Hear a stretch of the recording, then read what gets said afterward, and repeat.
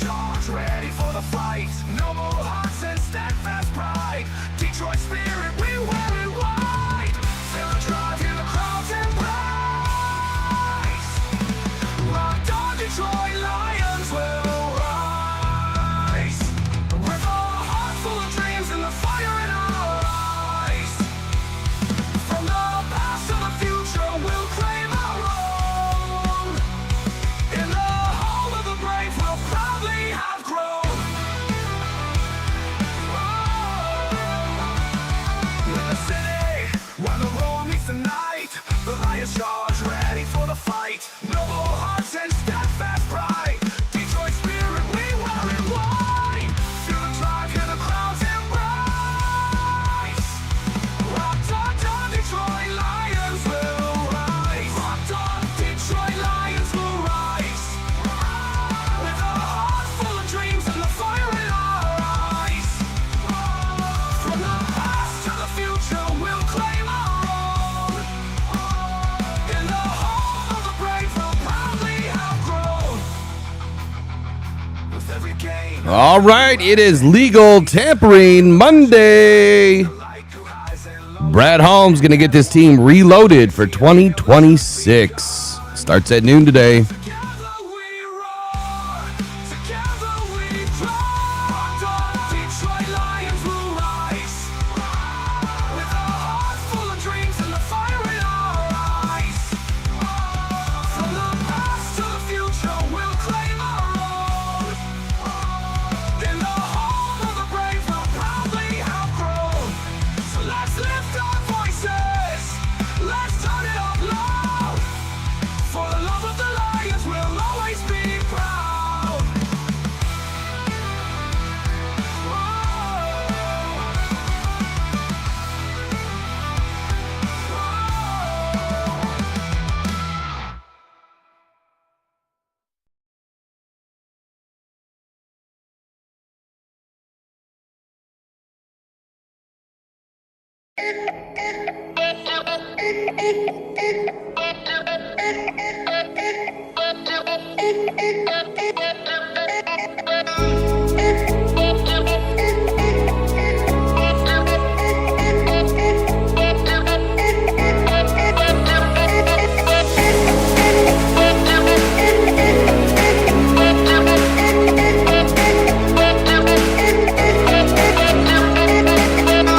All right, what's happening, everybody? Good morning. Rise and Grind Morning Show. It's free agency Legal Tampering Day. We're going to talk about Lions free agents, obviously, this morning. We started to touch on it last night. Did a free agency primer for those of you that couldn't make it. We had about 300 people in the chat last night. Great conversation. Everyone was very well behaved, which is look, that's a big undertaking. Given the situation that the Lions are in, the heated debates that are flying around Detroit, Detroit fans, I should say, it's all over the world. There's some fans that are angry, and I think that there's some fans that are, not to be mean, but uneducated, I think, about what the Lions are trying to do, what they have done, and what they're able to do. And I think that's the biggest key, is what are they able to do? For instance, there's a player by the name of Jalen Carter that is apparently getting shopped by the Eagles. And the reason why that is because they have other contracts that they are trying to fulfill. And whenever you have a lot of good players and players that you spent really big money on, that stuff happens. You can't. I can't remember who they just gave a big contract out to, but you can't have multiple players at the same position, as top 10 paid athletes in the league. It just doesn't work. It's never worked. And I don't know why the Lions are any different than any other team amongst our fan base for some reason we feel, or those of you feel, that the Lions should be able to have top 10 paid athletes at every position. It's not realistic. And I've thrown the Madden strategy, out there a few times. Well, let's throw that out the window because it's just going to keep you more unhappy about the team. And furthermore, I really believe it's setting up Brad Holmes and Dan Campbell to, just get the wrath of the fan base when you don't get your wish, right? You don't get what you want, or you don't feel like the Lions did enough. When in reality, they did, and they have. But if you get what I'm trying to say here, it's, for instance, Max Crosby. It was said that Max Crosby was offered, that the Lions offered 2 first-round picks for Max Crosby. Well, if that were the case, Max Crosby would be in Detroit right now. Why wouldn't he be? It's exactly what the Ravens gave up. Why wouldn't he be in Detroit? If Max Crosby really wanted to be in Detroit, he said as much, right, on his own podcast. He's flirted with the idea numerous times that he'd love to come back, to Michigan, has ties to Michigan, whatever. I think all players feel like they want to go home at some point. But it is a team that he was willing to play for. If the Lions really offered him 2 first-round picks, why is Max not in Detroit? And you see, and what's happening is that idea, that seed that was planted in your head, now a lot of fans turn their ire to Brad Holmes and say, well, what happened here? Obviously a lot more frustrated, a lot more angrily. They take out their pain, their frustration on Brad Holmes, on the Detroit Lions organization, calling it the same old, same old, same old. Well, unfortunately, when you have bad media or tricky media or clickbait media, toxic media that's not giving you the full truth, then that's how you're setting up your team for failure. And I don't want to spend all day on this today because today's a fun day. Today's a happy day. Today's the day that we get to start to look at how our team is going to look for the future, at least for 2026. So if Brad Holmes actually offered 2 first-round picks, and I've heard the excuse, well, the Ravens, maybe their draft pick was better. 14 versus 17 is nothing. It's absolutely nothing. It's not like we're talking 5 and 17. We're not talking 32 and 17. Hell, we're not even talking 10 and 17. 14? And if you know the Ravens, you know that they're a perennial playoff team. They're right in the same boat as the Lions. So when you do the math would tell you that if the Lions offered 17 and 27's first round pick, it would have been about the same as what the Ravens have offered to the Raiders. 14 and a low pick in the first round next year. Probably 24 or worse. So essentially it would have been the same exact trade. The problem is it was never offered. That's the problem. And so then fans get pissed because they feel like Brad failed them when he didn't. So I wanted to clear the air with that this morning. I didn't spend enough time on it last night. And quite honestly, I really don't want to spend my time on negativity. And, that's what this channel is started with and is all about: truth, transparency, and honesty in everything that we do. We don't fall prey to the clickbait. We don't go down that road. I feel like my content is good enough that you're going to gain something from watching and listening. And if you're not, then I'm not doing my job. And if you're not, then you need to tell me. You need to tell me what it is you're looking for. If you want me to get up on this mic and just feed you lines of BS, I won't do that. So we're going to have real conversations. We're going to talk about the hard subjects. Not everything is easy to talk about. And then we're going to have fun, man. I mean, that's what it's all about. But at the end of the day, we need to have truth, honesty, and transparency in everything that we do. And the reason why is I'm not a born into media. I'm not a legacy media. I'm an independent media that somehow got lucky, and through that luck, working my ass off, paid off, that I've gotten credentialed. It's not easy to do. It's rare, and I'm proud of that work.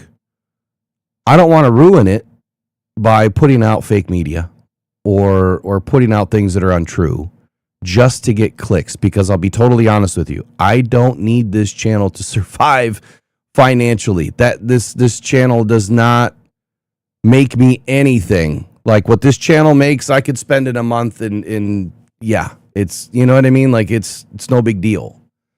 What is a big deal though is your Detroit Lions. That's what a big deal is. And I think that we're on the cusp again this year of having a really great season. Should I even venture down the road of saying Super Bowl? I've been hesitant the last few seasons to kind of throw those things out, but I think that this is a year that Brad is going to shock you all a little bit.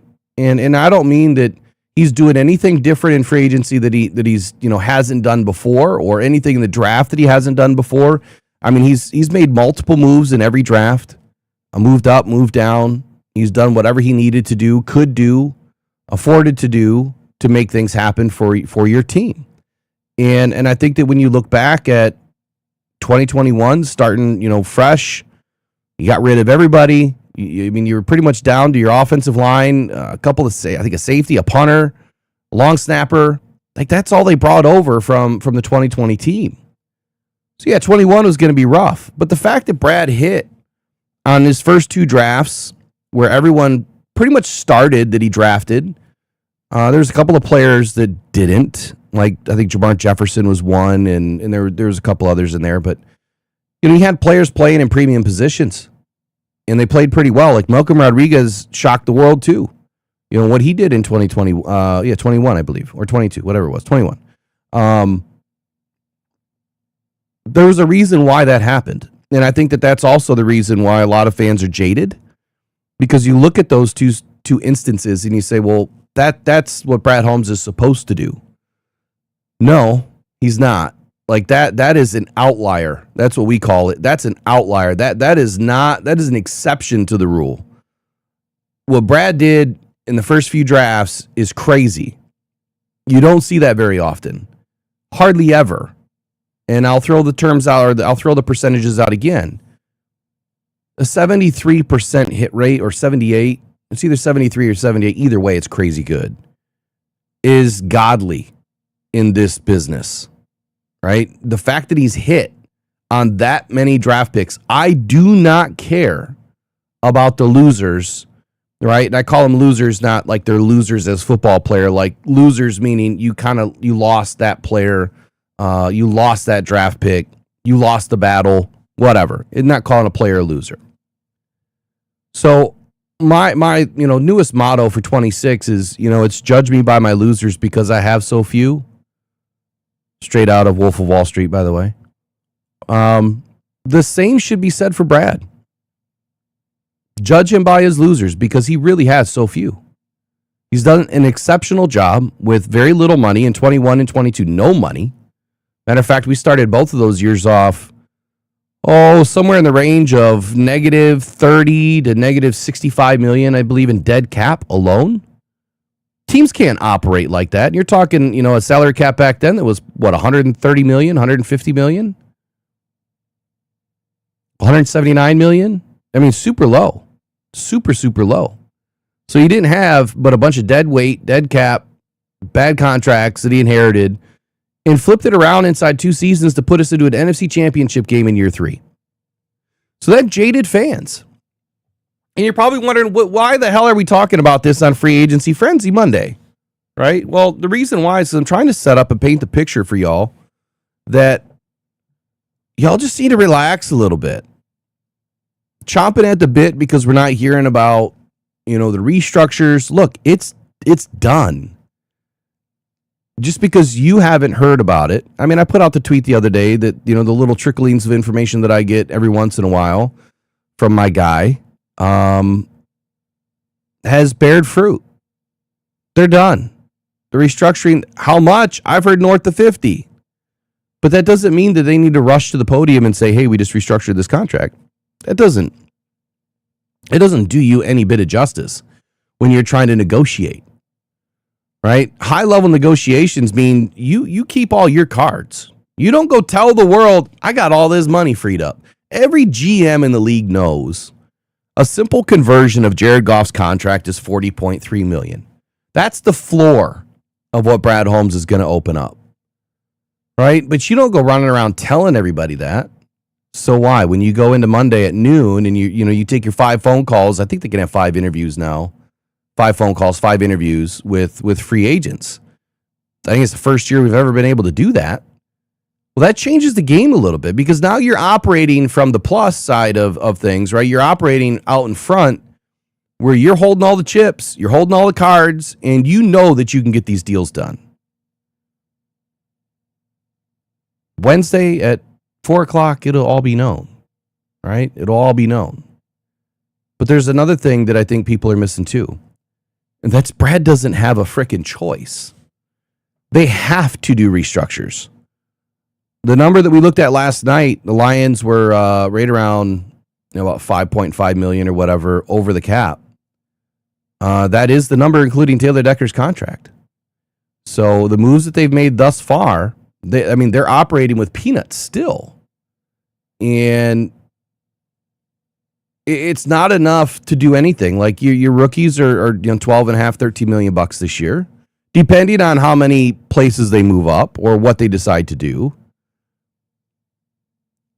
So they're not in a great position, but they can be in a great position overnight, by doing the restructure. So just relax a little bit, let things unfold the way that it will. There's no reason for anybody to rush and spill the beans on what's going on inside Allen Park. This week, I think, is going to be an eye-opening week. And where I started with this saying that Brad is gonna shock everybody a little bit and that he's not really doing anything different. It's just now this roster, this team is at a different area in its growth. The first few seasons, you're just trying to accumulate players. You're trying to develop starters, and then you get into re-signing some of your own into year 4, in year 5. Well, now it's time to turn that corner a little bit, spend a little bit in free agency where you can. You got to hit the draft again. We need at least 3 starters out of this draft. But there's like 9 holes to fill, 9 major holes to fill. So Brad has nothing better to do right now than to make it happen. He can't sit back and operate and say, we're just going to keep chugging along doing our thing and expect to win a Super Bowl that way. However, teams that have won the Super Bowl have done just that. The Seattle Seahawks, they're a great case study. Ask yourself this question. How many of you thought the Seahawks were going to win the Super Bowl last year? How many of you thought the Seattle Seahawks were even close to making the playoffs last year prior to playing any games? And how about the year before? How did you feel about the Seahawks? They always had a really good defense. Matter of fact, one of the most menacing defenses in the league. Every time they came into Detroit, it was god-awful for us. I'll never forget the Jared Goff Statue of Liberty play. Well, it wasn't the play, but you know what I'm saying. He was just standing there like a statue. He's got run over like 3 seconds after the play was over. Seattle Seahawks. They're a tough-ass team. But they've been building through the draft for years, seasons. And so their core is really deep. And in the draft this last year, they hit a couple. And in free agency, they didn't really do much. The number is a little bit crazy at $200 million, but they really didn't do much. Sam Darnold was 50% of their free agency spending. They only had 4 free agents on the Super Bowl starting roster. 4. And you could really say 3. That should tell you something. You win Super Bowls by building through the draft. That's how you do it.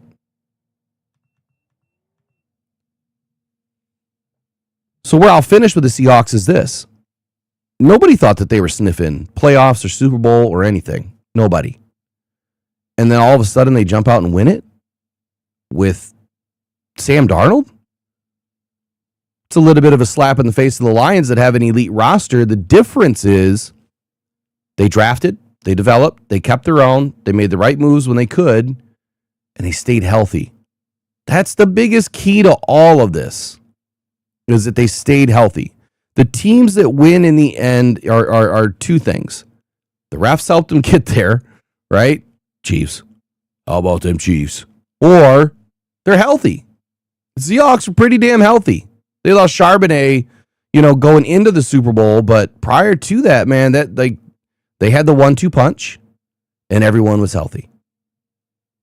You stay healthy, you have a shot. Every roster has a shot if you stay healthy. The Lions have a really good core. Really good core. They're pretty banged up in depth right now, but if you go back to 24, we won 15 games because of depth, and if you go back to 23, we were healthy. We were just a healthy team in 23, and we were making people pay. And we're going to make people pay again this year. We'll take a brief break. I got to handle my nose because I'm still sick. So take a brief break. We'll be right back. We're going to jump into free agency.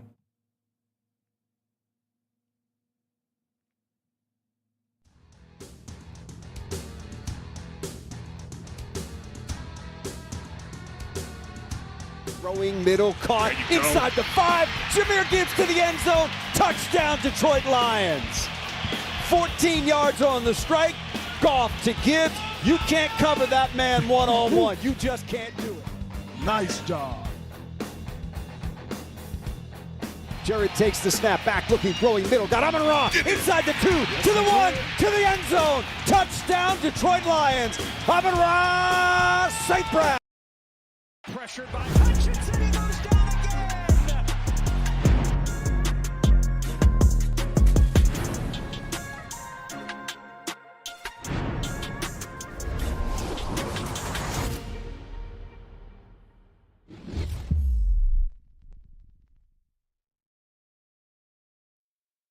All right, so this morning, I do want to pay attention to the chat as much as I can this morning, try to answer some questions, as well as respond to some statements.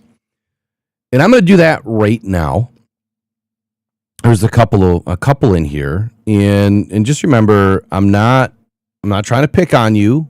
I'm just going to answer the questions or make a response to statements based on what I know. Okay, and based on the misinformation that is out there that I think that people are just not grasping, okay? Number one, where'd that statement go? It was about you can't build through the draft. Here we go. Can't trade third-round picks 3 years in a row and build through the draft. That's false, okay? That's 100% false. And the reason why is, where would the Lions be without Tesla this year? They're probably not going to have Khalif Raymond. You needed another dynamic weapon. I'm pretty sure by now you guys are pretty sold on the fact that Tesla's a pretty damn good receiver. He's our big boundary X guy. We didn't have one before, and we have one now. Matter of fact, by the end of the season, you're going to be calling Tesla a draft steal. I guarantee it. Number 2 point on that same note would be this. And I mentioned this last night. Maybe you were not in the chat. Go look at the New England Patriots drafts from 2021 to 2025. Tell me how many fourth-round picks they still have on their roster. The answer is 1. And they've had 7 or 8 fourth-round picks in that time. Might be 8. And they have 1. So to say that you can't trade away third-round picks and win a Super Bowl, I feel is kind of laughable, because the New England Patriots were just in the Super Bowl and they don't even have any fourth round picks. And there's no difference between a third and a fourth round pick, really. There really isn't. 15% or less of third round picks start in the NFL. You can't tell me that you're drafting a third round pick to start and be a high caliber starter, because if that's what you think that they are, you're mistaken. They're not. And the only players that really are in the third round, it's going to shock you, are linemen. You might catch a corner. You might catch a safety. A running back, you'll definitely catch. But outside of that, you're not getting top tier defensive ends. You're not getting top tier linebackers. You're not getting these players that you think that we need in the third or the fourth round. It's very few and far between. Now, do you have some players that hit every once in a while? You do. Do you have some of those, those dusty gems that you find at the bottom of the pot and you dust it off and it turns out to be pretty good? Amon-Ra St. Brown? Absolutely. But how rare is that? Well, the term is rare for a reason. You're talking the less than 1% of 1%ers. And again, if you think that Brad won't have a third round pick this year, I mean, I'll eat crow if it doesn't happen, but I'll guarantee you this. The Detroit Lions will be picking in the third round, or we will have an extra second round pick this year. I guarantee it. Guarantee it. If Brad values this draft board the way that I do, you need to be picking as many players as you can in the top 100, especially in the positions of need for the Lions.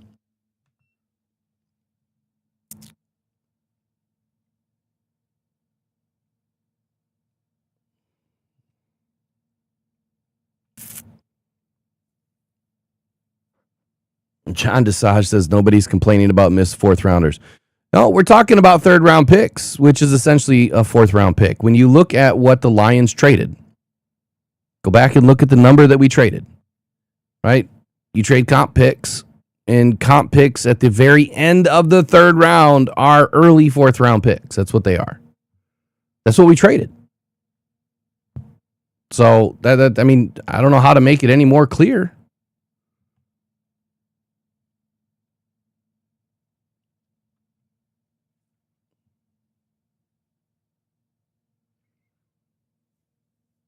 Let's see. Big ups to Brian Brady this morning. I did try to respond. I don't know why it didn't tag you in my response, but saw your message about your mom, and I hope surgery goes well, man. And obviously thoughts, prayers with you and your family. Hope for a speedy recovery. It's not easy, man. It's not easy.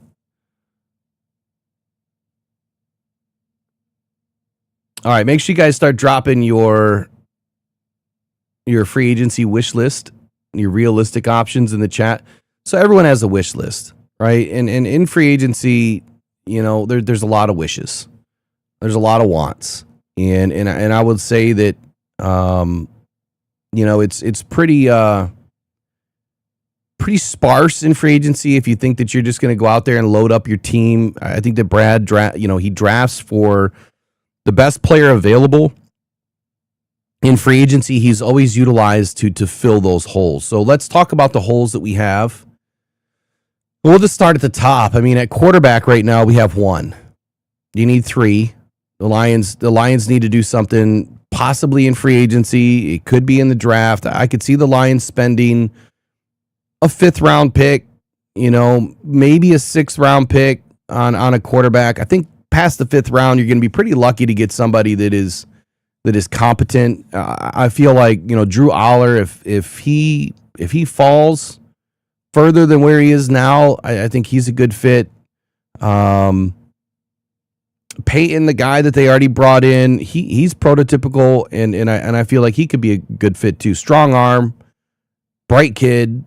So there's some options in the draft, but I still believe that the Lions need to do something in free agency or on the open market, simply because you need a veteran presence.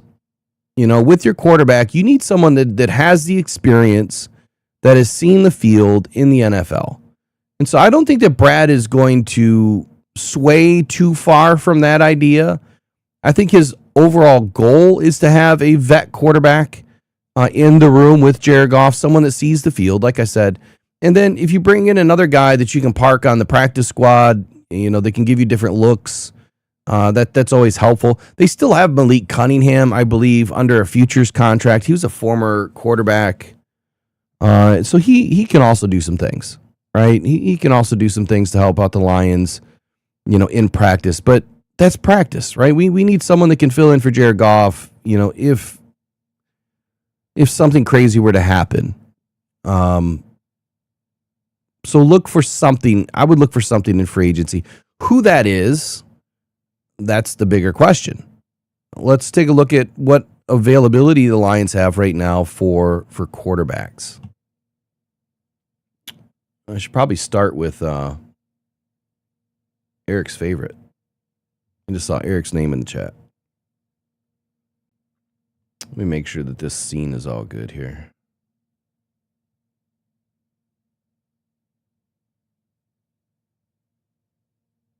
There we go.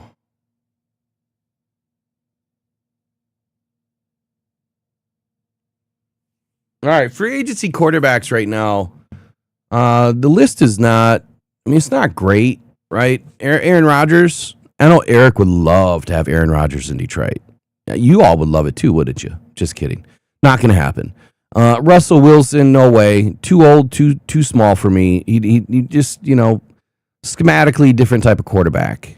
Marcus Mariota, that's one that, I wouldn't be mad at.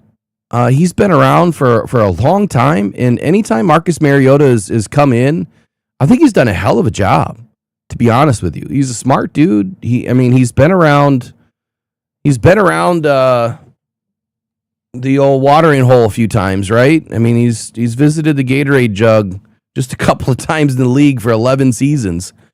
He's someone that brings that veteran presence, that still has an arm.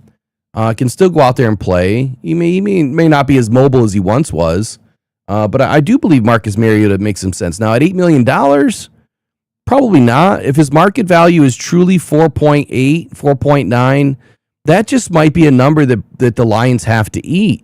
And if you want a good, competent quarterback that can also push Jared Goff to be better, I think that Marcus Mariota makes a lot of sense there. Then you have Zach Wilson. Yeah, I'm out. I'm not even going to venture down that road. Look, Tyrod Taylor and Joe Flacco just finally retire and stay away from the league. Kenny Pickett, no way. Jimmy Garoppolo, I hate to say it, but Jimmy G, he could make sense. Again, another vet guy that has plenty of experience, could maybe eke out a win if you absolutely needed one.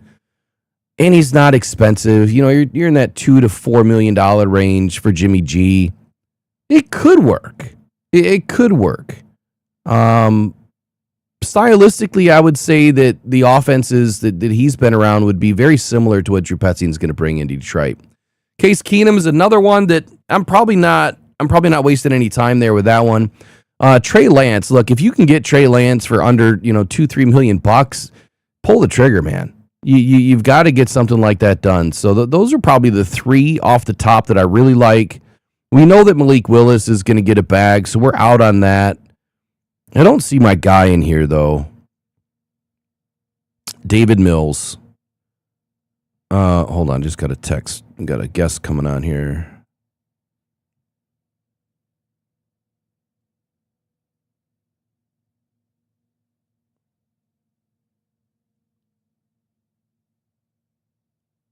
All right, I got to send out a link real quick. Give me 1 sec. Let me finish quarterbacks, then I'll do it. Teddy Bridgewater, we know where he's done. And the rest of these guys in here, the only other one that I like, Gardner Minshew, I think that he could do some work and help us out where needed. And outside of that, I'm probably good on the rest. So unless you're trying to trade. Now, again, these lists can be a little bit off because they're not always right. Matter of fact, I just saw someone on the list yesterday that there was no way that player was available. And I don't know why. I think it was Bradley Chubb. They were saying that he was under contract through 2028, and maybe he wasn't released yet. I could have sworn he was a free agent already. Maybe I'm wrong. Let me get this link set out.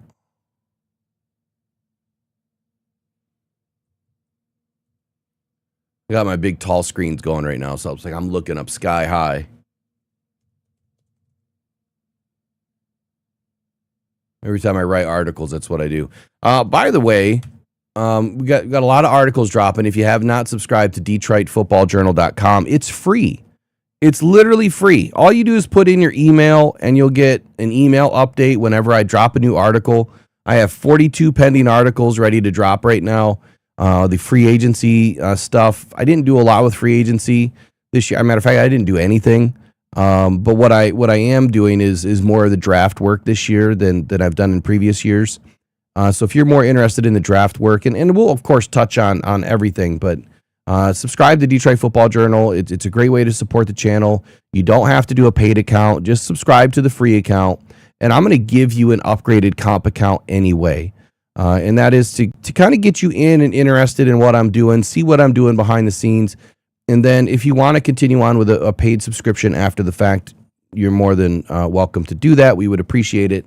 And then, of course, if you share it with people and you get people to come in, the more you share, the more free time you get. So I put that in there for everybody to share.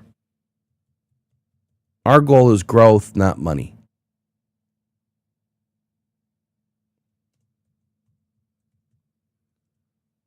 Let me just make sure I got this right.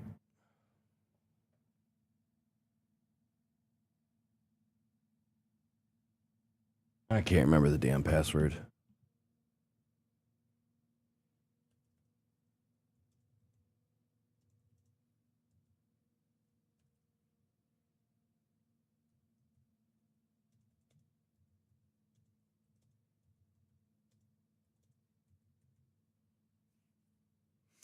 Hopefully it works. Hopefully it works. All right, next up, let's get into next position, running backs. So as far as running backs go, the Lions are sitting right now with Jahmyr Gibbs, Sione Vaki, Jacob Sailors, Jabari Small, and then Kai Robichaud is still listed. I don't believe that he's actually on the roster. I think he was listed simply because he had that injury, and then I don't think there was an injury settlement, so he kind of reverted back to IR. Now, this is a year ago, so a little blurry on the timeline here, but or on the actual situation. I don't think Kai Robichaud's on the team. Now, I believe Jeremy Reisman also, and I thought I saw in a previous article that they were asking to kind of figure out what was going on there. So I would look for an update from Jeremy Reisman. But regardless, I don't think that the Lions are looking to make a move in free agency here with running backs. I would say that is going to solely happen in the draft. The draft is loaded for running backs, and where the Lions are picking, do I want them to waste a pick? A pick 50? No, I don't. I pick 118? No, I really don't. But if they can move around and make some things happen, then yeah. If you can bring in a guy like Mike Washington or Nick Singleton, and there's a couple of others, they absolutely need that 5'11 and a half or that 6 foot, 210-pound bruiser that can move. Someone that can catch passes, someone that can block well.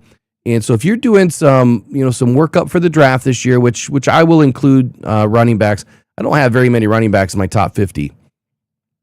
Start looking at the guys that can block.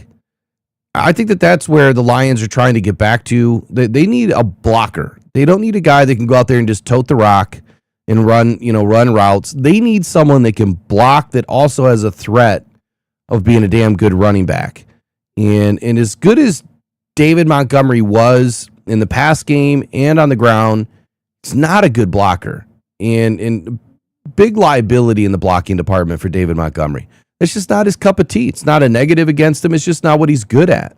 And in his frame, as big as his legs are and as strong as he is, from an anchor standpoint, he just, he whiffed all the time on major blocks. So we need someone that can block, someone that will take that, opportunity with pride. And that's where I'm looking in this draft, is someone that can block first, someone that can run, obviously. And then if they can catch, that's a bonus. Don't need everyone to be able to catch the football. We've got plenty of perimeter weapons out there on this team.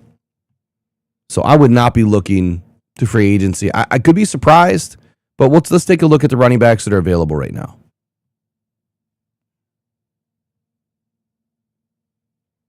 All right, so you have Joe Mixon. Let me make this a little bigger for y'all. There we go. About as big as I think I can make it.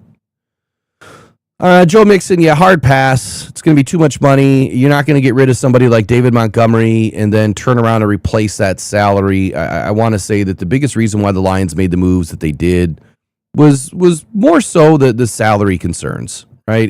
I think it had less to do with what David Montgomery really wanted, to be out. I've heard it from all different directions. David Montgomery, yeah, he wasn't happy because he wasn't the lead back. I think he did an excellent job, great teammate, phenomenal work, while he was in Detroit. But he deserved and wanted that chance to go be the lead back. And I hope he has great success, with the Texans, just not when you play the Lions. But now the Lions aren't looking to replace that with that kind of money. So we need to look at the lower tier guys. And then who are the blockers, right? Who are the guys that can give us an opportunity? Well, Sione Vaki is a good blocker. I can tell you that right now. He's also a really good special teams guy. Has to stay healthy. That's Sione Vaki's Achilles heel right now, no pun intended, is that he can't stay on the field. Jacob Sailors, good blocker, also another great special teams guy, and he has a dual role. He can run the football. He can also return the football. He makes tackles on special teams, kick and punt, whatever. And I'm starting to look at the list and say, the Lions only need one more running back? And even if they do bring in one more running back, are they going to keep 4 this year? Because Jahmyr Gibbs, Sione Vaki, Jacob Sailors, I'm telling you right now, those are locks. Those are locks on this roster. And if I were to go back to last season, let's see if I got my spreadsheet open. Go back to last season and take a look at the initial 53. I don't know if I have it in the spreadsheet. I don't. I can look it up real quick, though. No biggie. I want to say we only kept 3.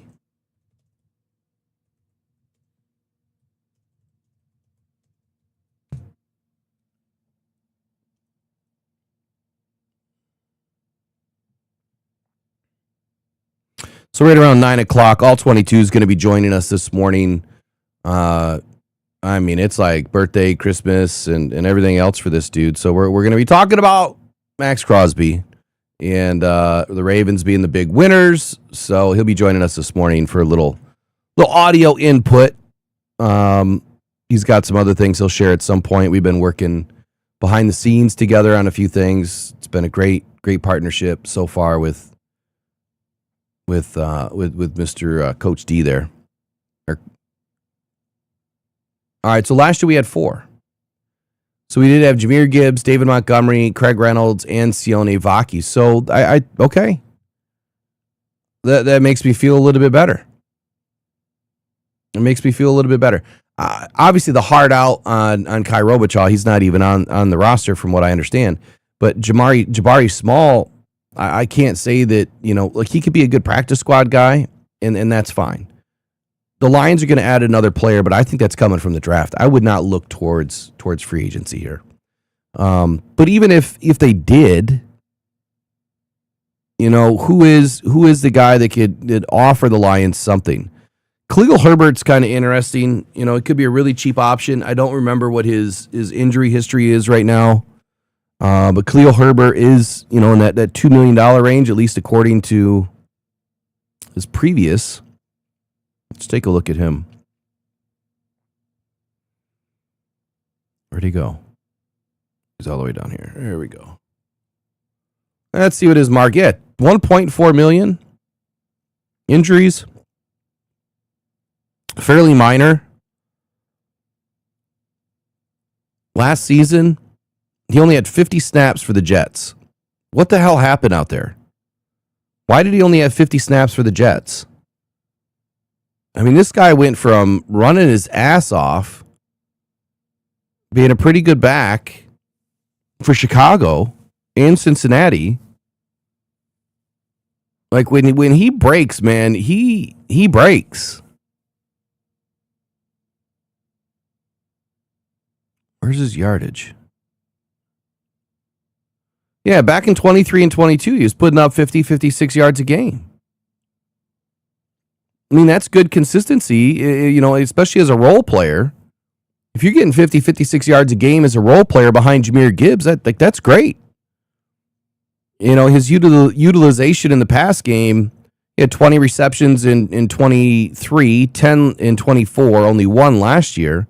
So he's been underutilized. So his ability in the pass game is not as good. Now, his run blocking ability is where, or his pass blocking ability is where I think, you're going to get a little bit more out of Khalil Herbert, than some of these other guys. See, who else is on this list that you guys like? Throw it in the chat. You have available Joe Mixon, Najee Harris, Austin Eckler, Antonio Gibson. That's another one you could probably keep your eye on. Travis Etienne, Rico Dowdle, Nick Chubb. I hope so, Thomas Roro. I hope so. I think that's a perfect way to set it up. J.K. Dobbins, obviously Kenneth Walker's not happening. He's probably going to get in that $16, $17 million range. And he's not. I don't think he's the type of back that we're looking for anyway. Way too expensive. Kenneth Gainwell, Jerome Ford, Travis Homer, Raheem Mostert, Kareem Hunt. Man, Kareem Hunt was what an addition by KC. Just came out of left field, had a pretty decent year. Miles Sanders. There's some players here that have some low mileage, like Rashad White, Brian Robinson. Brian Robinson's an interesting opportunity here.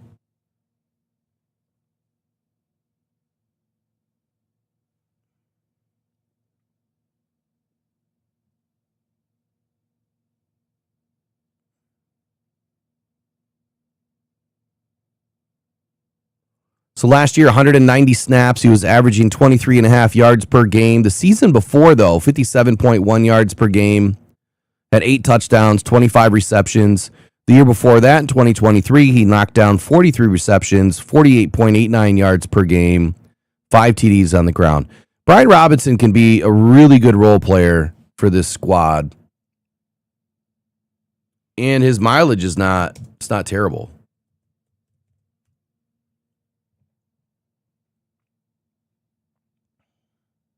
Mercado, free agent in Arizona. Yeah, that there could be a fit there.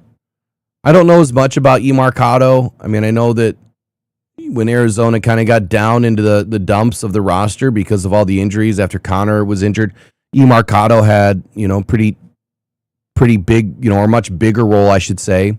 But the reason why I like Brian Robinson is, I've looked at him a couple of times. His blocking is pretty solid. His overall evaluation grade, 70 overall, 70 on the ground, 63 in the receiving game.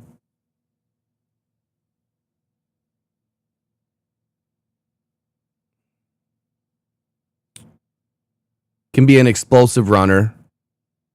Even though I would love to see the Lions get somebody in the draft, Brian Robinson's making a little bit more sense to me right now. I kind of like that one. So, Brad, if you're listening, Brian Robinson, man, give him a call. Give him a jingle. See what he's doing. Former round 3 pick. So there you go. We were just talking about round 3 a minute ago. Running backs. Now, he was a round 3 running back, pretty good running back coming out of college. Look at his career. He's averaged about 800 yards, about 750 yards for 3 years, and then last year only 400. He's played in almost every game. He's had a few games that he's missed, probably due to injury. Let's take a look at his injury history. Oh, very, very, very low. Leg injury, lost 4 weeks in 2022. Could have had some ticky-tacky stuff, some sicknesses, whatever. Maybe he was benched, or he wasn't brought up into the game plan for that week. Who knows? Brian Robinson, I kind of like this opportunity. So Brian Robinson, I'm going to put on my list. We'll see if something falls out of the tree today. Only 4 years in the league. How about Rashad White? Let's see what his market value is. And again, please take the market values with a little bit of grain of salt here because Spotrac is usually way off. Some of these contracts have been double, triple what they're thinking, but they do the same thing like I do, and I kind of learned from them, kind of what they do, but I do the same thing right here. When I do player profiles, I will look up the comparable players, and then I will start evaluating, based on snap counts, type of offense, everything else. Like, what is their value, and is their value more towards the amount of snaps that they're going to get? And I think that that's it. If you look at his snap percentage, comparables here, it's 47%, 45, 51, 37. He's at, 45.66 average. And then Rachaad White is at a 51.16. So he's a perfect, 1-2 punch type of a running back. He's not your bell cow. But Rachaad White's another one. I mean, under $3 million a year. If Brad flips the script this year and he goes from $8.5 million for David Montgomery and then brings in a back under $3 million like Khalil Herbert or Brian Robinson, even Rachaad White, I think that Brad has done a great job at replacing what maybe we already had with David Montgomery and what we will have with Jahmyr Gibbs. I'll tell you right now, Jahmyr Gibbs is going to be he could be the leading rusher this year. I'm throwing it out there. He's going to have way more opportunities, and I think he's going to have a lot more opportunity in the pass game. But I think that Jahmyr Gibbs is going to do some significant damage this season. Pretty excited about that. Who's talking about cutting Laporta? So let me dip into the chat for a minute. Any running backs that you guys are interested in? Let's see. Nick P says, is Brian a Bama running back? You know what? Let's find out. I didn't look. Could be.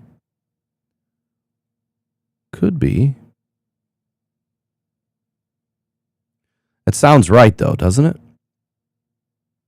Yeah, he was from Bama. Good thought there.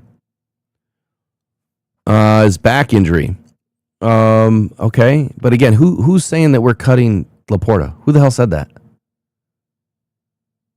That's not happening. Like, he's probably going to be in OTAs. So, just because you have a back injury doesn't mean you can't play anymore. I'm not sure on the full extent of the back injury. I don't know if he had a compression fracture or if he had a blown disc. Did he have a fusion?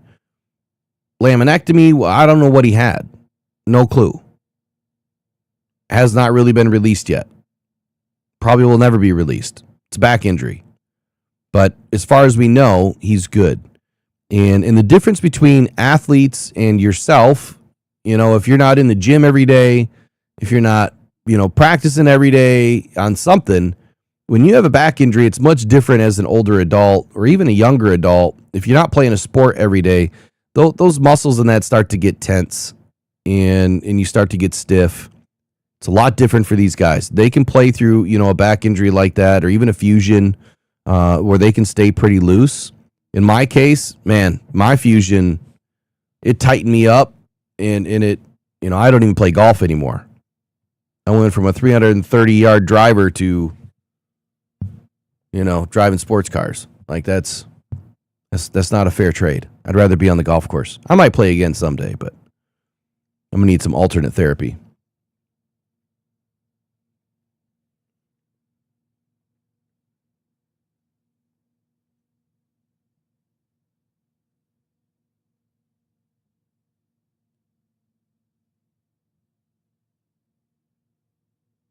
All right, I got to take a quick break here. And when we get back, we're going to get into the rest of some free agency. And All 22 is going to be joining us this morning. I got to send him a new link because I just can't remember. I can't remember the password here. We're right back. Don't go anywhere.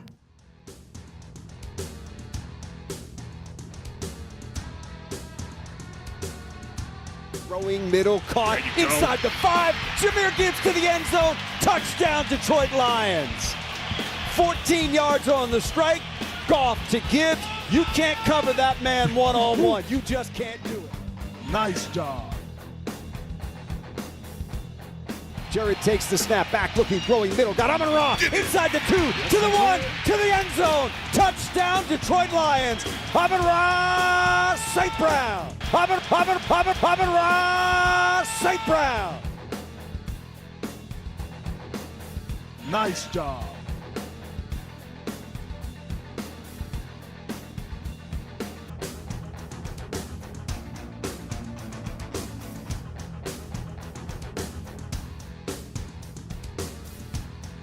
Hands it to Gibbs, running right, runs through a tackle, gets down to the 10, Gibbs through the 5, still fighting, down to the 2, down to the 1, to the end zone! Yes. Touchdown, Detroit Lions!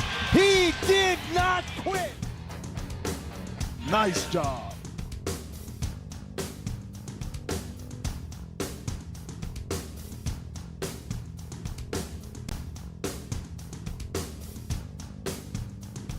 Off to throw again, does, middle, J-Mo angling to the end zone, touchdown Detroit Lions!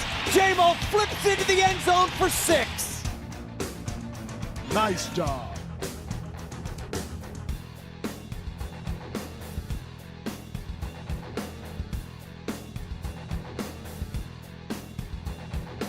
You talking about gut punch up the middle, then talking about tossing it on the edge, and once you get him out on the edge, Sonic is gone. Inside the 20, inside the 10, inside the 5, touchdown Detroit Lions, 44 yards. Jahmyr Gibbs putting together. Pressured by Hutchinson, he goes down again.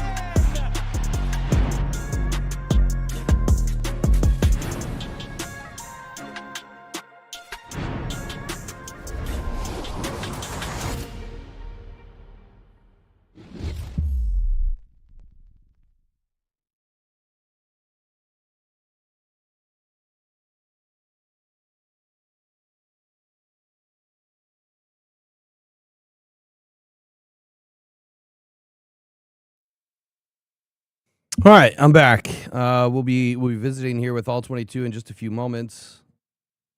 I just got to get my alerts set up here so when free agency opens, be good to go. All right, let me try to run through a couple of these before he jumps in. I know he'll be in here shortly. So we're all settled on running backs again. I think that if the Lions are going to do something, it's probably going to be in the draft. There are a couple of running backs that make some sense. And now let's go into the receiver room real quick. Thank goodness we spent all those third-round picks. I'm just pulling your leg. I'm being serious. Amon-Ra St. Brown, Jamison Williams, Isaac Tesla, Dominic Lovett, Jackson Meeks, and Malik Cunningham. Look, Malik Cunningham's not the answer as our sixth wide receiver, but that would be a practice squad wide receiver most likely.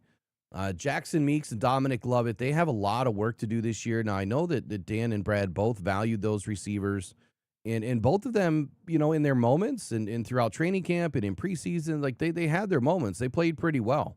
I was ecstatic that they got both of them back.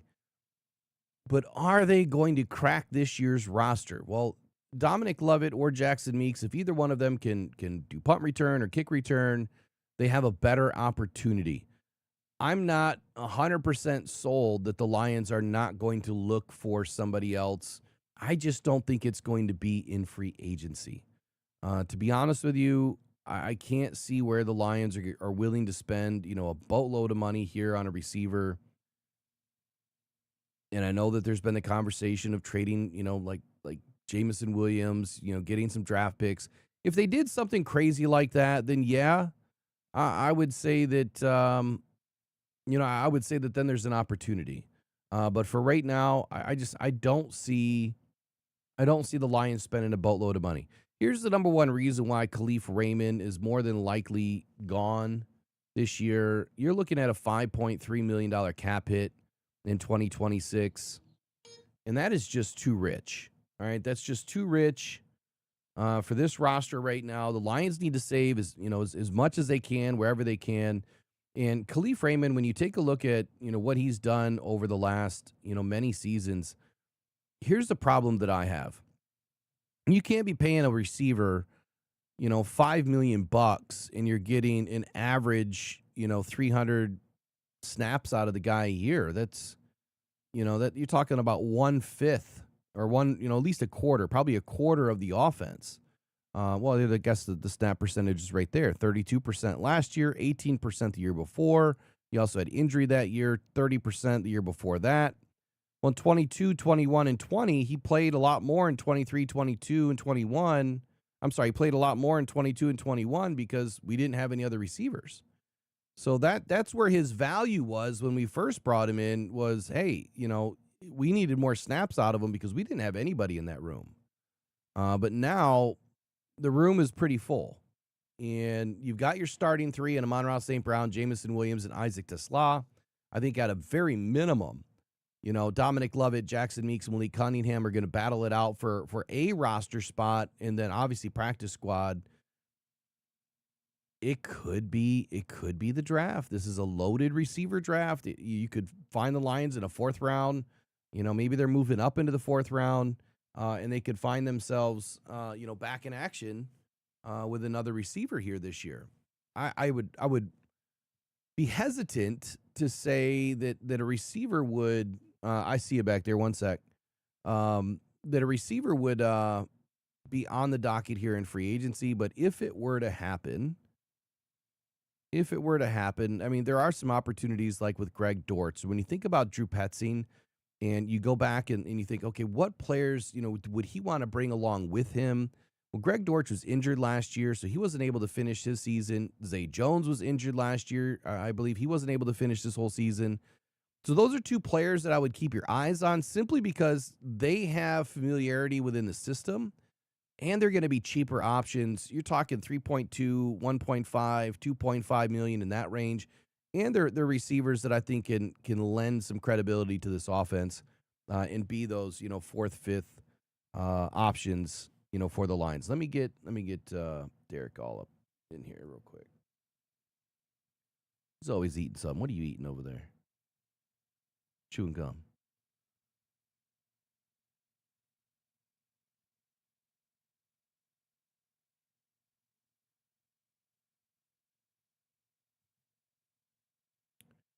All right.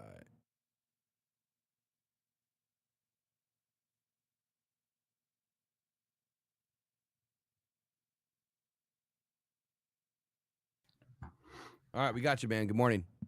Hey, man, how's it going? Going well. Get everybody out in the chat here. All 22 this morning. Let me just do an audio check real quick. Why don't you tell us, give us a good morning thoughts, I guess. What's on your mind this morning for free agency? I mean, it's going to be wild, right? I mean, there's going to be the time period where you get these deals announced, and then there's still, I guess, opportunity for teams to maybe capitalize or try to alter the deal, so to speak. That rarely happens. The one that surprised me was, I think it's Ed Oliver signed with the Texans, the guard. So I think there's going to be, it's interesting so far to me for as far as leading into free agency and then the draft. I feel like so many of these teams are signaling to us that they really like this offensive line class because they're, Taylor Decker, being one of the guys that's been jettisoned and other teams as well. It's just it's going to be interesting to see how some of those teams, not just the Lions, address offensive line. The Ravens are in the same boat, whether they address offensive line or not. I feel like the NFL front offices are telling us that they like this offensive line class overall. All right, give me 1 second while I set my audio up here because it dipped a little bit. I just got to get it fixed. There we go.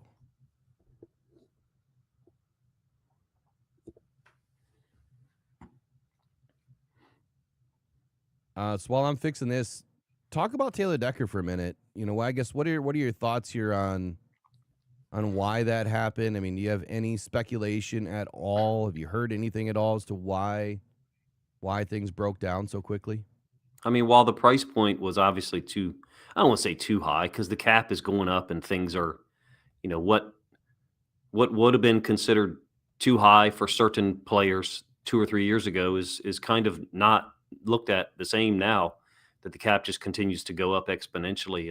But was it 21 was going to be the 21 million was going to be the cap hit? Yeah, he was in that 21.3 range. And I would agree that, it's not high for the position that he plays in. I think it's just high for a 10-year vet that's got some degenerative shoulder issues, major shoulder issues. And the Lions don't have the money, and look, you release the guy and you save a boatload of money. I think the Lions are trying to meet him halfway and say, look, I'm speculating here. We want you to play. We want you to be here. You're a huge locker room guy.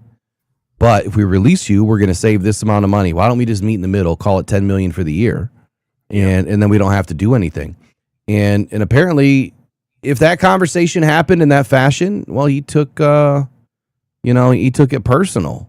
And maybe he felt like he was owed something for being a 10-year vet for the Detroit Lions, going through all the BS that we've been through. And I would agree and say, yeah, he does. But Taylor, it's all about winning a Super Bowl, my man. Like, are you here to win or are you here to milk the cow? What are we doing? And It's just the play didn't line up for me, to be brutally honest. The play didn't line up consistently for me with what you would want, Yeah. for your team. Not that he's not a good player. I mean, I think he still is and can be. I mean, 2 or 3 Ravens fans sent me emails like the next day. Hey, you think we should sign Taylor Decker? I was like, well, he's not going to start for us. He's not going to start at either tackle spot for us.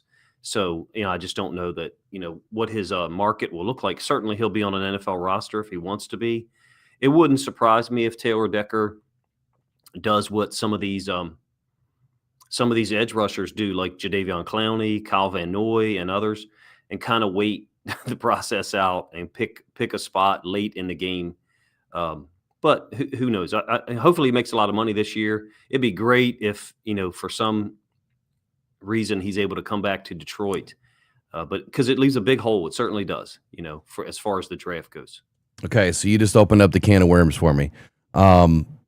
I said this last night, I think briefly, and okay, I go down the conspiracy row for just a moment.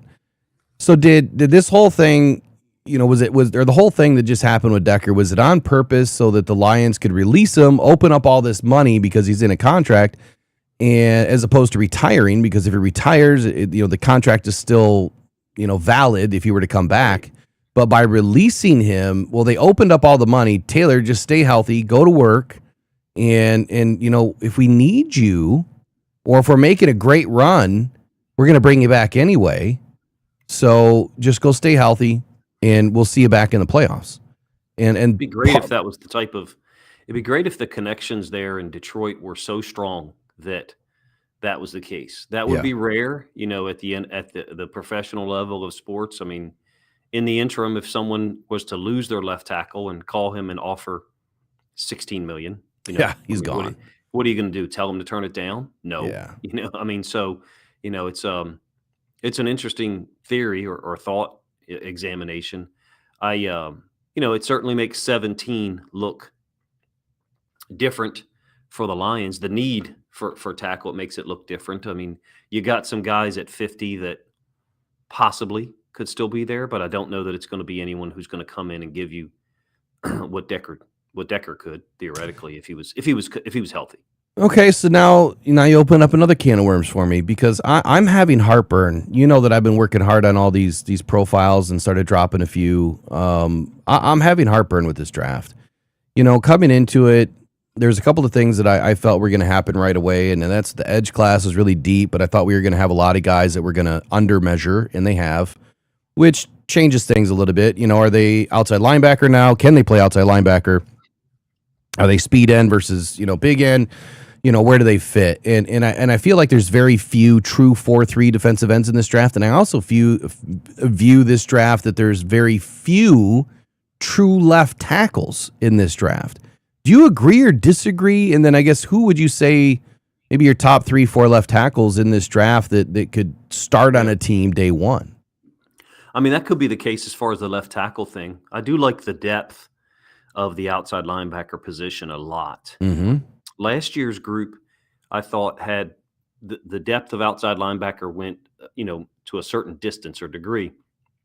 But I didn't feel like the guys who would be, on the board mid to late second round were of the same caliber as what we've got here. At 50, legitimately, Deni Dennis Sutton, Gabe Akas, some of those guys, theoretically could be taken before then, but good football players, strong, with a proven production against really good. I'm a huge fan of Deni Dennis Sutton. I mean, he's a Maryland guy, and I actually know a little bit more about him than some people, but I feel like there's pretty good depth there that extends to 50. I keep looking at the Lions and the Ravens. Of course, the Ravens just traded away 14, but I kept looking at those two teams in the same vein or the same range, 14 and 45 for Baltimore, 17 and 50 for Detroit. What's going to be there 45 and 50. I like what's there at 45 and 50. And because I've sat and done these repeat simulations, let me just run them on a separate screen while I'm working on other stuff. And I like what's there as far as the OLB spot. But for tackle, no, you're looking at 17 or bust, if you ask me. And I'm in agreement. I think Caden Proctor, to me, is, in my opinion, I believe that he is the truest sense of a left tackle that you're going to find in this draft. Do you have anyone else that you could put in that same position? Yeah, he's got all the measurables. There's a lot that he does wrong or poorly. Yes, if against the better guys, but very talented. It moves pretty well for a big guy. There's some situations where you'd like him to move a little quicker, but I did like the film and see. I just don't think he's your guy at 17, in my opinion. I don't think the talent justifies that spot. There's going to be too many good players on the board at 17 for me. I don't think he's a 17 guy. I think he's a 27 to 32 or 35 guy, legitimately, for what you're going to get out of him next year. Let's just limit it to next year, right? 2026. But Proctor looks like a guy who second, third year in the league could absolutely be a monster. It's a monster technique. So I think for the Lions, when I say that for 17, I mean for the specific range for 2026 for Detroit. I don't think he's your guy, even though he's a good, really good football player. But you're in a position now where you need to draft one. You need to draft one. So it'll be interesting. Yeah, and I feel like Brad, he doesn't waver on those things. If it's a guy that he likes and he knows, like, okay, he's a 25 to 32 guy.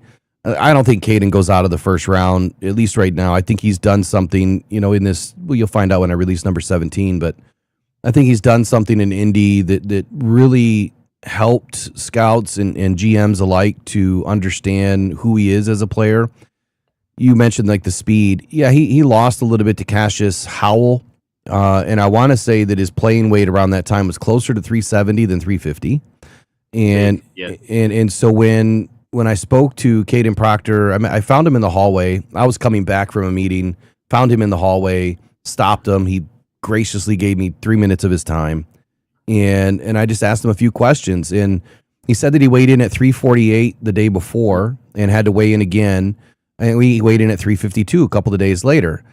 So he went, from 370 down to 352, and you could see a huge difference in his footwork.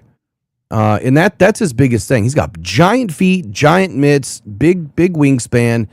So he has the measurables, like you said, to be able to get out and kind of widen that arc for the edge rushers. But does his footwork align with it, where he can get in front of them and then anchor down? And I think that when he stays lighter, he can. When he's heavier, he struggles. And I think that NFL teams just have to understand we have to be on this dude. And we have to be on him to keep his weight under control. And he needs to have a private chef or whatever. He'll have the money to do it, but we need to be on him, weighing him daily. You're talking about the Miami Heat style. Yes. Monitoring of yes. players. Yes. Yep. Consistent. He's talented. When I say, look, there may be another team at 18 or 19 or 20 that I feel like Caden Proctor is a better fit for just limiting my analysis or response to 2026. Okay. Given that you don't have Taylor Decker, the option that you brought up, possibly Decker being in your pocket for later, pretty, would fit, if you ask me, with Proctor being there. He could be the choice. It's going to be when you look at the simulations for me anyway. I constantly at 17 for the Lions am having to balance. Okay, do I want to take this lineman that I think might not be starter caliber right now, or top shelf caliber right now, or do I want to take this really fantastic player that's there at another position? Because those guys, you're in a great spot. You're in a great spot. It's a good problem to have, I think, at 17. I think they're possibly gonna play on or rely on maybe the edge defender position, having talent that extends to 50 more so versus some of these other positions, assuming that he's actually going to, address that this year, because, passed up on it in previous years too much. You're talking about the edge position? Yes. Yeah, so for me, I don't think that's first round for Brad. I think Right. it's second round, and I want to say it was it was Tuesday night last week. So it was our second day in Indy, and I got this information about Malachi Lawrence, and it was before they tested, and I'm like, man, you got to watch this dude. You like this. This is a guy that's going to make some waves, and wow, was he impressive. That's a guy I could see fitting in Detroit at 50 if he's there. Yeah, if he's because there, right now he's gone between 43 and 46. Yeah, I've got him somewhere in like the 27 to 35 range, somewhere in that area. Wow, you got him jumping up that high. I love how distinct and precise he is with his pass rush moves. Number one, I love that he's got 3 of them that generally comprise the plan, so to speak. Mm-hmm. So, and then the testing, like you said, on top of it was really, spectacular. He's Yeah. really good player. I I think- didn't like him as much maybe a month ago No, I didn't when I either. first started watching the film. I didn't either. But after watching what he did, I didn't get a chance to interview. Eric was feeling sick that day, and we had a tough week, kind of breaking ourselves into our first combine. But look, he definitely has ideal size. He has the length. He's got the twitch. I think that he's best rushing. The quarterback when he's out in that wide 9. I don't like his interior work as much as I like his exterior work, but I think he's going to be a special guy at the next level. He might take a little bit. He might take a little bit, but Jadeveon Clowney, because he plays like at this angle right now, and he's got to move to allow him to succeed on that angle. He doesn't have to expand too far to quote win. I don't even really pay attention to pass rush win rate at all, because the people who do these ratings, sometimes they don't know what the hell they're looking at, including PFF. But in any case, amen. he can play at his angle, and he can control that space in a way that allows him to also then break off and pursue somewhere else. He's essentially a big deterrent in the space that he occupies. And that's why he reminds me of Clowney, not just the size and the speed and the power. So I like Lawrence. I think for you guys, if in a trade back scenario, he looks really good to me in that, 24 to 28 to 32, somewhere in that range. If you're, at all interested in thinking about possibly trading back and trying to, recoup another pick. I think the sweet spot for here globally for this draft, I feel like the sweet spot is, 45 to 95, somewhere in there. And you guys are what? We're done we're done after 50. Like we don't have another pick until 118. So we're 4th round, right? Yeah, right. we're kind of screwed. But I don't think that it's going to sit that way. Yeah, I think Brad as well as anybody else. He's gonna move up, and he might move up, back into the second round. And to your point, you just said, move back from 17. I think that that's in the cards too, because if they don't fall in love with Caden Proctor, if they do find, okay, let me back up, and we'll talk about free agency in just 1 second, everybody. We're just off on a tangent here with these draft picks. See, I just react to free agency. I don't put any mental, thought into it at all. To be honest with you, like, everything for me is the draft. And Well, and that's where I put all my work this year was into the draft. Normally, I spend a little bit of time into free agency and I try to put out my predictions and all that good stuff. This year, I really didn't. I mean, I kind of did last night on air, but I usually write something up, put it out on Twitter, and make my contacts and try to see who's going to stay and who's not. I just didn't do that this year. You know what I like? I like when either the Ravens or the Lions sign a player who I don't have film already kind of collected for. When I watch a game, if I'm watching, let's say I'm watching, doing a video on Kyle Hamilton, whatever. And during the course of, watching that's a bad example. He's a Ravens player. The Texans, Jalen Petre. Let's say I'm doing a Jalen Petre video and I see a couple of things from, Al-Shair or someone else who I like. I'll save those plays and I'll have them in a folder. And then 6 months later or the next year, if there's a free agent signing, I've got a couple of plays built up. I've got something I can refer to. But I like it when the Ravens or the Lions acquire a player who I don't have film built up of, because it's a spark, it's a trigger. Oh, I got to go grab 10 or 12 plays of this guy and try to evaluate it as best I can. So I enjoy reacting to free agency, if that makes sense. But what I really like or have recently is preparing for the draft. Well, we're in the same boat. Yeah, no, I've always migrated that way. Is like the draft is everything for me. That I think that's where I'm most comfortable with. Where I'm getting more comfortable anyway. Oh, you do a great job with it. Is the scouting? That's the biggest thing for me. It's just pure fun, and especially because there's opportunity for these young men to build a profile and then capitalize on it. So it's a tremendous fun. So what you've been sending me is great. I'm not here to reveal what we're doing. But I won't say anything. No, it'd be super fun to do so on my channel, and then if you have time on yours as well. Anytime, man. You just Penei Sewell goes to the left this year with Taylor Decker down. I know that they've been talking about moving, Penei. It's been asked. It's not Brad and Dan's first go-to move. They don't want to move Penei off the right side. But now I think with Taylor Decker pulling out, being released, I think that they don't really have a choice right now, that Penei Sewell is our left tackle today.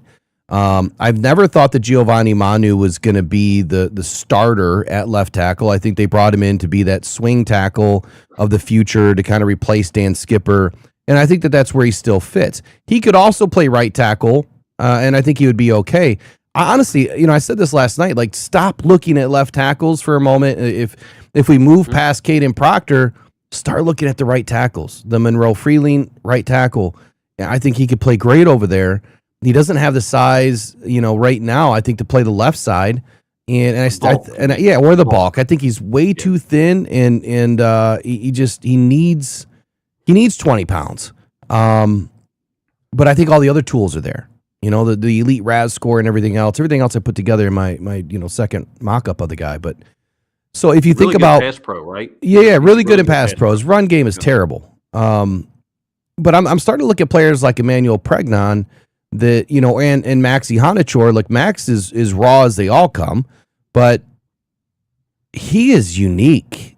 I love the guy from Arizona State. Yes. I love his team. Spectacular. And he rocked it out at the Panini Bowl too. And I think if you grab a player like that, well, immediately he can insert into the right guard position, and Tate can move to center. Penei Sewell can move to the left, so you're secure on the blind side. I think that you have Max is better than Giovanni Manu. Let's just for sure. Better than Giovanni Manu for sure he is. It's not even close. But if you bring in a guy like Max or even Emmanuel Pregnon, Pregnon could probably slide out to right tackle, with more work. But Max can definitely do it at some point too. But I'm thinking right guard initially, transition to to right tackle later. But who do we bring in for a right tackle? That's the biggest question. If Tate's at center, and if Penei Sewell's on the left, and then you've got Christian Mahogany and Frazier battling it out for the left guard position, well, there's still an opportunity that one of those two, more specifically Frazier, to fall down. There's other factors as well. Something's going on here with the stream. One sec. No worries. Every freaking time I get an hour into this lately. Let me just try to back this down a little bit. You use OBS? Yeah, and right now it's crushing my drop frames for some reason. So I don't know if someone's using something. Here, let me text.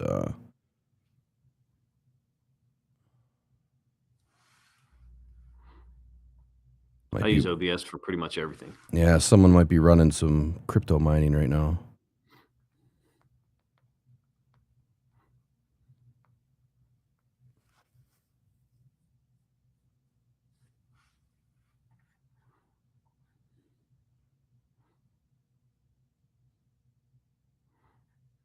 Okay.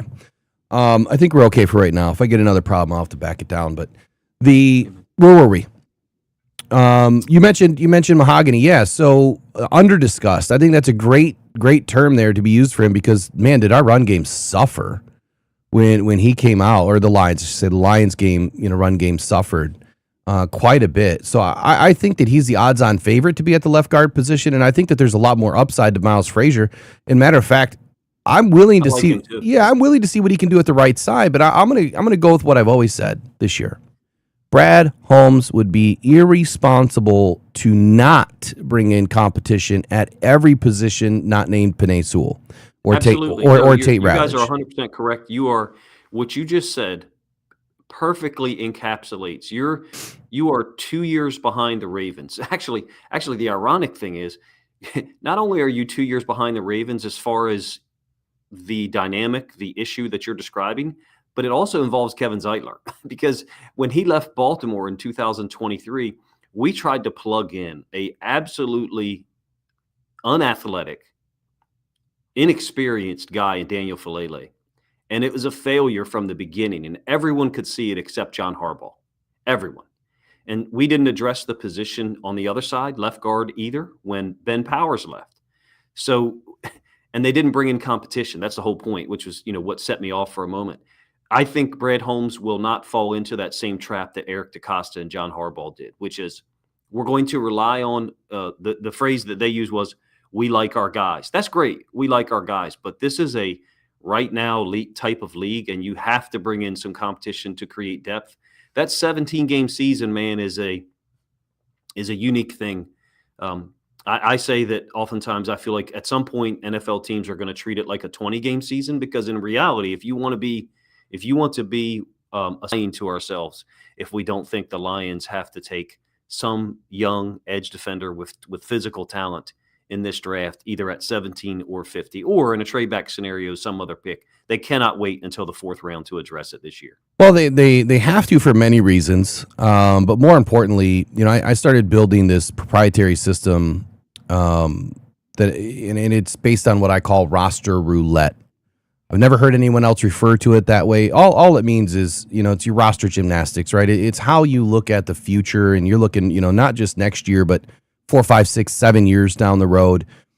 I said as soon as they sign Aiden Hutchinson, they're going to have to bring in that next superstar on a low rookie contract, right? Do you want to balance out that $40 million a year, whatever Aiden's getting, that $40 million to you overlap them. Yeah, to a guy that's making $5 million on a rookie deal. So the AAV for both of them, you're looking at like 20, 22, 23 million a year.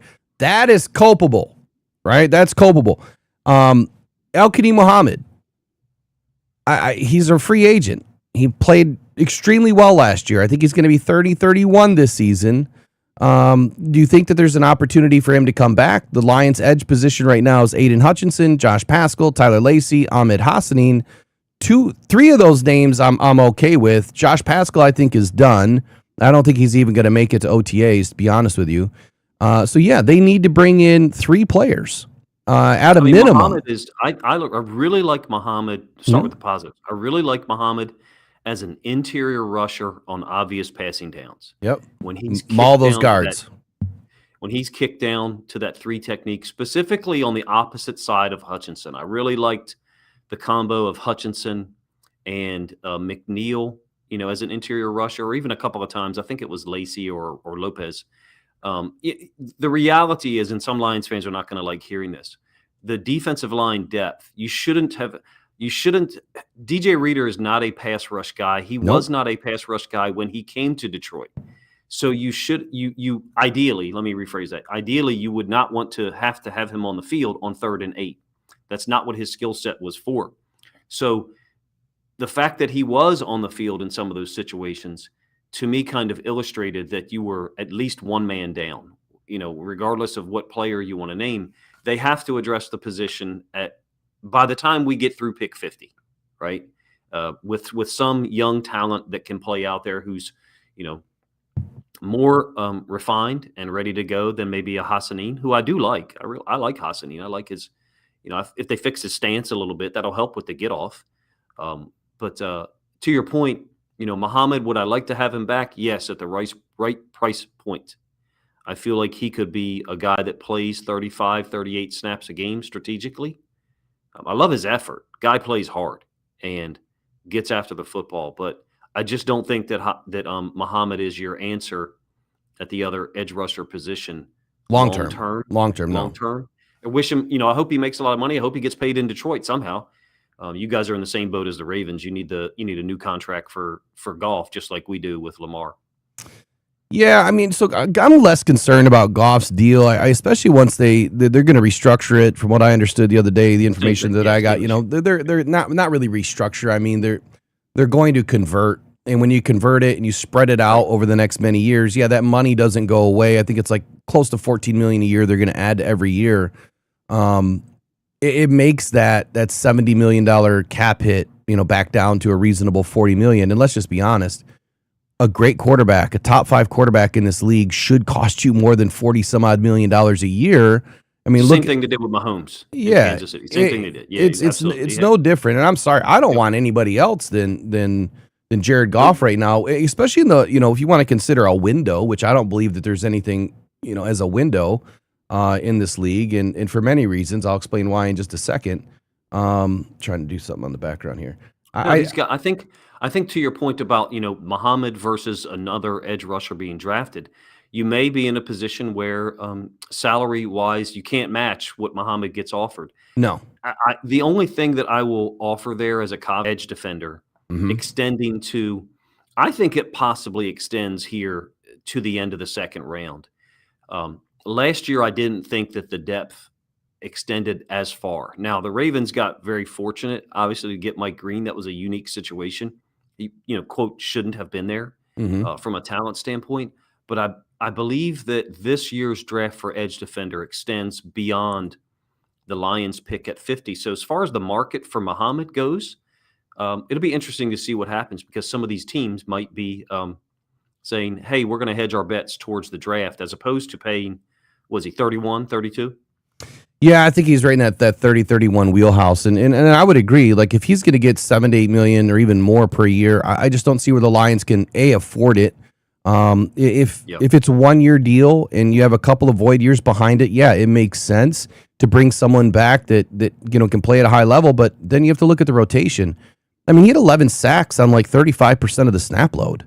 That's pretty impressive. His efficiency rating, I don't know if you do efficiency ratings like I do, but that's what I look at when I measure the success of any football player. Like Aiden, you look at the big numbers that he puts up, but then you got to look at the snap load too. His efficiency rating is bad.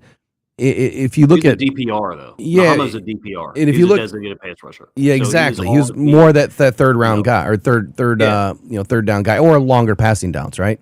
Yeah, there were some downs where he's not on. So energy wise, he's not exerting consistent. He's not on first and 10, not on every, first and 10, but the Texans did the same thing with Will Anderson and Daniil Hunter in some of their games late in the season. I suspected that maybe they were nursing some injuries in the 2 games that I saw in a row consecutively. But, hey, think about it. It's a great situation to be a pass rusher. Come on 3rd and 6, and you haven't exerted a ton of energy on the previous 2 downs, as opposed to Hutchinson, who's out there like, every snap given 100%, just like he's very similar to Max Crosby. Those guys, just the motor never turns off. Oh, you said the cuss word.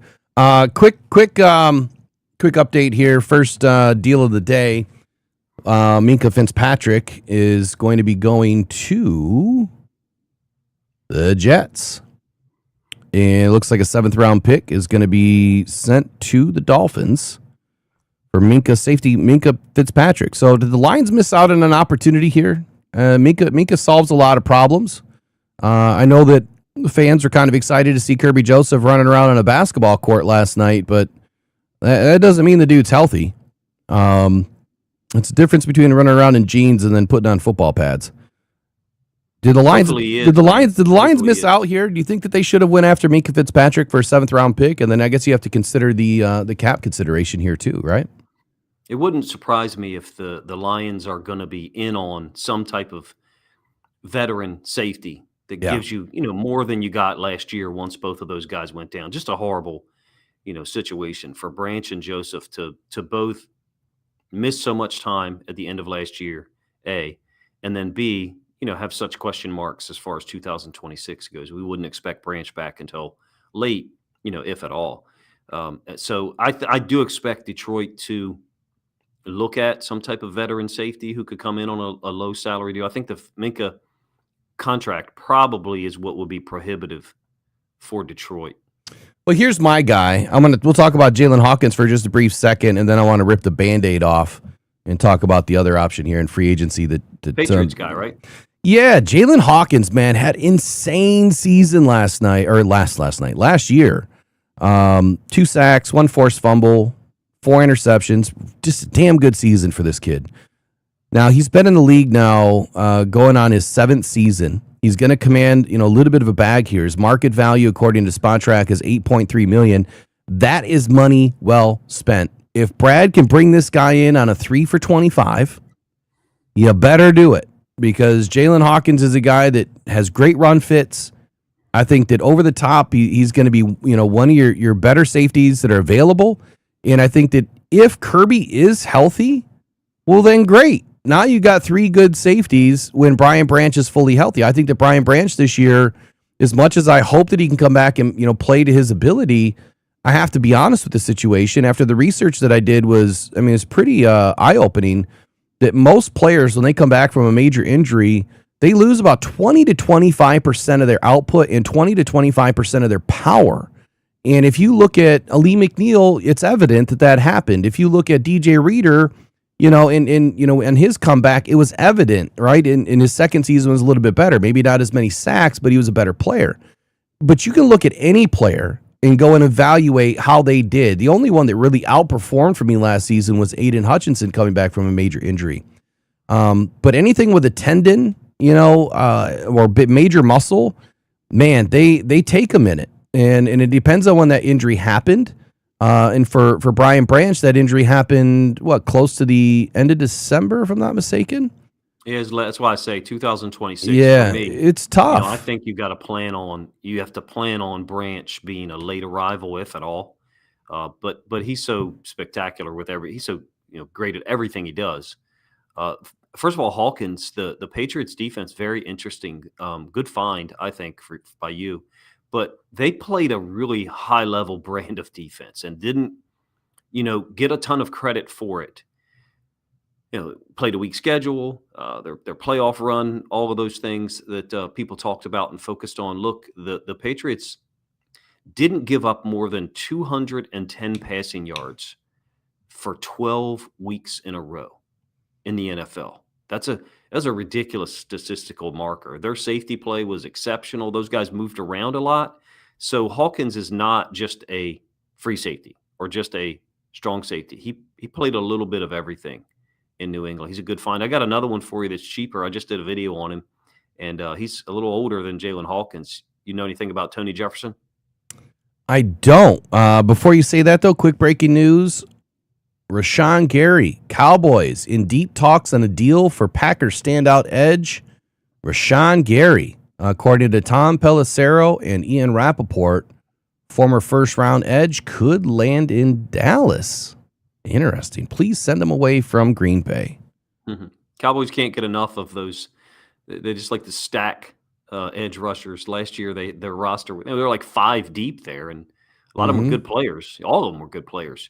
But, you can only have 2 of them on the field at the same time. It's kind of interesting, though, why they're really trading away Gary when Micah Parsons is down for the count. So that means, for me, I think the Packers are looking to the draft to obviously maximize that edge position. That's probably where they're going to be picking at 18. I had. Oh wait, you know what? They're not picking this year. They don't have a first round pick, so they'll be picking in the second round. What's that? Packers. They don't have a first round pick. Oh, that's okay. I was going to say I had Mesidor as a real option for them, but where did that? Is that pick from the Parsons deal? Right? Parsons deal. They sent their 2 first round picks to Dallas, so they're not picking first round this year or next year. Yeah. Crazy. Wow. All right. So then, your guy that you were just talking about, was it Tony Jefferson? Is that what you said? Oh yeah, Jefferson. Yeah. Tell us about Tony Jefferson. Super veteran presence. Retired in 2023, and actually spent a year working like in the Ravens, I believe, like scouting department or something. Really? And then and he's a West Coast guy. Showed up in LA with Mentor. Mentor's first year in 24, played well for them late in 24, enough that they brought him back for 25. Go look up his stuff from this year. About 62% of the snaps overall for their defense. 4 picks, 7 PDs, 57 tackles. Just one of those guys that puts himself in the right spot all the time. And there's a lot of them, across the NFL. The reason why I mention him is because of the price point and I hate to use this phrase, especially about for a player that I like, and Tony Jefferson is they use it for quarterbacks, a bridge quarterback. Mhm. I look at him for the Lions as a guy who could play more if Kirby and or Branch is unavailable, and the price point would be quite low Wow, compared to Hawkins. Yeah, 34.5 passer rating allowed when targeted is it's pretty impressive. Yeah, I don't know anything about the guy. He had a pretty bang up year last year, according to his stats here. Absolutely, He had 24 was just as good. Just didn't get the turnovers. I think he had 4 picks last year. He had Mhm. the one against the Raiders is, I think it's week 2. It's just ridiculous. Try to don't, not right now, but when you get a chance, it's just ridiculous. I put it on Twitter. So for me, as far as the Lions go, if you can't do a 3 for 24 or 3 for 25 guy, you may be searching in a lower tier as far as salary, right? And looking for someone who's amendable to that. And Jefferson, I feel like, fits that. The only thing is he played in a different structure with the Chargers, not as much man based as Detroit has been. So I'm not sure. Like a comment in the chat says, watching teams pass us by is ridiculous. I don't like. There's been 2 moves today. No, one move, and one being talked about. I don't think that Rashawn Gary is the answer in Detroit. Like, that's just not going to happen. Yeah. All right, let's talk about it, man. Rip the Band-Aid off. You guys were the lottery winners of free agency. Not even free agency, off-season trade. You guys sent Ravens sent 2 first-round picks to the Vegas Raiders for Max Crosby. So where were you? How'd you feel about the trade? And I guess kind of give us the overall feeling here of Max Crosby in Baltimore. Found out about it Friday night when everybody else did. First of all, one of my children was sick. I think I texted you and told you that so didn't have time to produce anything. We faced him twice, Baltimore. We faced him week 2 of 2024, and then we also faced him week 1 of 2021. So going back a ways as far as that goes. Excuse me. In each case, you come away thinking, oh my God, we can't block this guy. Like there's just, there's nothing we can do to deal with him. I said it about Malachi Lawrence, a deterrent. Mm-hmm. And that's what the thing with Crosby for me that struck when we went against him, not just a deterrent if you try to run at him, but try to run away from him. And, he just runs it down. So, and then I think Sunday morning, got up really early to watch the games that I had of him and became, I was really blown away with 2 things. Not just the physical skills and the burst. What really struck me a lot about Max Crosby was he's the last guy to get in his stance on almost every play. He's standing up. He's standing up and he's looking at something. I don't know what he's looking at. It could be the guards. Could be the center, could be something different on every play. But what I do know is 6 times I've seen him in the games that I had film of, which is a small sample size, seen him turn to the defensive tackle to his inside, generally to his right, and say something to the defensive tackle. And then both of those guys end up stunting to the inside. All 6 occasions. It wasn't just a run play. It was a run play away from him, and he tracks it down. So there is to me not just the physical skills and the length and all of that stuff with him, but he plays the game. Well, he's like Hutchinson. He plays the game 100% on every snap, and in fact, plays almost 100% of the snaps. It's truly, I don't know how he has the cardio that he has with the effort level that he gives. Maybe stealing 5 to 7 seconds every snap of not being in his stance, maybe being the last guy to line up is conserving a little bit. This is conjecture. That's actually smart, though. What you're saying is that's smart football. Yeah, he's brilliant, and I found myself when I watched the film at one point just kind of, I was at my office and there's nobody here. It was like 4 a.m. Sunday morning. I just kind of backed away from the chair and just walked around the parking lot here, like did we really get this guy? I can't, we haven't had anyone like this at all in Baltimore since. I mean, maybe Terrell Suggs. Elvis Dumerville had an amazing year for us. Maybe 2015, 16, somewhere around there. He had 17 sacks. It's huge blessing for our defense. And Jesse Minter is being handed a lot of things that John Harbaugh wasn't smart enough to grab in the last 4 or 5 years. He's being handed, just a wonderful talent as an edge defender. So, I think Eric DeCosta, by doing this, DeCosta doesn't do this move if John Harbaugh is still the head coach. So I just was taking a peek here at Rashawn Gary's contract. If this deal does come to fruition in Dallas, my first thought is Packers are feeling that Parsons trade. I mean, number one, you got a guy that you just traded 2 first-round picks away for. You're paying him $50 million a year, and you've already lost. So who did they lose last year? Who was the DT that they lost last year in the Packers? trade? Yeah. Who was included? They traded him to Dallas, yeah. Yeah, who was it? Do you remember? I can't remember. It's not Why Phillips. can't I remember the dude's name? Really good player. He terrorizes the shit out of us every year. Yeah, he's spectacular. Oh, my God. But anyway, so they already lost one top-flight interior defensive lineman. Clark. There we go, Clark. They already lost Clark, and now you're about to lose Gary because you brought in Parsons. I'm sorry. Maybe I'm just old school, but I'm not giving up 2 first-round picks and 2 more guys that play just as good as first-round picks, even though Clark was a little bit older. Gary's, well, he's not that old. He's probably 28, 29. How old is he? 7 years in the league. He's 28.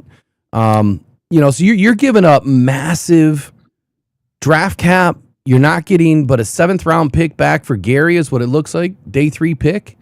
And now you're shedding all this money. So they got to clean house a little bit to stay positive, in their draft capital, or I'm sorry, their salary cap. I feel like they made a big mistake here because now Parsons isn't potentially going to play this year, and even if he does, it'll be mid to late season. And then that's again, injury related for me with Parsons specifically. Like, we can't obviously predict that upon the time of the trade. I didn't think Gary's film this past year, his film didn't look the same to me. I guess from rooting for the Lions, he gave Taylor Decker so many issues over the years, particularly that 3-sack game, I think 2023 in Detroit, I think it was. mm-hmm. But he didn't look like the same guy. Maybe there was an injury there or something. I don't know I have no idea what Gary's stats were. I just didn't get the sense watching him that he was contributing as much. But he might have had 10 or 12 sacks. Who knows? Yeah.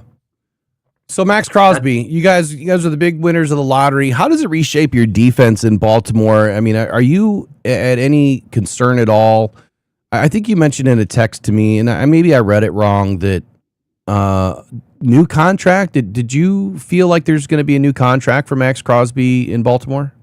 They don't need to if they don't want to, because his cap hit is only I think it's between 32 and 35 million or something like that, which is ridiculous value. It's basically a 2023 or 2024 era contract, for a premier guy. So they're very fortunate there because the market for edge rushers has been reset once or maybe twice, since then. Yeah, I mean, the median number now for an edge of that quality is probably 43 million.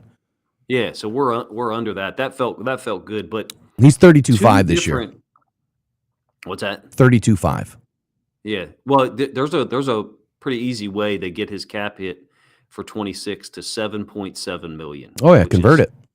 I think it's Spot Rec and Brian McFarland. I don't know who for the Lions does salary cap stuff. I'm talking about as a content creator guy, but there's a Ravens guy who does salary cap stuff, and he's spectacular. I don't know what his background is.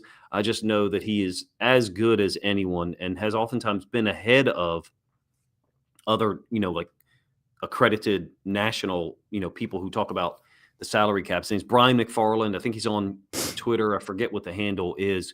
And he was one of the first to mention it, which was that, how could you possibly have predicted getting a Max Crosby whose cap hit could be less than $8 million for 2026 would be amazing Is because it we're in the same boat. it's Brian McFarland or McFarlane? LAND, I believe. I think I got it here at Ravens. Yeah, I can look it up. Yeah, at Ravens salary cap. I'm gonna follow him now. I'm gonna reach out to him because he's awesome. if there's one thing that I wish that I could learn more on, it is salary cap stuff.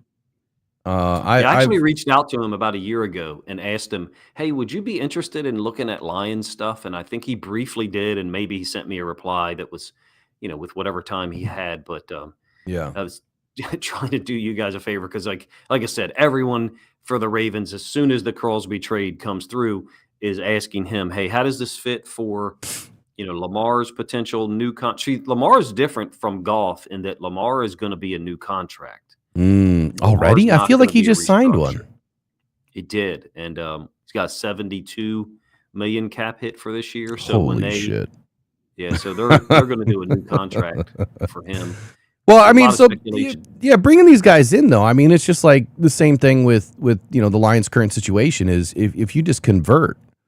If you convert their salary, into league minimum and then convert the rest into a bonus, yeah, you could drive that number way down. And all that's going to do is you're going to spread, the rest of his contract. Look, he's under contract. Max Crosby is through 2029. And so what that would do is you would take about, let's just call it 24 million, and you're going to spread 11 million over the next 4 years. So then his average cap hit's going to go from 32.5 this year down to, call it 8, and then it'll be about 41, and then 40, and 36, and 36. So it's still not terrible. But it's terrible. It's terrible. It's terrible for a team like the Lions that just don't have the breadth of salary cap available to be able to do that with the players that we've already signed.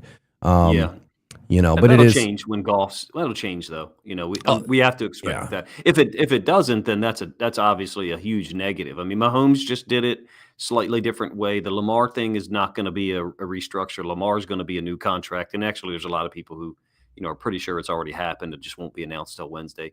From what I was told, that the Lions have done some work already. Like they don't have to announce it. There's no reason to announce it. Like why give up all your cards ahead of free agency? I know that the Lions fans, we're all chomping at the bit to kind of know what's going on. For me, I'm more relaxed with it. Like, look, if you don't think that it's happening because they don't have a choice. They can't even field a complete team without restructuring some contracts. That's how bad it is. So and it's not bad. And I don't know about you, Coach D, but man, I got to tell you that I get a little bit nerved when you got the same fans that want to get all these guys signed, and then a year later, 2 years later down the road, they're like, "Why did we sign all these guys? We don't have any money now." It's like, didn't you want those guys signed, and now you don't, and you're blaming Brad for doing what you wanted 2 years ago? I don't understand it, and you know why? I don't get it. Is very challenging for them. I mean, it's challenging for every franchise. Excuse me. Yeah, of course. I think I'm very lucky to get to try to talk about both of these teams. Yeah. I don't pay attention to the salary cap stuff as much, which is, like I said, why I reached out to Brian McFarland. Hey, would you consider doing this for the Lions selfishly so that I could siphon off your content to Lions fans, basically. But it's the reality of when you have a top quarterback, like you said. Some of these other teams, the Tennessee Titans, are not in this position. They've got a quarterback on a rookie deal. They're not in this position at all. The Washington Commanders are not in this position because Daniels is, on a rookie contract. It's a good problem to have, number one. Number two, Brad Holmes is going to bring, talent into that building. Mm-hmm. Just the only guy that was Taylor Decker too. But, losing Montgomery, you can understand why Lions fans would have a connection to both of those guys, Decker and Montgomery, and have a sort of visceral reaction that stage one of being triggered about the offseason, because both of those guys were part of the 2022 to 2023 transition. I think you all knew what 2023 could be. Anyone with eyes should have. But even in the middle of 2022, you could see it. And, Taylor Decker was a part of that. Montgomery came on later, right? Montgomery didn't come in until 23. Am I correct? He came in for the 23 season, yes. Yeah, so I get it why some Lions fans, to what you talked about a couple of moments ago, would be upset or frustrated at this point in time. Hey, these other teams are making moves, et cetera, et cetera. You guys have already made your moves, first of all, in my opinion, and you're going to make a couple of more once the golf thing happens. Nothing would surprise me from Brad Holmes because what I constantly talk about this, and in fact, the Crosby deal for Baltimore is an illustration of it. Eric DeCosta has consistently been a stick and pick guy in the draft. And as far as free agency, we were lucky to get Derrick Henry. Derrick Henry chose Baltimore because of Lamar Jackson. He chose Baltimore, and we got him for extremely low deal market value-wise. And there were people who were really stupid, like, oh, why'd you go get a 30-year-old running back? Well, it's 2 years later. What do you got to say after 3,500 rushing yards and 33 touchdowns? Insane. Insane, right? But my point is, Eric DeCosta has not been the guy to go get someone. And in this case, he did, Max Crosby. I would caution Lions fans you have a guy who will make the move when the move needs to be made. And it makes sense. It has to make sense. Yeah. I like Brad Holmes' style. I do. Has every one of them worked? No. There's a couple of draft things that have not worked. Fine. He believes in his evaluators, and they go get the guys that they like. And so for me, I trust Brad Holmes, to be honest with you, a little bit more than I trust Eric DeCosta. Eric DeCosta was probably closer to being let out of the building in Baltimore than a lot of people would like to admit as the general manager. I'm talking about when Harbaugh was ushered out. Mm-hmm. Because those guys had allowed the culture to almost fall off a cliff as far as the offensive line and as far as the defense organization and a lack of accountability. I'm talking about Zach Orr not being ready to call plays at the NFL level and us sticking with him come hell or high water. I just don't see the same level of I don't see any outcome where Brad Holmes and Dan Campbell go down that type of road that Harbaugh and Eric DeCosta did. So for me, I'm glad that we made the move with Crosby, number one. Number two, along the same lines, you as Lions fans should feel, I think, some level of confidence, even though nothing's, quote, happening right now, that you have a guy in Brad Holmes who will make the move that he and others, thinks need to be made. Yeah, I don't know how much time you have left, but I wanted to ask you, I didn't change the date. By the way, today's March 9th. I forgot to change the date this morning. The biggest glaring position for free agency right now for the Lions is linebacker. And I say that from the perspective of you only have two. The Lions have Jack Campbell and Derek Barnes. Everybody else is free agents. Rodriguez a free agent too? Yep. Rodrigo, he came in 2021. I believe it was 21. Yeah, 21. So he's a free agent. Trevor Nowaski's a free agent. Let me whittle this list down a little bit. I liked Rodriguez. Yeah, Ezekiel Turner, Zach Cunningham, Grant Stewart, Alex Anzalone. So the entire room is going to be flipped upside down. The Lions have 4 holes at a minimum to add to a starting roster, a top 53 roster, if you will. They have 4 holes, and then they also have multiple holes after the fact for the 90-man roster in practice squad and training camp. So out of Trevor Nowaski, Ezekiel Turner, Zach Cunningham, Grant Stewart, Alex Anzalone, I only see, and then Rodrigo, I only see 2 to 3 that could be coming back, but I'm not saying that those are the starting quality guys that I want next to Jack and Derek. So Trevor Nowaski I could see coming back. Grant Stewart I could see coming back. Low price point, versatility. Yeah, agree about Nowaski. And then Rodrigo, I could see him coming back as well. But by no means would all 3 of those guys be starters for me. We need another outside linebacker that's going to replace Alex Anzalone, that is going to be great in coverage, that can play, off ball, get up on the line, smash, and get after the quarterback. Who is that guy in free agency? Is there anyone that is on your mind that the Lions can replace Alex Anzalone with that is not going to be $15 million a year? You got a list you can pull up? Because I don't, like I said, I react to free Oh agency. no, I I know. don't. I got a list for you. So, you I know, mean, the Anzalone thing, like, his coverage, the ability to cover tight ends into the boundary in a man dynamic, that was unusual for the NFL. And so that allowed the system, him along with Branch, those two guys being on the field at the same time, allowed them to be a little bit more man focused from a base personnel standpoint, meaning you could have Campbell, Anzalone, and Barnes on the field at the same time, and you could still play man against 11 personnel. That's very rare. You're not going to, it just doesn't match up. But Branch is he's whatever you want him to be: a slot DB, slot nickel, strong safety type. He can play middle of the field, free safety, and then Anzalone over there into the boundary, typically on the opposite side of Branch. Anzalone could play man on tight ends. I'm not saying he won every engagement there because he obviously gave up the big catch to Gainwell in the Steelers game that was kind of unusual. I think they've got to move away from this over reliance on man, and when I say that, I mean man that is broadcast to everyone watching. yeah, Pre-snap. Hey, Yep. we're playing man. Hey, try to beat us. We're playing man. Anzalone did a nice job in Detroit, and I think deserves a lot of credit. Probably not coming back.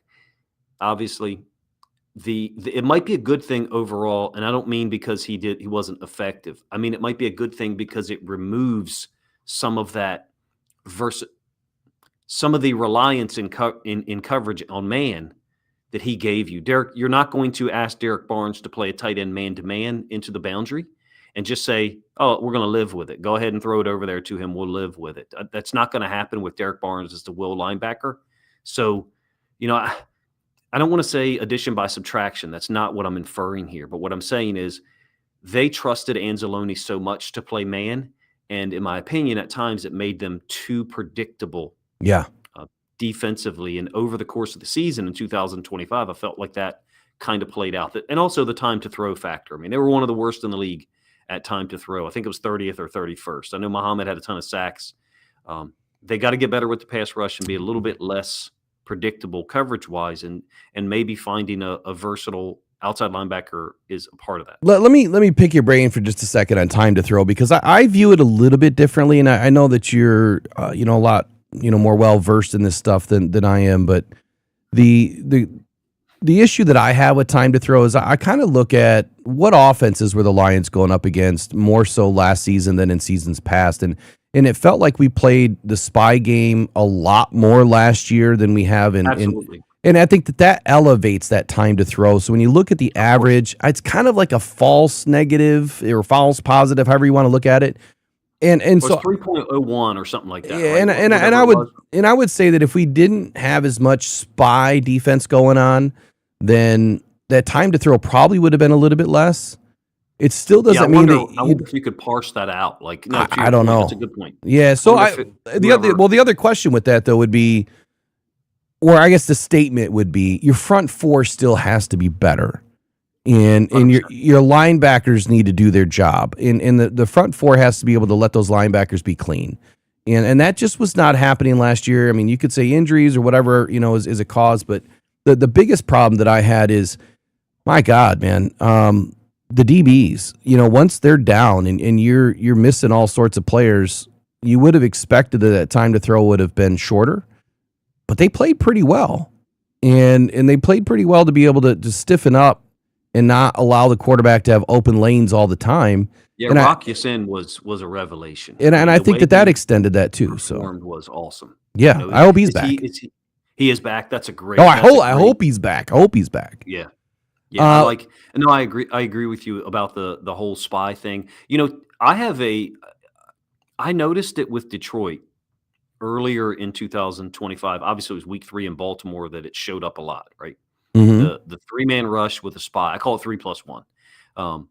And then I noticed so many more teams using it later in the year. I'm not saying that the Lions kind of showed it to everyone. Hey, you can do this. It's effective. But I certainly noticed it a lot more.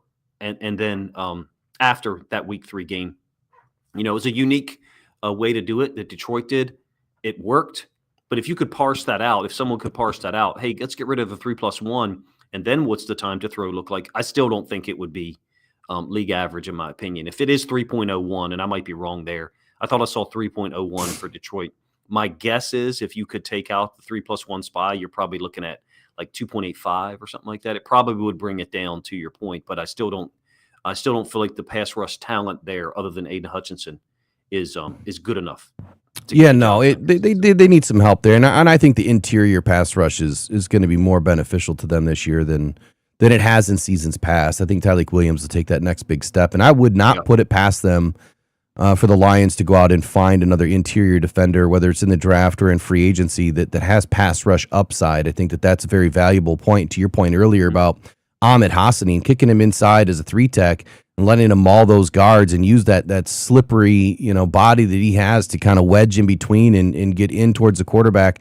Well, that's going to amplify, what your edge, rushers are going to be able to do when that quarterback starts to move closer, to the edge and get off his spot. So I think that getting interior help will be critical.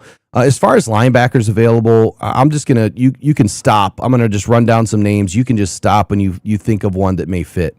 Tremaine Edmonds, Bobby Okereke, Logan Wilson, Bobby Wagner, Levante David, Demario Davis, Kenneth Murray, Caden Ellis, Matt Milano, Cole Holcomb. Want me to pause there? Matt Milano or the guy from Tampa Bay, who you would think is never going to leave Tampa Bay. Why would David? Why would he? Yeah, he's the Hall of Famer, obviously. You would think he's not going to leave the Bucs at all. But him or Milano would be super interesting. I mean, Milano is a will linebacker, does play to the boundary, which is where Alex Anzalone generally did. The problem for me, Matt Milano is so good that then you almost kind of are in a situation where, okay, Campbell is going to be on the field 100% of the snaps. Milano is exceptionally talented. He's getting older, really good football player. And then you got Barnes. So on 3rd and 6, are all three of those guys on the field at the same time? And if they are, then you're still kind of talking about a pass rush situation. Derek Barnes does not give you pass rush plus at all. Jack Campbell had 5 sacks last year, but he's not a pass rusher. Some of that's on blitzes and some of that's on just his athleticism, right? Well, they need more. They need more out of Jack. I'm sorry. I think that Jack has so much upside rushing through the middle. Yeah, they need more. They need to give him more opportunity because. You mean? Yeah, I don't mean more. I don't need. Yeah, I'm not saying they need more from a performance standpoint. They need to give him more opportunity to perform because he is.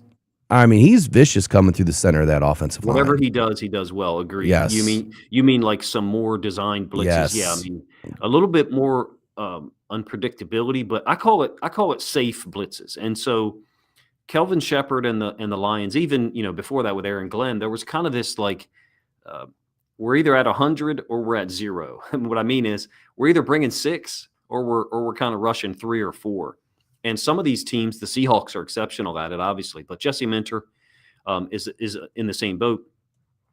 We're going to bring 4, but you're not going to know which 4 are coming. It's kind of like a little bit of born out of like Dick LeBeau's versatile 3-4 that he coached with the Steelers for years. There's going to be 4-man rush, but you don't know if it's a strong safety, an inside linebacker who's the 4th rusher. So to your point about Jack Campbell, I wouldn't have a problem with that at all. I like Milano.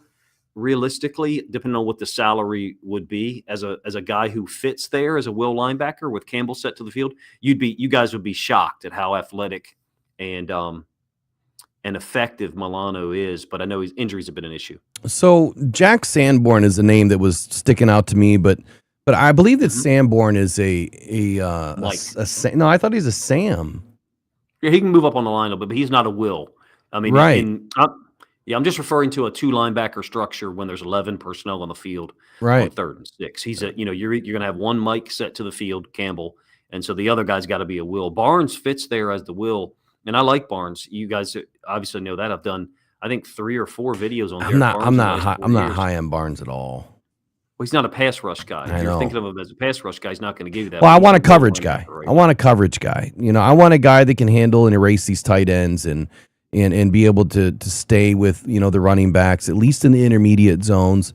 And I just feel like we don't have that. And, Alex Anzalone, sideline to sideline, the dude's running everywhere, but sometimes I feel like it's so chaotic. He kind of gets lost, and then he has some missed tackle issues every once in a while. I love Alex. I think he's a great football player, but I just feel like some of the stuff that the Lions really needed, maybe it was more scheme related. I know that Dan, kind of said that at the combine, or no, in a previous press conference, that there's some things that they wish that they would have done different, that they wouldn't have stuck with, just base defense all the time. Yeah, scheme wise. And I've been just pounding my fist for to get these guys into more of a nickel set, that they get more DBs, get faster, and then start firing off these DBs in on the quarterbacks. And if you look at what Seattle and New England did very well in the Super Bowl, it's exactly what they did. And to your point about Baltimore, you don't know who's coming. It was kind of like Seattle and New England were just throwing dice on the sideline, like, all right, it's your turn. All right, it's your turn now. I know you got to love that as a defensive coordinator, just plucking a guy out of the sky and saying, all right, go get him. It's your turn. Yeah, I think they have to move against 11 personnel. They've got to move away from the base reliance. But yes. I do think part of it was because it's so rare. I mean, nobody really does that. I hate all those graphs that people produce that have an XY chart. I hate those things because I want to see the data that you're showing me the output. Yeah. Show me the work. How did you gave me the answer. Show me the work. I used to get in trouble in high school for that. Yeah. Yeah. So show me the accumulation of the data that produced that, and then I'll believe you. I think it's more legit. But some of them are instructive, and the one that I thought was the Lions being in 4-3 personnel against 11 personnel for the offense. They were like way up in the right. Oh my God. So that's going to have to change, because I think in some cases they asked Anzalone to do too much of the man. But I have a addendum to that. I think it was intentional. I think some of these teams with superstar wide receivers, they were intentionally playing man against them to say, okay, we've got our best corner over here, whoever it was, 2024 CD3. Last year, DJ Reed, Rock Ya-Sin, whatever. But over here to the boundary, we're playing man against your tight end with Anzalone. It, to me, was like a big flashing neon sign. Mm-hmm. Hey, you can throw over here if you want to. You can throw over here if you want to. I felt like there was a game within a game that Kelvin Shepherd and Dan Campbell were playing sometimes, basically like, you can allocate another 5 or 6 of your targets over here if you want, and then that'll be less targets for that guy over there who's really dangerous. I don't know if I explained it whether it makes sense. No, you are. So you're allowing the offense to have a vein, if you will. And that is, we're going to give up the tight end all game long. So just throw it there. But we're not going to give you Justin Jefferson, right? We'll give you Hawkinson. We're not going to give you Jefferson. And I think that's how the Lions have always kind of schematically put their defenses together before a game, is who do we take away? And I think all defenses do that, right? Who do you take away? And then you got to play to the guys that are on the field, the guys that are feeling, good, the guys that are, ready to go that game, that aren't all banged up, that you never really know about. And yeah, it's the game within the game, man. It's part of it. And to not totally trash what the Lions defense did last year, because I feel like there's a lot of things they need to clean up, a ton.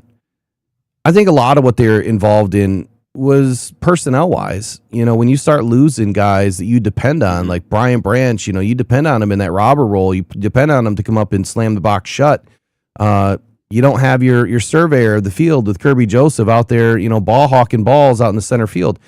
Absolutely. They started to have to kind of change what they were doing. And I think that there's more things that they could have done. And what's kind of interesting is if you go back and look that when Rock Ya-Sin was on the field, or even when Terry and Arnold was on the field, like their run defense was much better. But when Rock Ya-Sin got on the field, things started to change a little bit. And I felt like, man, nickel is working. Why do you keep pulling us out of nickel? If it's working, let it work. Don't let it work for 2 plays and then switch back. And then the other thing is that single high safety. Like if they run single high safety man on man all season long again, I'm going to be livid all year, because the league is changing again. And I feel like the two safety shell is so important to be able to dictate, but you can also rotate late, right? You can disguise things, and you can still play a little bit of man, inside a little bit of zone, and have a lot of success with it. They need to get back to being a multiple defense, and they're just I think they've been too singular. it's something I've kind of called for in some of my Lions videos for the last year or so. Even at the end of Aaron Glenn's tenure, although it was certainly successful. Yeah. I will say this from the one high safety structure, Kirby Joseph is a tremendous deterrent in that you as a quarterback, okay, let's say that it's man here. You also know that guy back there, Kirby Joseph, is reading you, and so wherever you look first, he's gonna be there. Number one, number two. I mean, his statistical output, his production for the first 4 years of his career, or was it 5? That's a Hall of Fame track. I mean, it's a 3 years. Okay, so the first 3. Last year was 4, I believe. Yeah. So just a ridiculous track of production. If you go look at his compared to Ed Reed, go look at his comparison to Ed Reed as far as tackles and also interceptions produced. It's very complimentary of Kirby Joseph. And so I think I agree with you about, going to a more too high safety structure, being a little bit more multiple, basically obscuring the look for the quarterback a little bit longer post snap, as opposed to what we saw a lot this year, which was we're playing man. We're showing you we're playing man. We're playing man. Try to beat us. And there came a point where you didn't have that type of talent on the field at safety and corner. The dam just broke at some point, but I'm not attributing all of the failures on defense to the injuries. I think that there was blood in the water already as the season kind of progressed some, as far as teams recognizing that you were predictable coverage wise. So I think an upgrade in talent. Yeah, an upgrade in talent at the pass rusher position, absolutely necessary. Yeah, 100%. I think so too. If that's a defensive tackle, that could play a big factor there. You got to get guy. Well, he's not no longer with the team, but you can't have a defensive tackle like a DJ Reader on the field on 3rd and 6, 3rd and 7. And I'm a big fan of DJ Reader. I've watched him since he played with the Bengals.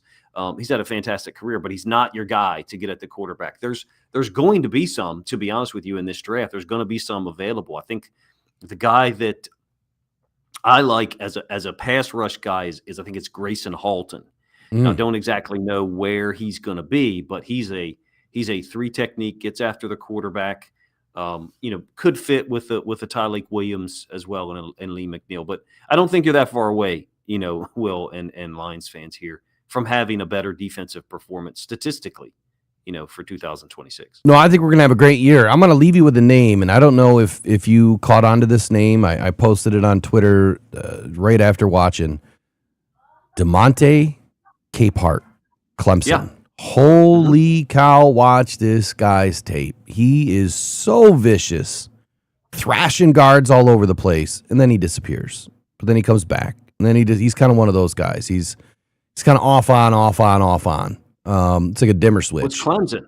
It's Clemson's defense in 2025. Yep. I mean, all of those guys, Avion Terrell, TJ Parker, Peter Woods, the guy you just mentioned, they had an inside linebacker who's been there a while. He's a pretty good player. I think it's Wade Woods or Woodaz. All of those guys fit under the description you just gave, which is they disappear. Yep. Something to me, it would not surprise me, Will, if 2 or 3 years from now, we're looking back at that Clemson defense and saying, how weren't they a better team with this type of talent? All of those guys, Terrell, Parker, certainly Peter Woods, and they have the opportunity to succeed in the NFL if they're in the right spot. And I think Capehart falls under the same umbrella. So you think it's scheme thing? Do you think that just the type of play calling, or I guess when you think about running the spy, or you're kind of running your soft defense, so that they don't really gash you in the pass game, that maybe they're disappearing a little. I didn't dive that deep into the tape to kind of look, you know what I mean? But no, I think the Capehart upside, if you can't get a Peter Woods at 17, or if you're not even going to go that direction at 17, right. For the Lions, I think at 50, Capehart's probably a big reach at 50. You're going to have to jump back into the middle of the 3rd to get Capehart, or he's gone. And I think that Capehart has huge upside, and I'm hoping to get the lady on that we met at the Combine to talk Clemson football, TJ Parker, Capehart, all the rest, over the next week. I'll reach out to her today. I think you're You guys got your D tackle in last year's draft. Last year was a D tackle heavy draft. I think the talent for D tackle extended to. I mean, you're looking at a guy like Tonka Hemingway for the Raiders. He was drafted, I think, late 4th round last year. He had 4 sacks in 9 games. In 9 games, he only played 9 games. I don't think the D tackle for this draft extends as far as last year's depth did. 118, you're probably still looking at the opportunity to get some of those guys that we talked about. I'm talking about defensive tackle. Yeah, no, it's going to be thin. I think once you get above 100 or below 100, no, above 100, I think I said it right the first time. Once you get past 100, I think it falls off for DTs. They're definitely not as thick as the edge. And I know you probably got to run. So let me just ask you this. Edge position, were you more or less enamored with the edge depth in this year's class before or after the combine? I mean, the combine doesn't necessarily change things for me. It will make me look at certain guys. I do think it will make me look at certain guys again, or maybe for the first time. In the case of Vincent Anthony, he plays for Duke. I actually have my list pulled up here. I haven't shown you my list. I'll show that to you, at some point this weekend. But no, you can't jade me. You can't jade me though. So you got to tell me what it is first. You know what I mean? Like because if I look at your list, then I might start thinking a different way about a player or something. So you got to warn me before I look at it. You know what I mean? Yeah, Vincent Anthony out of Duke. I mean, I had seen some of the Duke film. There's actually one kid there that I had the opportunity to coach for a couple of years in high school, and he's performing extremely well at inside linebacker there. And so I had seen Anthony some, but I didn't know how athletic he was. And so, after the combine and stuff, I was like, okay, he's a guy that he didn't run really fast, but I thought, okay, he's going to be probably like the 15th edge taken, somewhere in that range. And he's a pretty good. I'll give you another one. The guy from Iowa, Max Llewellyn, right? Like 6'5", the best spin move. Well, other than David Bailey, the best spin move as an edge defender in this draft. And, really good upside as a pass rusher. He'll be there. Iowa guy, right? Iowa? Yeah, Iowa guy. Yeah. Not as great against the run. Don't get me wrong. But the point I'm trying to make, trying to answer your question that you asked me about edge defender, he's going to be there in the late 3rd, early 4th round.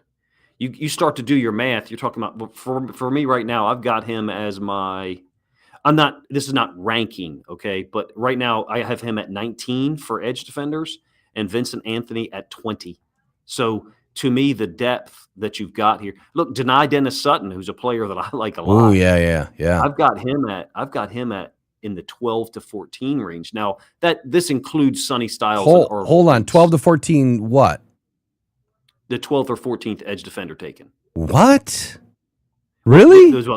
Yes. Well, this includes Sonny Styles and Orville Reese. Okay, so you're including the linebackers. No, just those two, because those two are going to play a little bit of both in the NFL. So it's funny you mentioned Denny Sutton, because just 3 days ago, I put up, I don't know if you saw on Twitter, I said this is an exact carbon copy of why long arms matter in the NFL. I said Dennis Sutton uses the long stab arm pass rush move on the inside shoulder, controlling the hips while pressing the tackle back into the pocket. The rusher drives around the arc, releasing into the quarterback. And this was against, I don't know, some no-name team probably. Rutgers maybe. Mm-hmm. But Dennis Sutton, man, he looks like quick first step, power, could definitely bend. I mean, his agility is crazy. It never turns the motor off. He's been, he played at Penn State 4 years, no red shirt, and he actually performed well as I think a sophomore.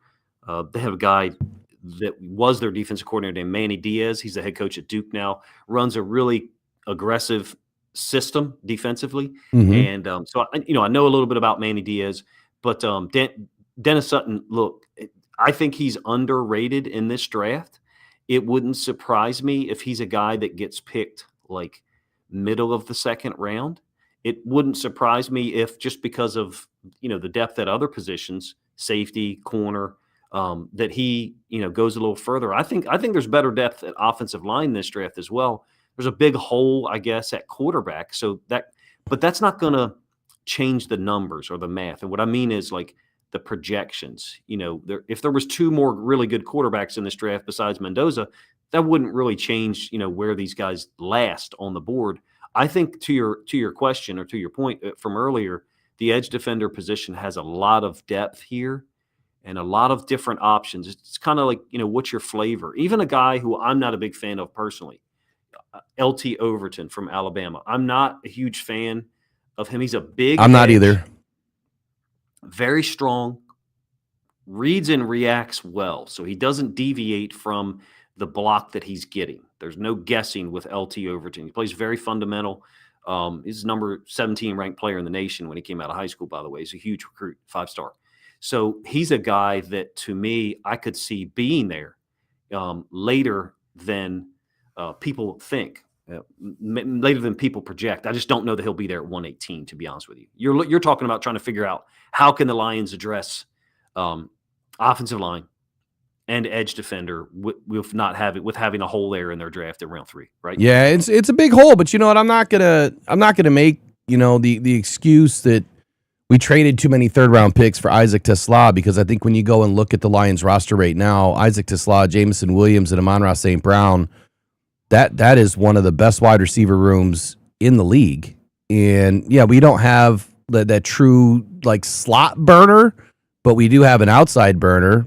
And we do have Isaac Tesla, who runs 4.4. I mean, that's extremely fast. Isaac Tesla just scratched the surface last year with barely any snaps and still hauled in, I think, 6 TDs. I had him pegged for, I think, 400 yards and 5 TDs to start the season, and he outpaced me by a TD. I don't think he got to 400 yards. But he is going to be exceptional this year. And part of my thought process with him was, I mean, if he gained 10, 15 pounds, you could even put him in, as that 3rd, 4th tight end when you need him, running the tight end routes, not as a tight end, because I think all defenses are going to recognize he's a receiver. But if he added a little bit of weight, it's not going to take away from his speed, and he's just going to be able to control guys off the snap a lot better, be a lot stronger off the snap than I think he was last year. I think he got pushed around a little bit. But you look at what Brad did there, and I can't say that. Okay, last season, if you're looking at this year's draft, you're probably wondering, well, what would those 3rd-round picks be? And I'll come back and look at that, after the draft. Like, what would those 3rd-round picks have been? And would that have been a player that really would have changed the focus for the Lions this year? And quite honestly, I'm going to tell you right now, I don't think it's going to be, but we don't know yet. And furthermore, Lions have a lot of, day 3 picks. It would be, again, irresponsible by Brad if he doesn't move up at least once or twice. And you know what? Start looking at 2027's draft capital. If fans really want Brad to go all in, that means you're going to give away 2027 and 2028 draft capital to move up. He's not worried about that. He's not. No. That's one. I like it. I know that it's not been 100% hit rate. Fine, but 73%. It's the best in the league. He's not going to sit and well, I have no idea how people calculate that, but I'm just saying I appreciate the fact that he's willing to go get the players that he wants.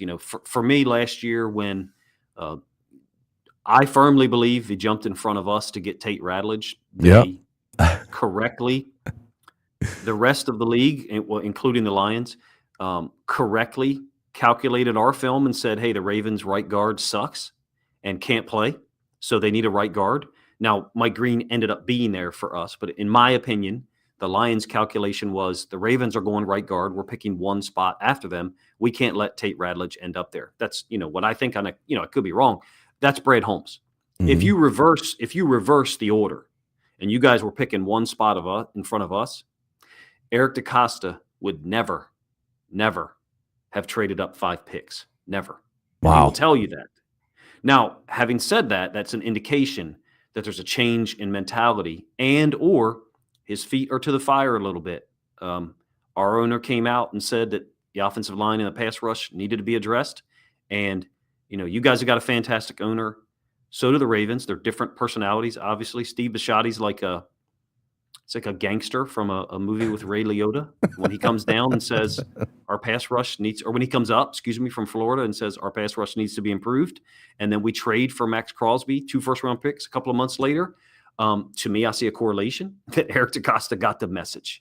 And so I think that for Lions fans who would maybe have some criticisms of the third-round Tesla situation, I was critical on draft night. I did not like the deal then, but he's played well. So, for me, I would caution you and say you have a guy who will go get what he thinks is needed, and there's a lot of benefits to that. And so I'm appreciative of that, kind of with 1 foot in the door and 1 foot out, if you will. Yeah, no, I got you. I think everyone knows where your allegiances lie with the Baltimore Ravens. You do an excellent job at giving us a lot of great insight and your coaching mentality about our Detroit Lions, and everyone appreciates it, man. I know I certainly did. That's why I reached out that very first time. Like, they got to get this guy's brain on. I don't even remember, to be honest with you. Like, at this point, having 3 kids in the house, like, 3 years ago, 2 years ago, 6 months ago, to me, it all blends. But, yeah, I feel you. I appreciate it. I'll definitely be in touch, man. Obviously, on a daily basis about the stuff that we're working on, and maybe if you've got time this weekend or early next week, we can do a reveal of that project, because I plan on revealing it on my channel probably Saturday or maybe Sunday night. I've never done a dual stream. I don't know how they work, but if we can figure it out, I'm open to doing whatever. If you want to do 2 independents, that's fine too. Just do me a favor. If you want to send me an email today and let me know exactly what you need by when, then I will make sure you have it. I mean, for right now, you can players-wise? My top 25. I'll send you my list of my top 25 before they come out, so you can tell me which ones you want, and then I'll just get them over to you right away. Just don't release them before me. I'll have them all released in the next few days. But you're talking what, 15th, right?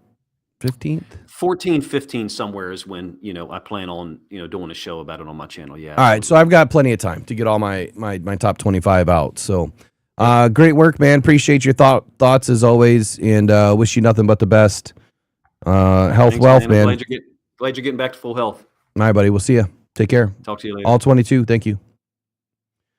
Always great conversation with all 22, man. He knows his stuff. Former coach, collegiate level, if I'm not mistaken. He'll correct me on that later if I'm wrong. But he knows his stuff as an evaluator, as a scout, as a coach, just as a football knower.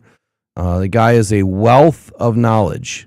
I'm sure you're all already subscribed to all 22 films, but if you're not, please go and subscribe to all 22 films on YouTube and wherever else he is. He has a Patreon, so if you want to get really good cut-ups, should have had him plug it before he left because I can't remember the Patreon. It could be all 22 films on Patreon as well. But if you want really good cut-ups, I think the membership is only like a few bucks a month, and he sends really, really great stuff. So check them all out. Subscribe if you want to, get into the know and learn a lot more about, these draft prospects. He does the same thing that I do, or I do the same thing that he does. I really love the draft. Like, that's where I want to spend the majority of my time when we're not talking Lions and we're not talking everything else 365 about football. It's the draft. And I'll never be able to go full draft, full college, 365, but I'm trying to dedicate about 30% of my time to it, and this year I've put a lot more time and effort into it so that I can get more well versed. What it's doing though is something that I didn't expect. The previous years when I've had really great success with the Lions, I think it was for a multitude of reasons, and what I mean by that is the drafts. Being able to go in and parse out who the Lions are going to select. Nobody could have ever told me that in 2023 I was going to get the first 4 picks spot on. Even the trade from 6 to 12, spot on. I would have said you're crazy. You know why? Because that never happens. And as good as these analysts are, I don't care if it's Dana Jeremiah or Mel Kiper or Brugler, Sycamore. I mean, all of these guys that are really great at their jobs, they always get things wrong. And they get a lot wrong. And the reason why is you have to worry about 32 general managers' minds, the owner, the coaches. So you've got all of these different individual thinkers and what they want for their team, and then they have to make that decision on that day based on where the board is moving. So it may be a perfect pick today, but if a team shakes things up and they move, or they move up or move back, or they take a different player than you expected, the team, if they took a player that you didn't expect ahead of you, well, then that changes your board depending on how your board's laid out. So it's pretty it's a pretty daunting experience to kind of go through it all. But where I was starting is what it's doing for me this year is something I didn't expect, and that is I'm like confused. Like, what the hell are the Lions going to do? And the biggest reason why, and I hate to say it because I'm not going to give credence to the Lions giving away too many third-round picks, that third-round pick this year could be instrumental simply because this draft is hot and heavy, dies off, and then I think it picks up a little bit with some pretty good players in the first 3 rounds. And then after that, I think it's a crapshoot. You're going to have some diamonds in the rough. You're going to have some players that slip and fall that end up being pretty decent. But I think that this draft it's an odd one because it's so deep in other areas, and I don't feel like we have that true left tackle outside of Caden Proctor. I really feel like for the Lions, everything that we need is different than what Brad is probably going to have for BPA.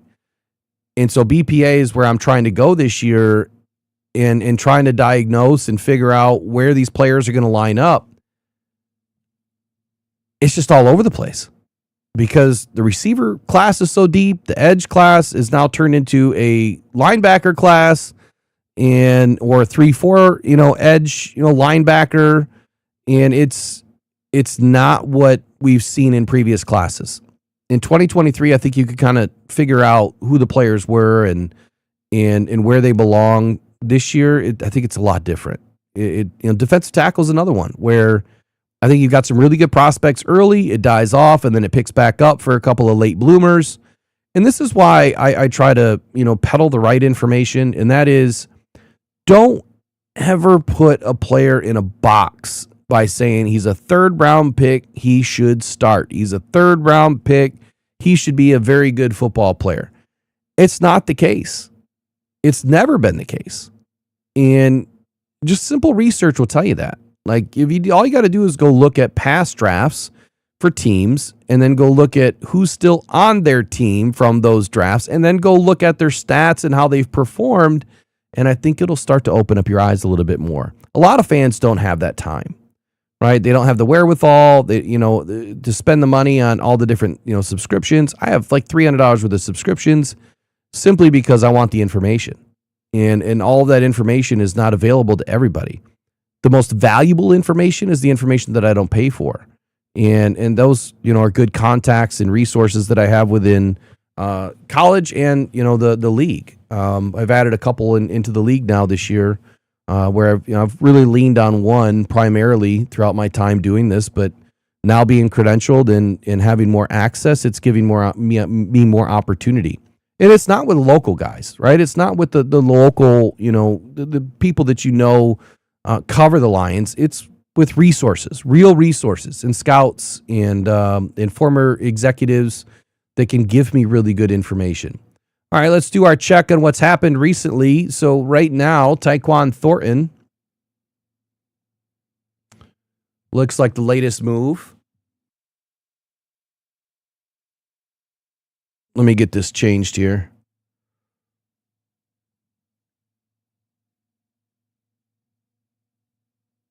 All right, Tyquan Thornton. This is the wrong one. Hold on. Here we go. Now we're in the right one. Jaguars bringing him Monteric Brown back on a 3-year, $33 million deal. Tyquan Thornton with the Chiefs free agent. Definitely not looking. A quote is definitely not looking for just a bag. That's not really what makes me truly happy. Going out there, running fast, catching passes, dancing in the end zone, celebrating with my teammates. That's putting the work in and going out there and seeing it all come to fruition. That's what it's all about for me. So Tyquan Thornton may not be looking for a big bag. He just wants to have the right opportunity I guess is how I would read that. Now, per Garofolo, again, that's about Monteric Brown. Oh, and then an update. Update. We got an update on Tua, but we've got an update on Rashawn Gary. So the deal sounds like it is moved to the next stage, which is finalized or going to be finalized on very soon. And it was a 4th-round pick that the Cowboys have sent to the Packers or will be sending to the Packers for Rashawn Gary. So that is a much stiffer pick than a day 3 pick, 7th round, round 4. Packers gaining some draft cap back after losing their 4th-round picks. Here's an update on Tua Tagovailoa. Let's just read it. John Eric Sullivan, general manager of the Dolphins, says he recently informed Tua and his representation that we are going to move in a new direction at the quarterback position and will be releasing him after the start of the new league year. As I shared with Tua, I have great respect for the person and player he is. On behalf of the Miami Dolphins, I expressed our gratitude for his many contributions both on the field and in the community during his 6 seasons in Miami. As we move forward, we will be focused on infusing competition across the roster and establishing a strong foundation for this team as we work towards building a sustained winner. Now, if you guys remember, let's get to this one first. Linebacker DeMarco Jackson has reworked a deal, 2 years, $7.5 million to stay in Chicago. Worth up to $10.5 million. And that's really about it. Nope, here's another one. The Vikings and linebacker Eric Wilson have agreed to terms on a 3-year, $22.5 million deal. So right here, if Alex Anzalone is expecting anything more than this, he's not going to get it. I think the linebacker dollars are going to fall down big time. Big time. Let's get back to Garofolo here. Oh, wrong one. There we go. The Bills are trading cornerback Teron Johnson to the Raiders. Looks like we're unknown on how much draft capital has been spent. And then Trent McDuffie signed a massive new deal. Exactly why the Lions were not interested in a trade like this. I think it was 4 years, $124 million, over $30 million per season. Again, you guys got to cut Brad Holmes some slack here. There's no way you're trading draft picks and then bringing in another $130 million contract. It's just not possible. Jalen Phillips looks like they're going to be re-signing him in Philadelphia. You can remove that off your wish list.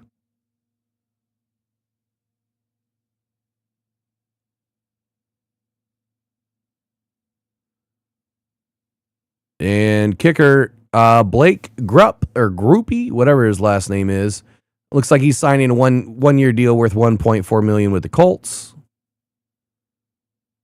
Arizona kicker, now the punter, Blake Gillikin, has agreed to a 1-year deal worth up to $2.65 million. And they've also re-signed kicker Chad Ryland, returning on a 1-year deal. Broncos linebacker Justin Stennard's deal to remain in Denver is reported to be 3 years, $19.5 million.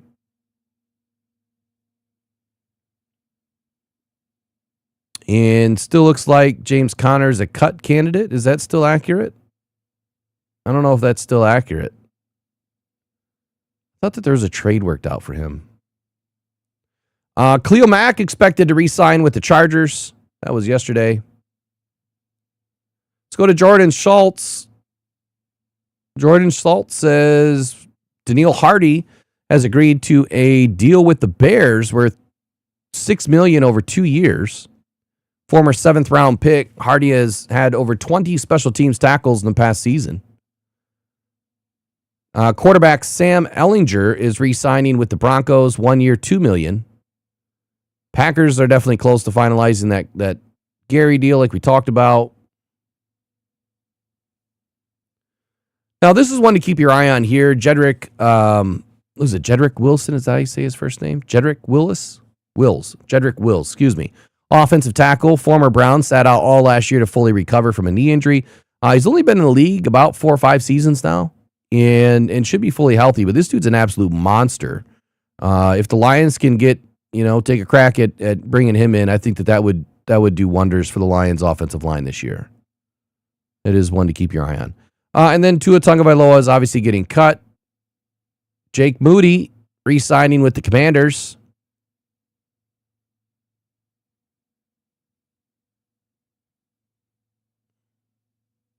Ooh. Tyler Linderbaum, if he's not re-signing with the Ravens, sounds like the Commanders are the number 1 team right now after releasing Tyler Biadasz. That's an interesting development.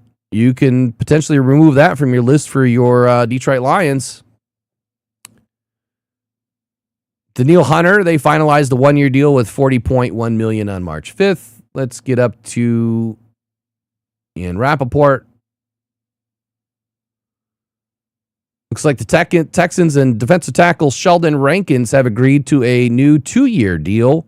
Includes $12 million in guarantees, returning to Houston. And that's your update. Yeah, I thought he re-signed with the Cards, Trace. I thought so.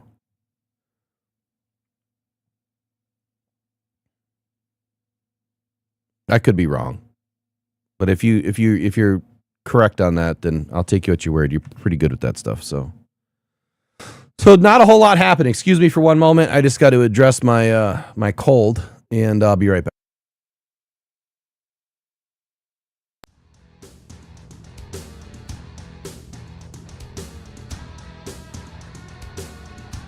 Throwing middle, caught inside the 5. Jahmyr Gibbs to the end zone. Touchdown, Detroit Lions. 14 yards on the strike. Goff to Gibbs. You can't cover that man one-on-one. You just can't do it. Nice job. Jared takes the snap, back looking, throwing middle. Got Amon-Ra inside the 2, to the 1, to the end zone. Touchdown, Detroit Lions. Amon-Ra, St. Brown. Amon-Ra, St. Brown. Pressured by Hutchinson, he goes down again.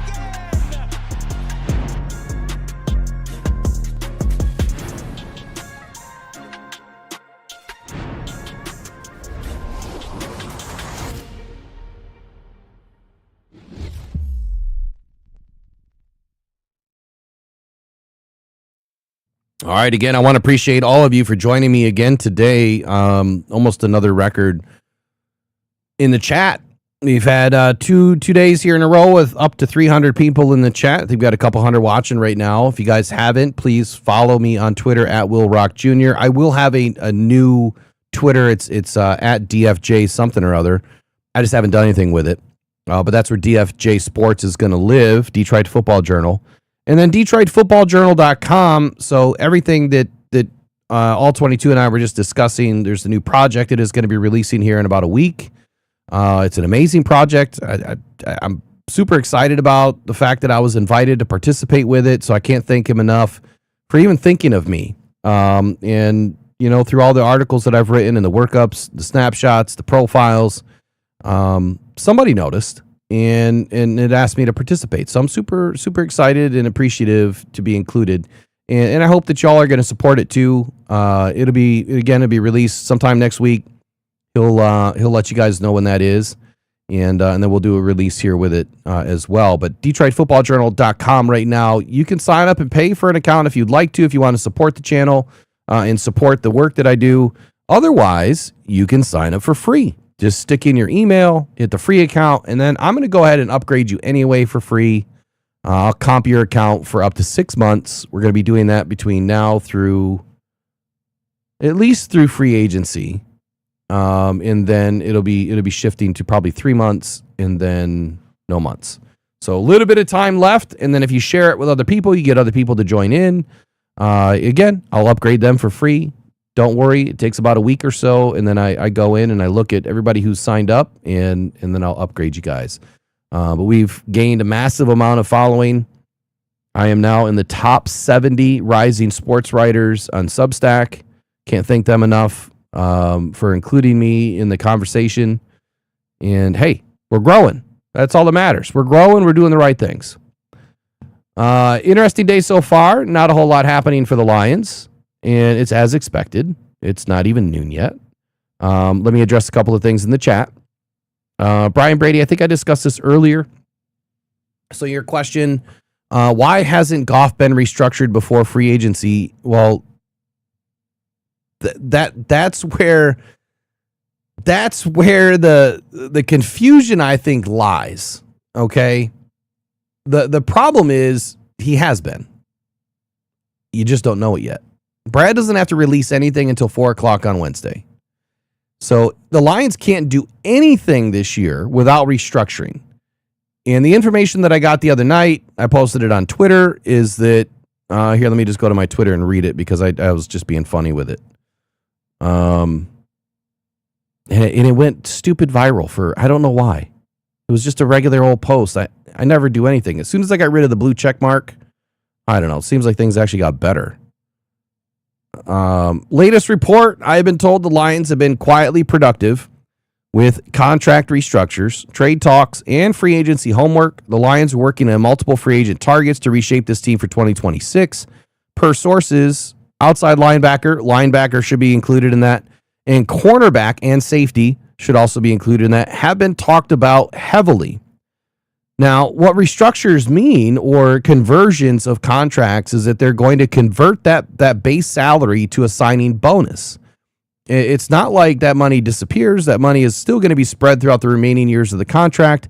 So when you actually hear, when it's announced that the Lions have done the restructuring, then it'll be announced. But until then, just remember this one little thing. The Lions don't have enough money to even sign their own guys. So to think that they haven't restructured, that would be irresponsible on us. We just don't need to know about it. We're on a need-to-know basis here. And the Lions do not have to do anything outside of what the NFL demands them to do, which is to release that information by 4 p.m. on Wednesday. And something tells me that's probably when we'll find out. Now, I may have heard a little bit of information that they have been working on these things. I was told north of $50 million was freed up. We'll see. We'll see what happens. It's never concrete, right? Because you never know exactly how much money they're going to try to free up and why. I think that what Brad and Dan and the powers to be over there in Allen Park are trying to assess is the free agency market, right? They know that they need $13.5 million to go in and sign their rookies. Around that. It could be 11.5, it could be 13.5. But where they're picking, that's going to be the number. Now, if they move up, that changes things, right? That could inflate the number by another million. If they move back, they could drop it by $500,000. So $13.5 million is a good number for where the Lions are picking. That's going to sign their rookies up to, 8 players. They're 7-8 million away from that number now. So they're still not at the ability to sign their rookies. And then they have to sign their own players back. Now, if you look at how many players we need, let me pull this up.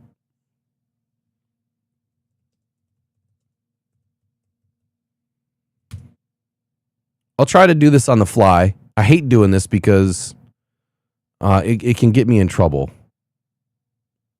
Because doing it on the fly is not as easy. It usually takes a lot more thought. So being on all this cold medicine, my brain is not 100%.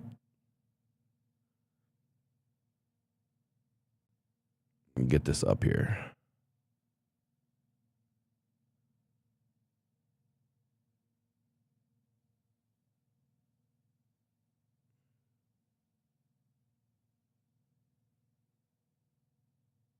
All right, so let me make this a little bit bigger if I can. There we go. Right now, the Lions have a total cap allocation of $313 million. And I know what you're going to say, but Will, that's over the cap amount.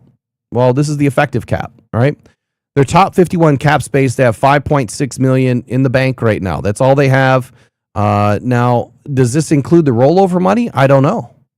I have no idea if this includes rollover money, but what this number is supposed to represent is the move with David Montgomery, is the move with Graham Glasgow and the move with Taylor Decker. So those three moves, they went from about negative 14 million now to positive 5.5. If this includes that 20 million of rollover, then we're in a lot more trouble. If that 20 million of rollover has not been allocated yet, then the Lions would be sitting right around 25 million bucks.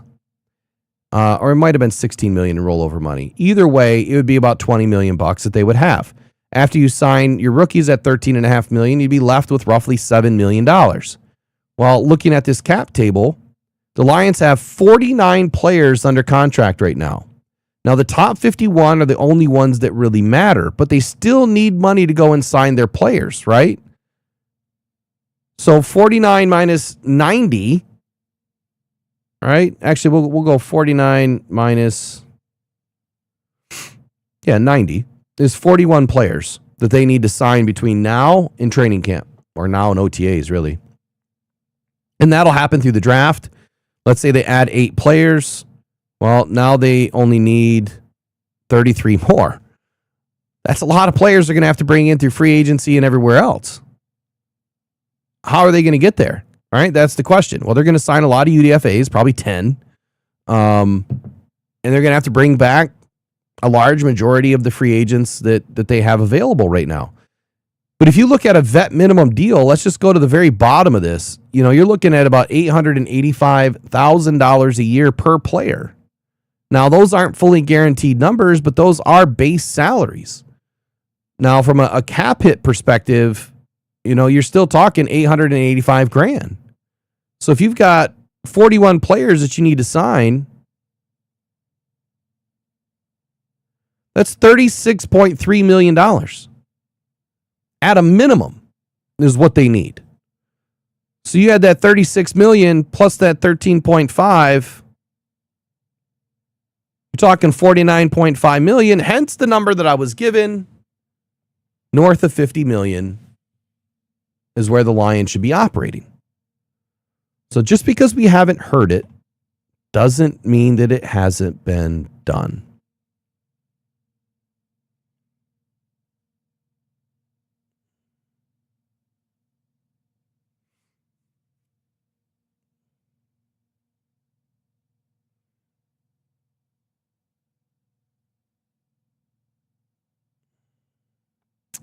K-Biz, I'm not sure what you mean there. Robbie, you said that you had some information that you wanted to share today. We can transition a little bit to some draft talk if you want. And then I'm just going to stay on for a little bit longer and see if anything pops for the Lions. Otherwise, it's going to be a breaking news kind of a day. My seat's warm. It's going to be warm all day.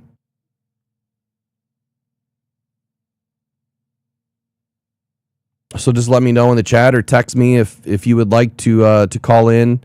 What I'm going to do is I'm going to send you a link to the show. And then you'll be in the background just like All 22 was. It's a much better connection. It works a lot easier. When you open the link, you just follow the password. You don't have to put your name in or anything like that. Just don't talk right away. And you'll be all set. I'll bring you in as soon as you're in.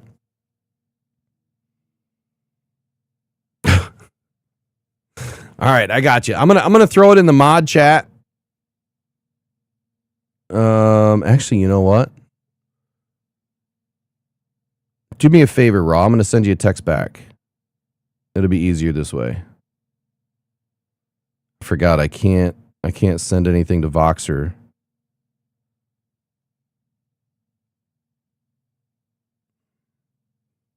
I'll email it over. So send me your email.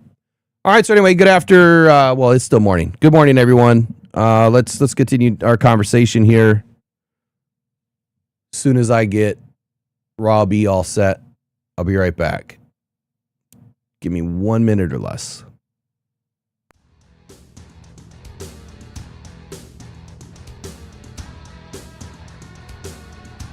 Throwing middle, caught inside the 5. Jameer Gibbs to the end zone. Touchdown, Detroit Lions.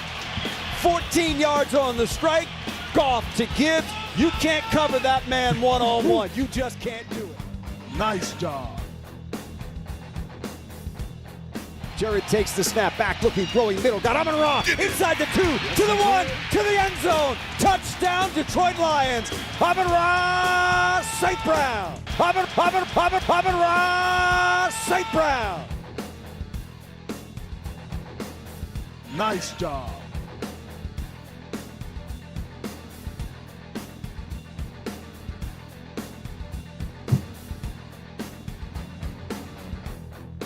Mariota's got it back. Pressure comes. He's hit. Slips out of it. Rolling to his right. Now he's going down. Brian Branch got him. Sack for the Lions. Snap taken by Mariota. Wants to throw it. Gonna get hit. Gonna get sacked. Yes, Take it sir. down. Brian Branch got him second time today.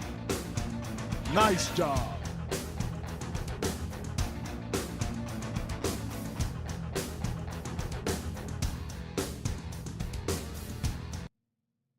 Pressured by Hutchinson. He goes down again.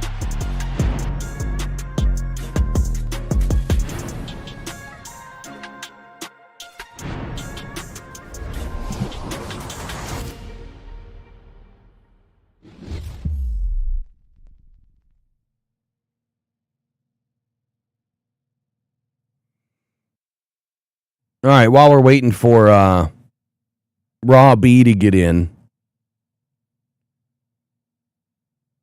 Oh, hold on here.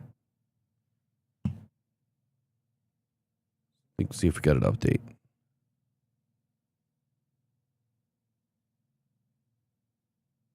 No updates. It's a slow day.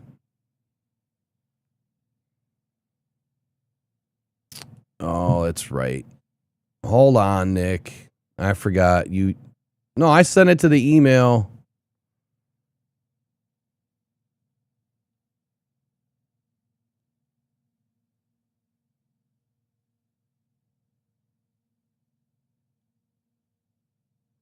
I forgot. You people up in Canada do things backwards. Hold on, buddy. One sec.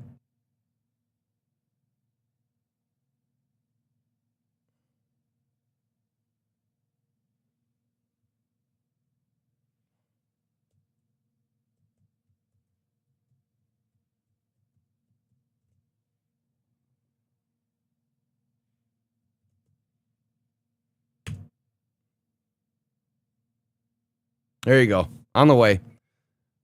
Okay, let's get back to free agency talk. We'll wait for Raw B to get in.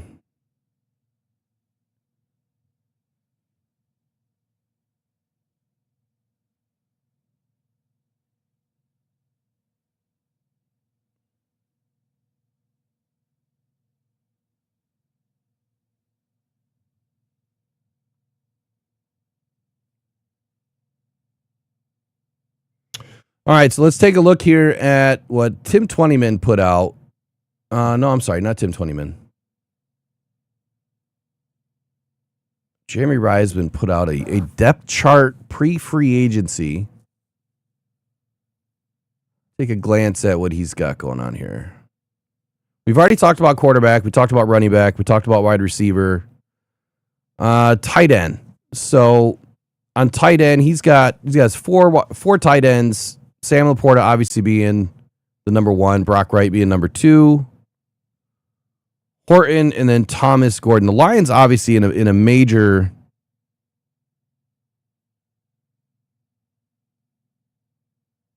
hold on.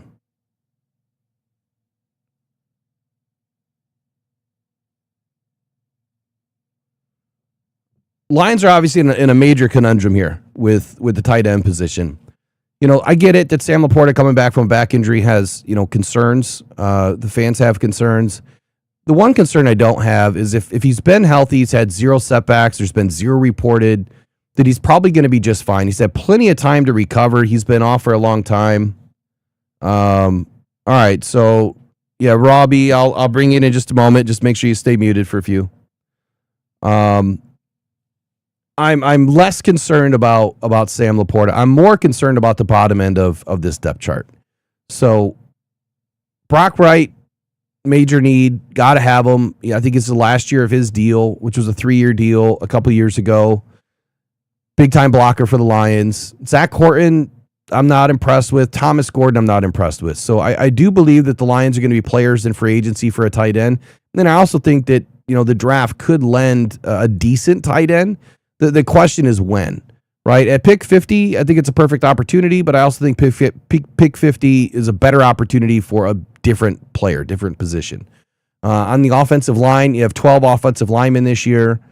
Taylor Decker's obviously gone, so you're starting with Christian Mahogany, Tate Ratledge, Penei Sewell.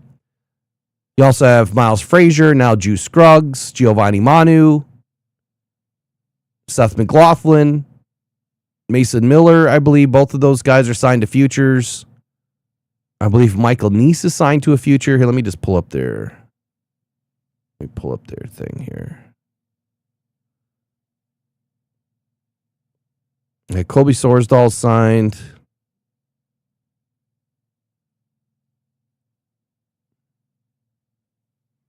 So you have Frazier, Mahogany, Scruggs, Ratledge, Giovanni Manu, Penei Sewell, Devin Cochran, Mason Miller, Colby Sorsdahl. Is Colby Sorsdahl listed twice? Or did I just see him twice? He's not listed twice. I don't know why these are all spaced out. So we need some help. I think that this is a massive need. Let me bring you in here in just 1 second, bud. I got to set up your audio.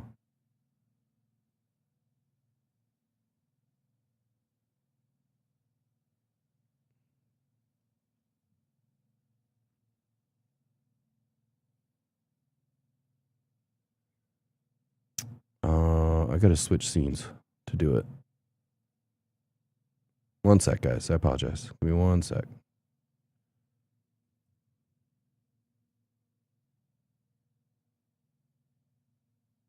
All right, Robbie, are you on?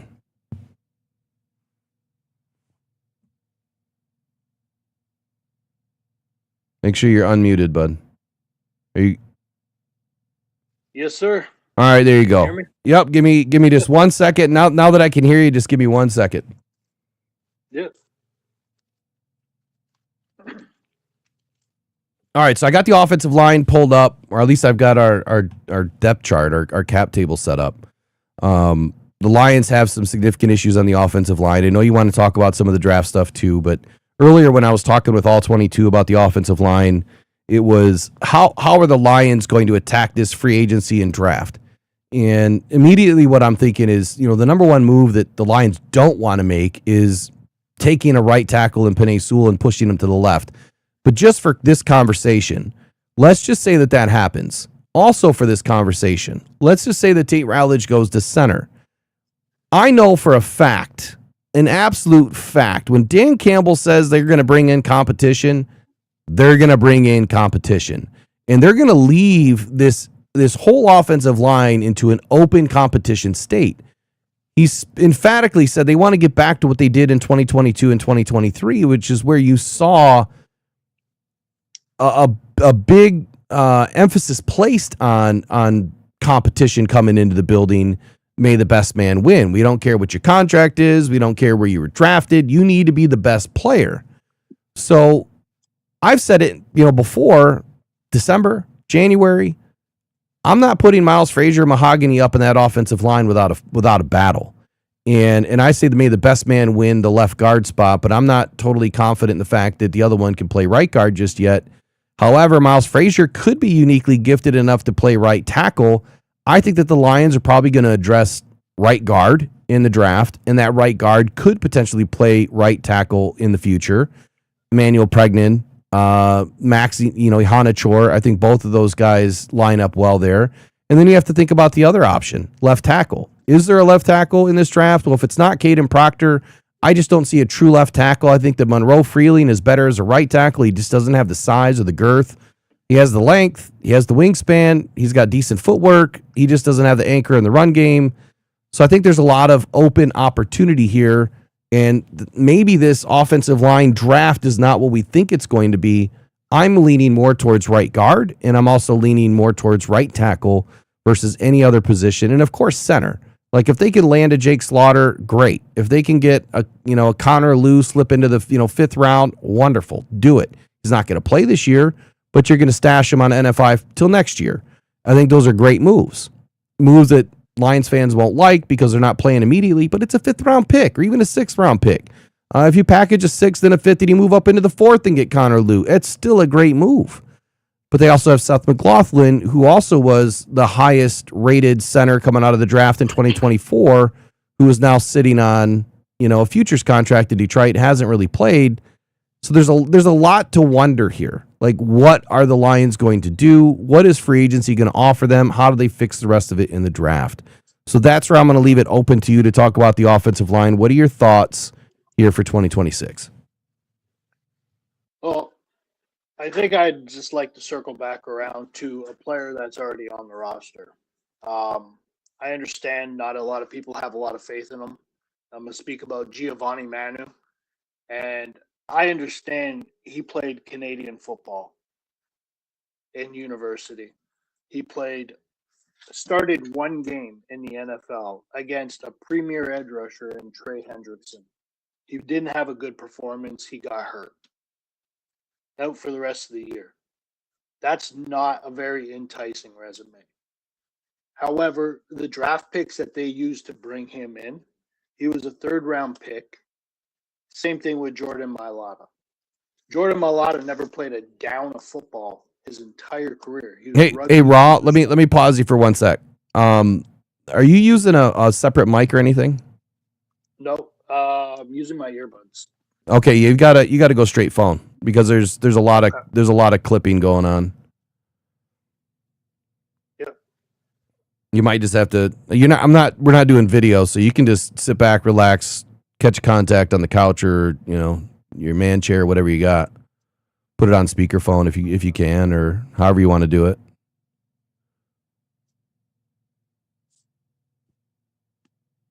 I'm good. Is that better? Much better. All right. So sorry to interrupt you. Go ahead. All right. So I talk about Giovanni Manu. Not a lot of people like him. They think he's kind of a bust. Some refer to him as, at best, a swing tackle.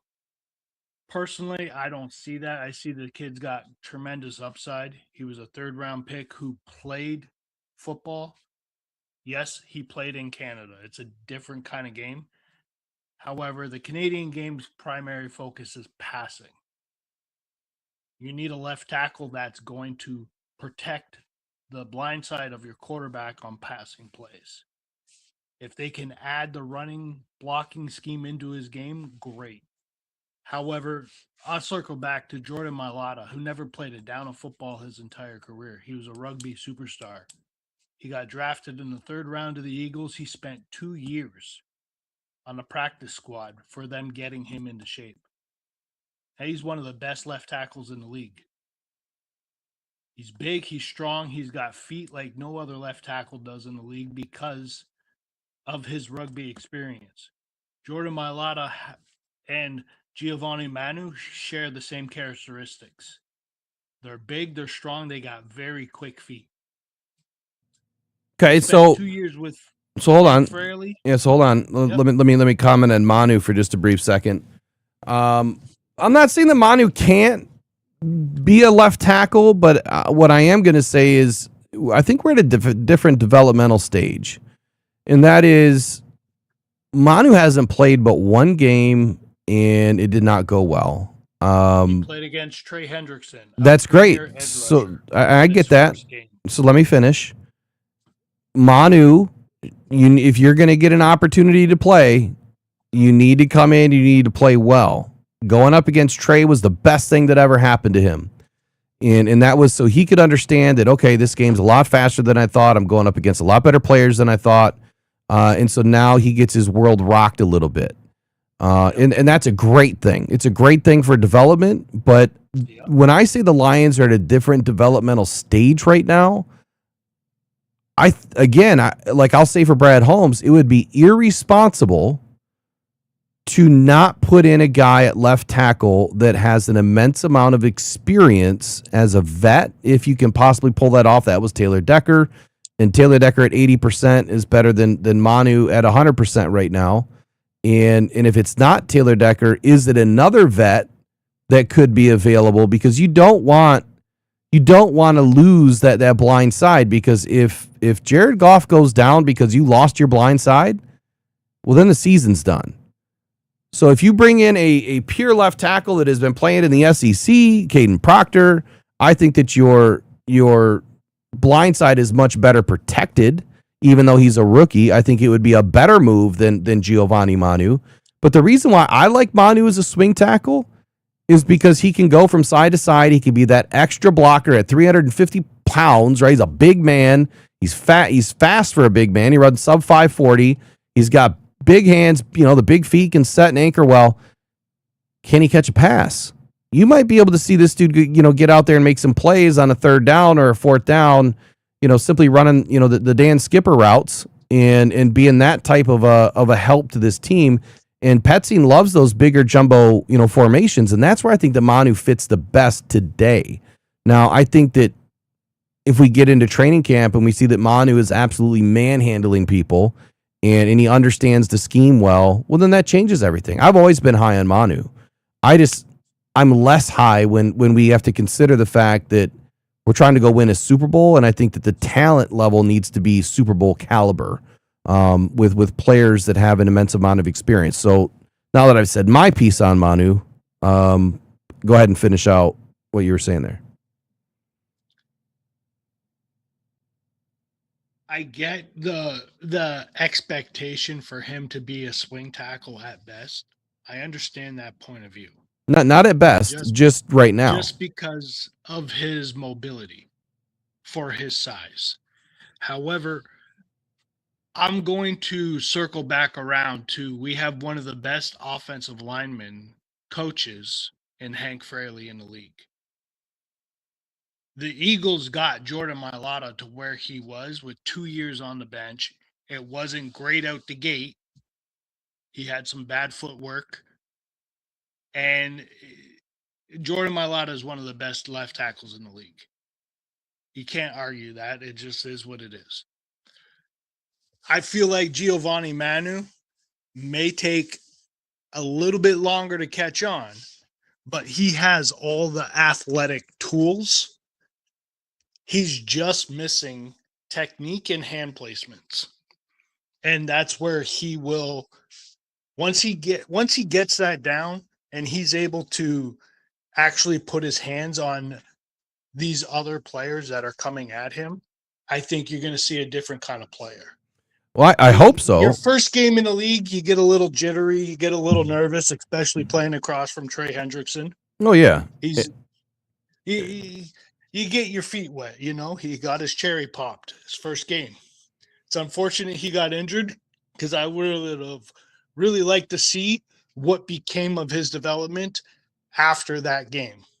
How prepared he was going up against the next guy in the next game and so forth. We may have not even seen Decker on the field for the rest of the season because Manu may have stepped up and been that good.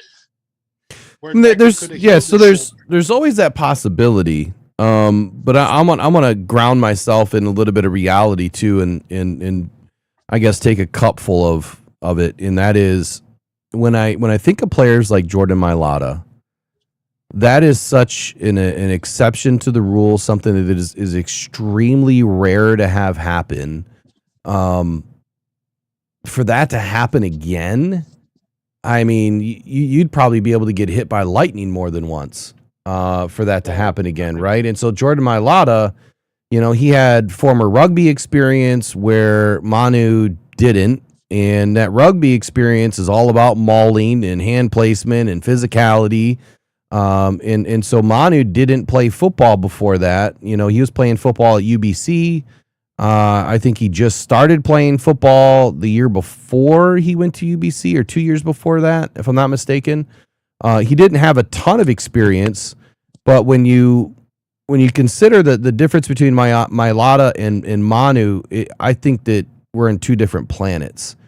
And we're also talking about something that is extremely rare, unlikely to ever happen again. I believe in Manu's tape and in the fact that I think he moves well. I believe in his size, his measurements. They're all wonderful.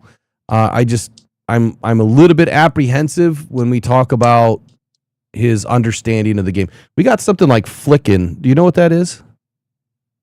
Yeah, I'm sorry. I just put my earbuds away. Okay. So that's where I'm at with Manu. I've always been high on the guy. I just think that the Lions would be probably at a disadvantage if they didn't bring someone in with a lot of experience, or they went after the best blue chipper in the draft to solidify that left tackle spot. And even then, I'm not 100% confident with a blue chipper in this draft or Giovanni Manu. A lot has to go right. And I think that's the thing with draft picks. Even though you're a first round pick, doesn't mean a lot's going to go right for you. We see it happen all the time. You know, first round draft picks struggle, especially on the offensive line, man. It's not an easy position. All right, so outside, absolutely right. Yeah, so outside of Manu, let's kind of keep working our way down the line. What do you think about left guard, center, right guard, and right tackle? And while you're talking about that, I'm going to walk away just for a brief moment. I'll be right back. So you got the floor for the next 60 to 90 seconds at least. I definitely like the idea of Austin Barber. He's a strong dude. He keeps his pads low. The only question for him is, can he keep his feet under him? He does get put off balance quite a bit. He loses leverage, and that is a big concern, especially for playing on the blind side of the quarterback. Now, there is a player in this draft that I do like. His name's Brian Parker. He's listed off as an offensive tackle, but I think he's actually better as a center. So he's definitely something to monitor, whether or not he gets drafted to us or to somebody else, to see where he goes. There's a few names that have been thrown out there to where other guys are certainly capable.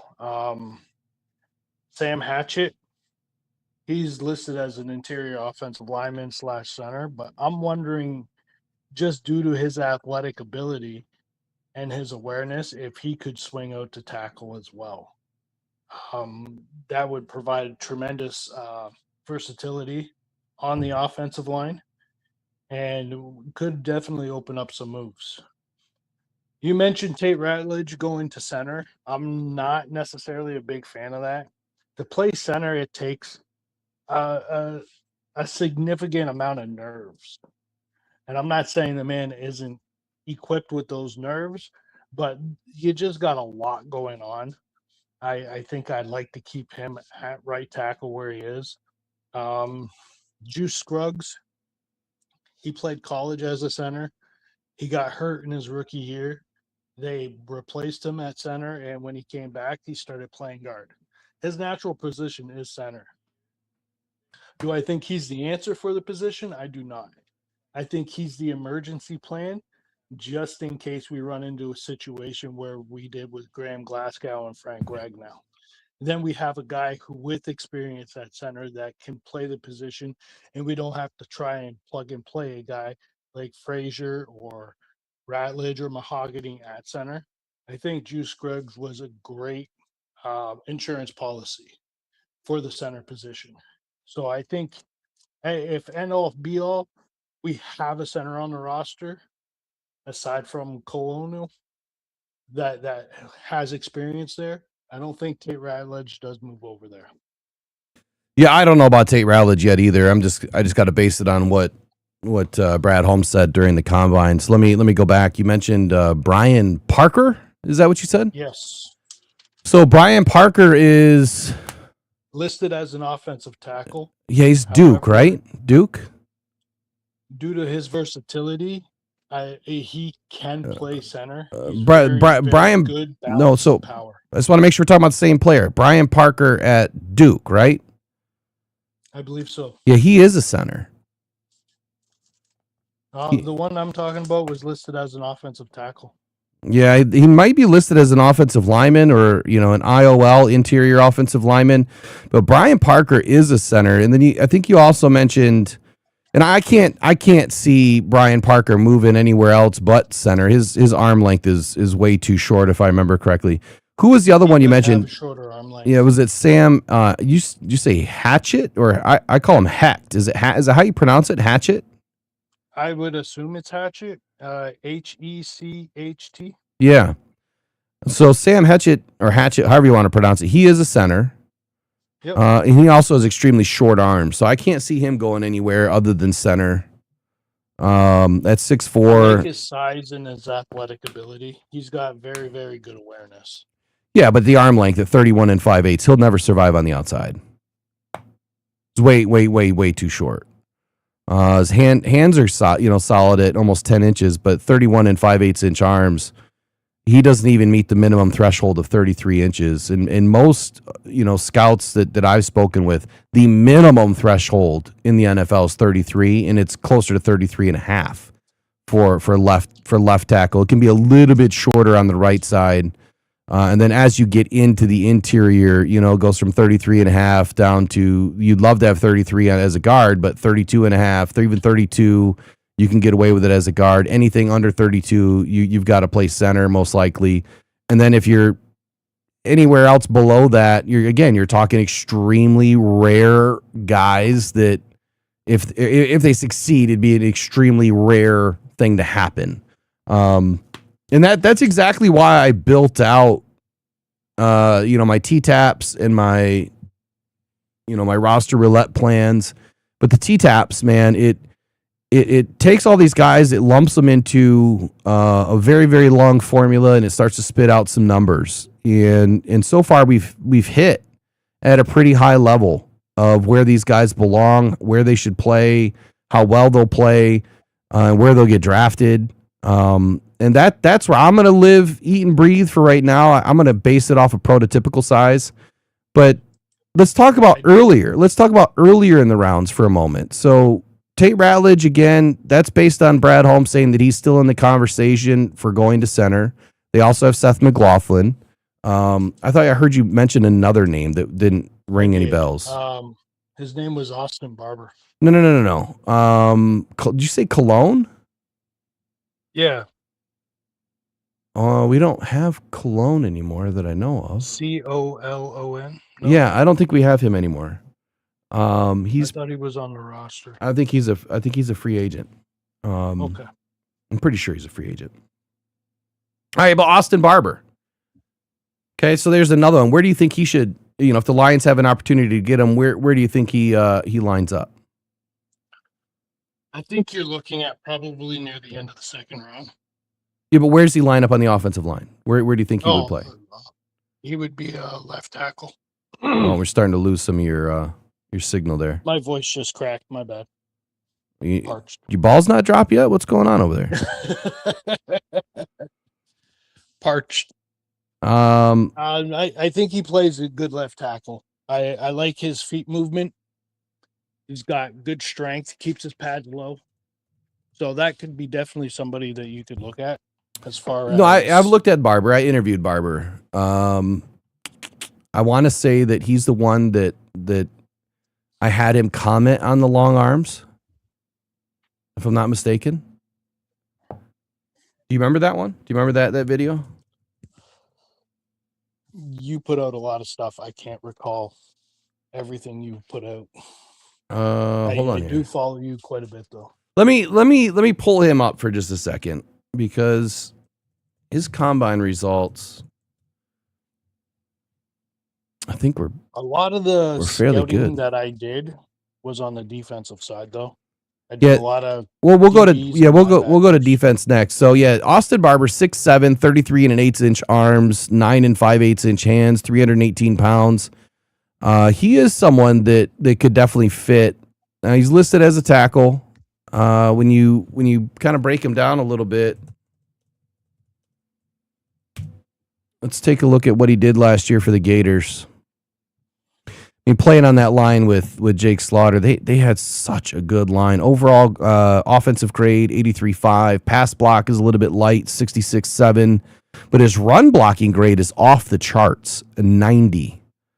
I don't have the finer details in front of me, but he only gave up 3 sacks, 7 penalties, which is way too many, 1 hit, 17 pressures. So he has some work to do, but I love the run blocking ability out of him.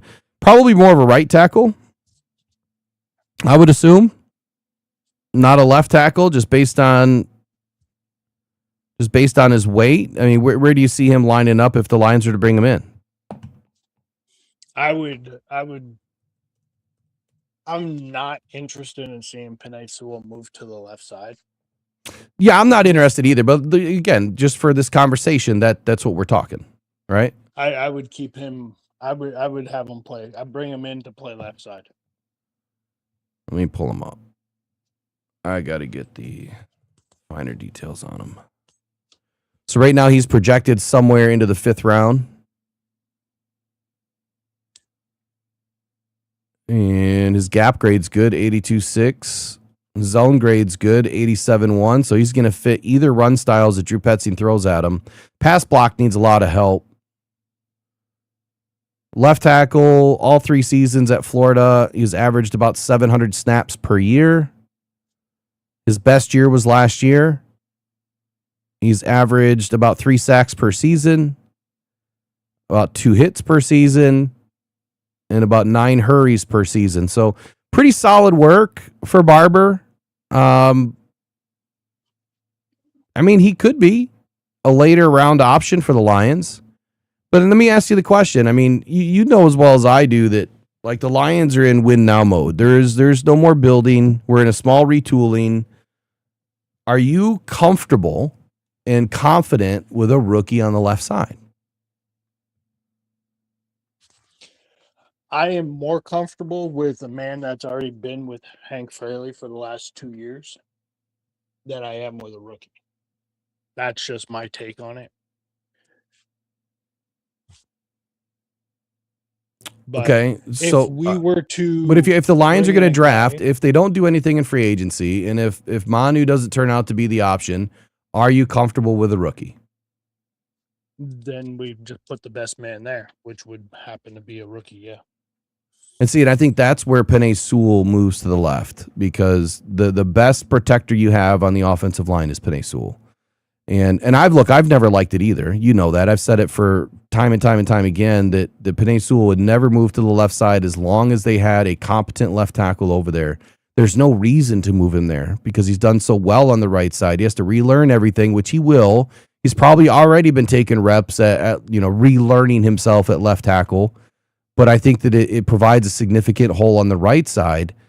And with the way that the offenses are today, there's just as good of a right tackle as there is a left tackle on most offenses. That's the way that most teams try to build out their trench. Left and right need to be, commensurate to each other. Just like on your defensive line, you need to have at least one good defensive lineman, interior and exterior. And you need to have comparable players kind of all around. So I guess we'll see where that goes.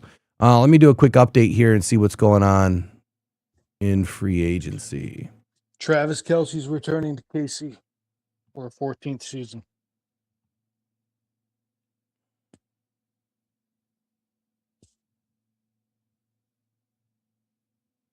All right, so we already talked about Tua. Isn't it kind of funny that, a few weeks ago when this is why I love the guy that I get information from. The few quarterbacks that I mentioned, Kirk Cousins, I said could potentially end up in Vegas or the Jets. That Kyler Murray was going to get moved, and if he's not moved, obviously that means released. Well, they couldn't move him, and that Tua Tagovailoa was out in Miami, and all 3 of those things are happening. So I just hope that people feel a little bit more comfortable that when you listen, or follow somebody that's trying to give you great information. I'm only going to give you information that I feel comfortable in. I'm not going to put every rumor out there because I feel like then you're just, part of the masses and it just provides more hostility towards, either Brad Holmes or the situation as a whole. All right, so let's talk defense. You said that you were working on some defensive stuff draft-wise. What position you want to start with? I think we need to address the DBs, to be completely honest. All right, let's do that. Right after this, Chiefs bringing back tight end Travis Kelce is expected to return to Kansas City for a 14th season. Mike Evans is now an hour away from negotiating with other teams. That's interesting. So it sounds like Mike Evans is probably out of Tampa Bay. unless they get something done in 25 minutes. Sheldon Rankins is the last update I have from Garofolo. Jordan Schultz doesn't really have anything going on. And Ian Rappaport, same thing about Travis Kelce and Tua Tagovailoa. And Sheldon Rankins. So no major updates. It's kind of a slow day on Free Agency Frenzy Monday. All right, DBs. Pick a spot. Who do you want to talk about? My favorite DB in this class is Colton Hood.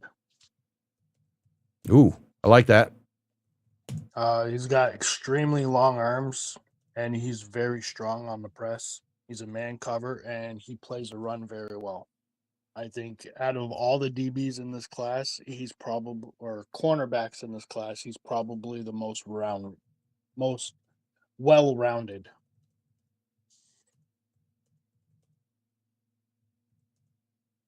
Was that it? As far as him, yeah, like there's other information. I guess. make my little Yeah, I quick guess notes let me. about players. Yeah, let me go from this. So let's talk about free agency and then how that ties into the corners and the safeties.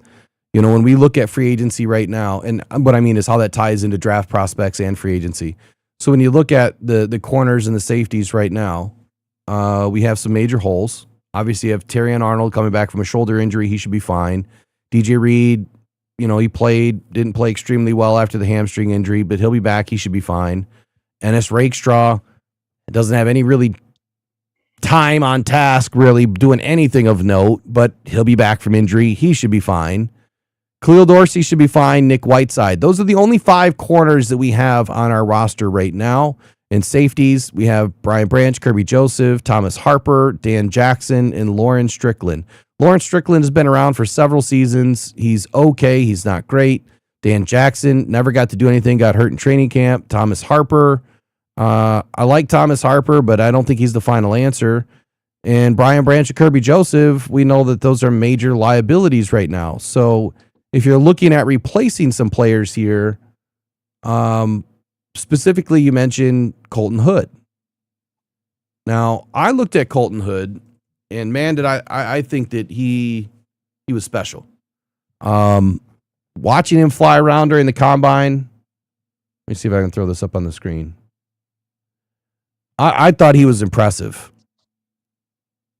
You look at his stats here, 722 snaps as outside corner, 80.3 overall grade, 63 against the run is not impressive. Obviously, we want corners that are good against the run. And then, make this a little bigger. Back it down one. Completion percentage against 53.8. That's pretty damn good. Man cover grade 74 and zone cover grade 70.1. So he's versatile. You know, he can play man. He can play both. You know, both scheme, man and zone. But it's his speed, man. It's the hips. It's I should probably pull up my work on him. I like him, and he's not threatening the first round. Matter of fact, Colton Hood might be threatening the 3rd or 4th round, which is crazy to me. Now it looks like they've got him ranked at 32, just outside the 1st round.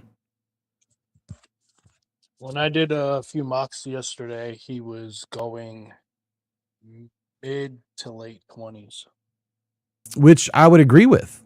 You know, when I put his information together, which I've got the top 25 releasing, but when I put his snapshot together, I just was getting more and more and more impressed, I should say, with that player.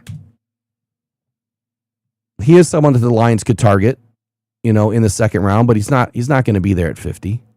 There's just no way. So what's another player?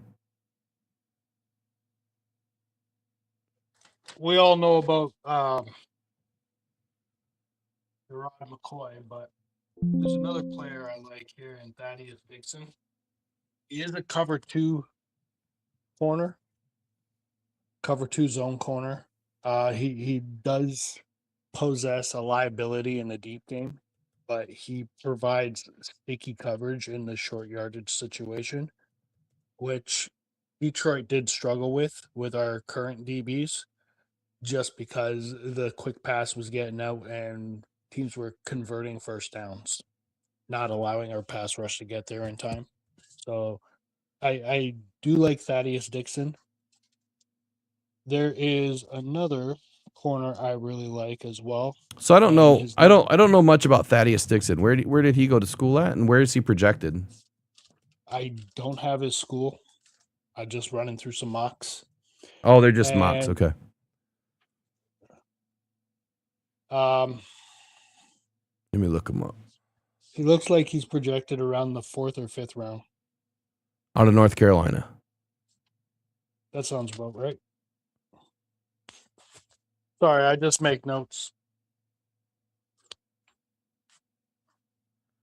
School's not necessarily an important aspect unless you're talking about the Well, it helps me with in competition. the SEC. Yeah, it helps me with competition level. Yeah. 5 forced completions last year, 3 coverage stops, 4 missed tackles, 2 dropped interceptions. Zone grade is a 69. Man cover grade is a 57. Run defense grade is a 65. Coverage grade is a 65. Looks like he lines up more in the corner, but he's also a line a little bit of versatility like all corners. Slot, box, deep. He's done a little bit of everything. Passer rating against last year was not good at 105.3. He only allowed Like one. I said, he's a cover 2 zone corner, Tampa 2 defense kind of. 6'1", 185. I like the height. The weight might be a little light, but he can add a few pounds. And if you're looking for a late round corner, I'll do some work on him. But yeah, he's not at the top of my list right now. But at 171 or the ADP of 158, you're looking end of the 5th, early 6th. Okay. That is someone that could end up in the Lions organization simply because we have a lot of 6th round picks and they need some cornerback depth. So what's the next one? So I got 2 more here that I like. I got Ezekiel Massey. Massie Yep. No, Or Masses. out of Cal. And then Domani Jackson. Hmm. That's a Georgia boy. So you're looking at more late round guys. I am. Okay.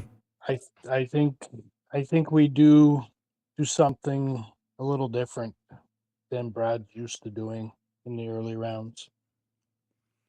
So this one is a little bit more impressive than the other one. Dixon, 49.2% completion grade. Here, let me throw this stuff up on the screen. This one might be a good find. I'm going to have to watch his tape. Ezekiel Massis, cornerback out of Cal, 79.5. Now, remember, PFF is PFF, but some of their stuff is pretty good. 4 TDs. He gave up 5 interceptions last season. That's pretty strong. 770 snaps. Coverage grade 81.2. Completion percentage against 49.2. That's rock solid, man. Zone coverage grade. So more of a zone corner. So if you're thinking the Lions are going to do a little bit more zone this year, which I'm kind of in that same boat, Raw. Like I kind of feel like we're going to see more nickel defense this year than we have in the past. And then look, his run defense grade is not great, but some of that stuff can be improved upon, whether it's technique or scheme. And Sometimes it's just the players you have around you too. Exactly. Where's his passer? Oh, passer rating last year 59. That's damn good. You know, when I look at passer rating against, just so everyone understands, 99 is like the very, very tippy top of, okay, you weren't great, but where did it all come from? You know, did you allow a lot of stuff? And I'm saying this because I just wrote something up on Avion Terrell that spoke to that. If you're staying up over top and you're in a zone scheme, then you're going to give up some stuff underneath. And if you're not giving up the big long, touchdowns and you're not allowing the burners to get past you and you're keeping everything in front, yeah, your passer rating against is going to be a little bit higher. But did you just give up a bunch of little short yardage stuff versus the long explosives? And that's where the tape tells you everything. And then you got to dig deeper into the bigger stats, the nuanced metrics that tell you where were they giving up the majority of plays and where were they a liability. But at a 59 passer rating, that tells me he wasn't giving up anything or he wasn't targeted. But he was targeted 61 times. So he was peppered. I mean, absolutely peppered last year. And he stood up. So that's pretty solid. Let's take a look at his 6'1", 185. I think we already discussed that. I like the height. I need to know more about his arm length and things of that nature. He's got almost 32-inch arms. Oh, then he's rocking it out. He's rocking it out. Let me talk about one guy real quick. Let me jump in here. So I just printed this up on Avion Tarot, number 24 of my 2.0 here for top 50. Avion Terrell enters the 2026 NFL draft cycle as a highly urgent, versatile corner who weaponized the perimeter at Clemson. 2025 production was a masterclass. Total level disruption is how I viewed this kid. 48 tackles, 4.5 tackles for loss, 3 sacks, 11 PBUs, and a school record 5 forced fumbles. To me, that speaks Dan Campbell all day long. Opposing quarterbacks managed a 96.9 passer rating when targeted. His assignment, placing his tape in the acceptable, average tier of our coverage metrics alongside a 46.9% completion percentage. Now, it's kind of odd when you see those two numbers next to each other. You have a 46.9 completion rate, which is low, but you're giving up a 96.9 passer rating when targeted, which is higher than you would like. He conceded, this is where I was just talking about this, he conceded the standard underneath receptions to stay over top of the vertical threats, and then he consistently converted those targets into violent turnovers, effectively erasing his coverage mistakes.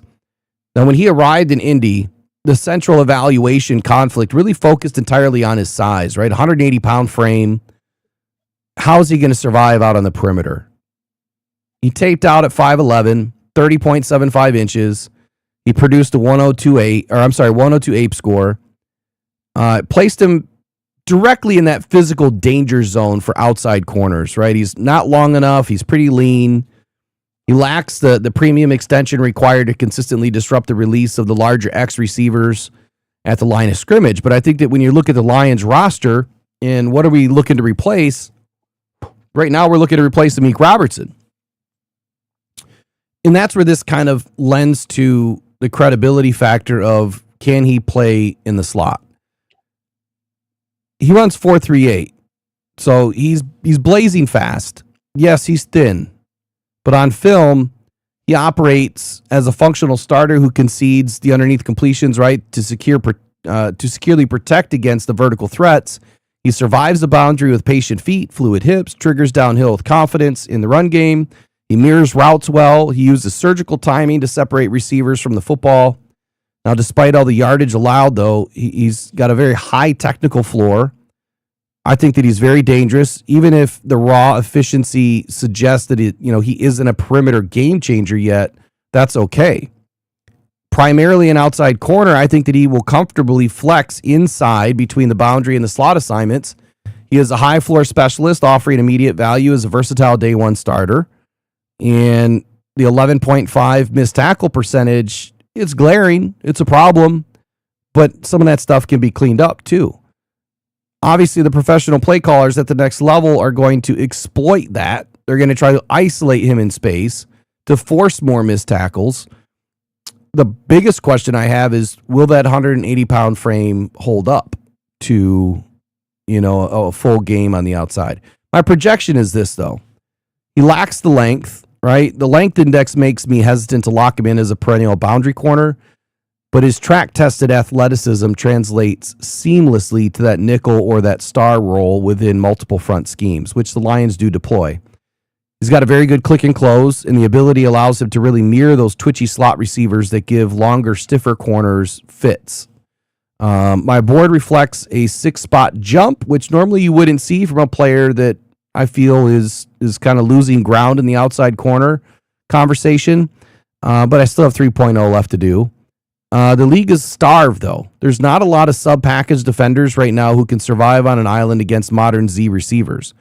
So the coverage evaluation and the elite recovery speed are undeniable. I'm betting on the bloodlines and the technical polish here. Teams that are prioritizing mirror and match capability versus raw physical size, I think you're going to plug him in day one as a starter, and that is Avion Terrell. He was number 24 on my board.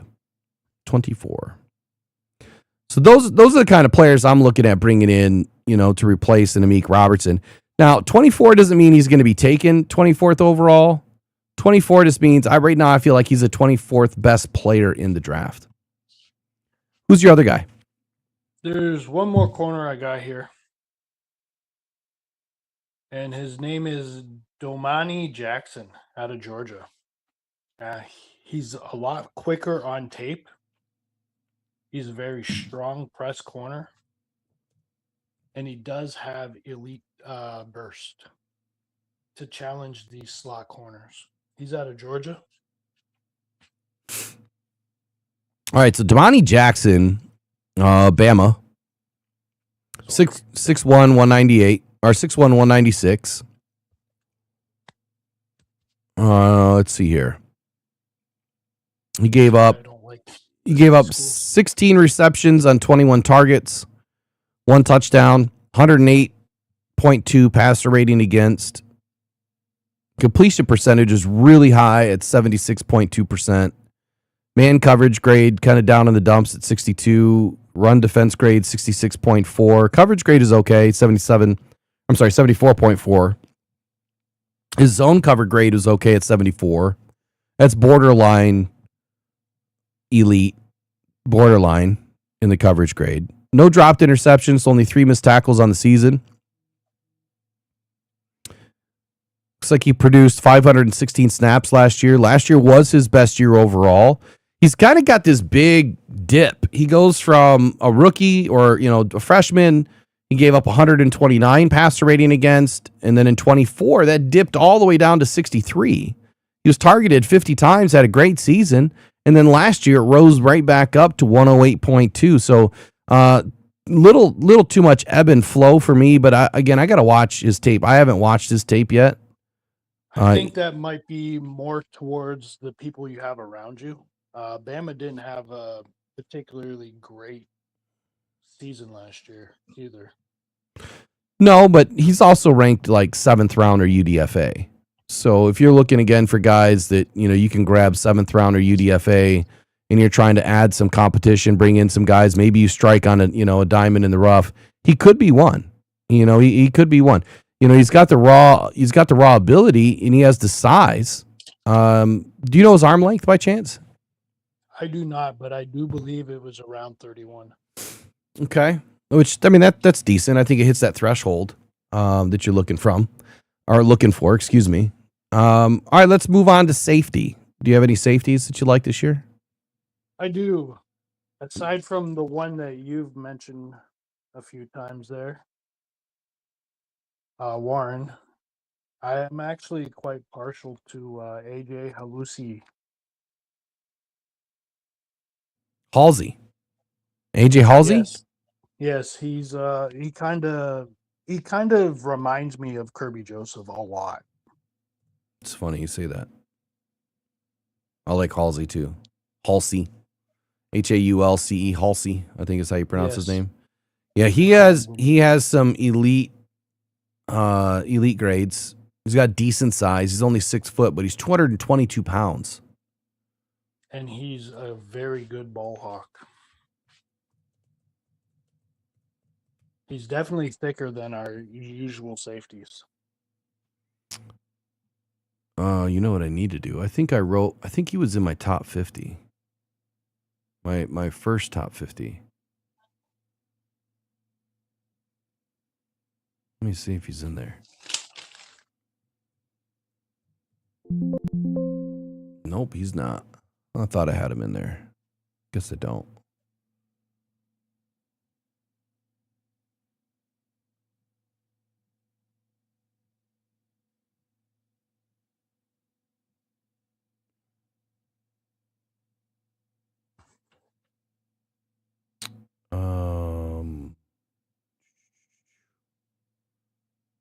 1 sec. Let me pull him up.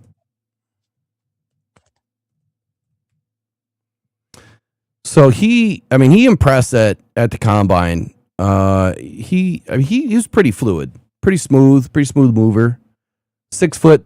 He measured in at 215, so he dropped a few pounds. 9 1/4 inch hands. His arms are kind of on that cusp, just under 31 inches. And for me, that the requisite arm length at safety has to be long. And the reason why is you got to be able to mix it up at the catch point, be able to knock those balls away. And that's kind of how you make up ground. When you're getting there late, you get those hands up. He ran a 4.52 40, which I'm not mad at. I don't think you need to be blazing fast as a safety. I think you just need to be on time. And being on time is probably more critical than anything. 1.62 10-yard split, a lot slower than I would like. I don't know why that number is so high for him. If you look at a couple of things that were written about him, Lance Zierlein of the NFL Network, said that he is a throwback safety with a compact, densely muscled frame and a pro feel for reading the field. He's got a rare blend of ball hawk and enforcer who can scurry into passing lanes for takeaways or run through a receiver to break up the pass. He's got great pattern. I liked about him. Yeah, he has great pattern recognition. Instincts are top notch, and he's decisive in his reactions. So there you go. Talking about speed, right? The most important speed is processing. And if you're able to process, you're reading the route, you know what's happening before the snap, or at least you've identified it. That's where his recognition and his instincts come into play. And if he's very decisive and he doesn't think, he just reacts, doesn't matter about the speed. 4.52 with great instincts and immediate reaction is like running a 4.4. A 4.4 with a late processor and a slow to react is like running a 4.6. And that's the biggest difference in the NFL is the shoulder up. If you have it from the shoulder up, you're going to be a much better football player because of it. So yeah, that's a good one. I like Halsey. Where do you see him going right now? I see him going in that 50th range. I haven't done any. He may go a little earlier, but he may go a little later. There are some players that are creeping up the boards. Man, we just got 4 minutes until the whole world goes apeshit. Yeah, the 49ers just released news that Trent Williams is available for trade. Yeah, I just seen that. So Mike Garafolo, let me there we go. Per Mike Garafolo says still not sensing much progress in talks between the 49ers and Trent Williams. Time left to come to a resolution, but something has to give. According to Ian Rappaport, the 49ers are now said to be open to trading the Pro Bowl left tackle Trent Williams. Sources say if the situation doesn't get resolved, a resolution has not been easy, and Williams is frustrated with the process. He's due $32 million in salary with a $38 million plus cap number here in 2026. All right, let's talk this one out. Okay, so here, I'm just going to be straight up with you guys. Y'all want the damn edge? I want Trent Williams. You know why? You know why I want Trent Williams?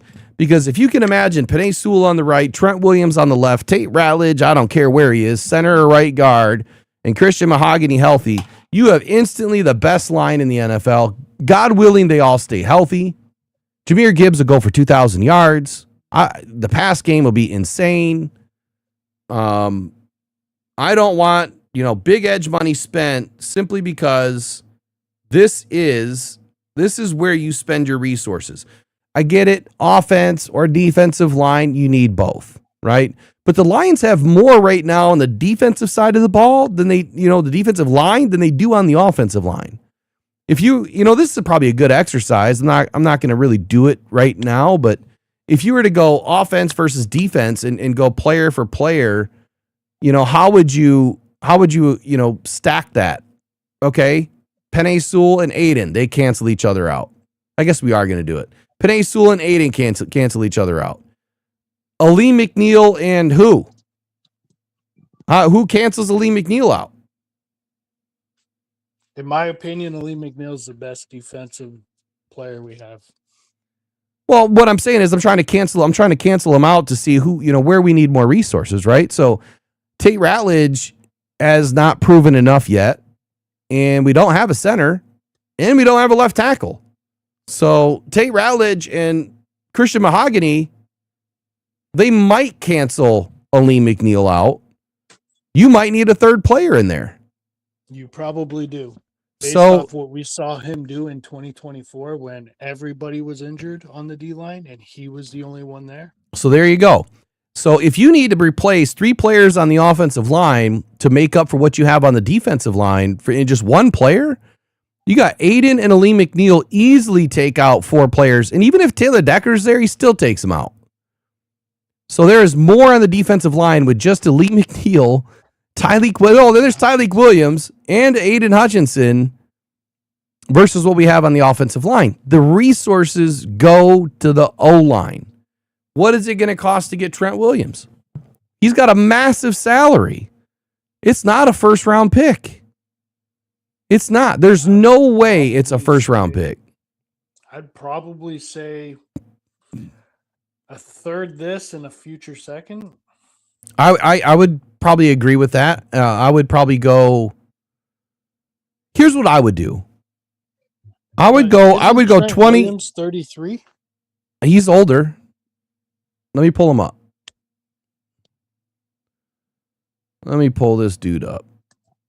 I can't believe he's about to get traded.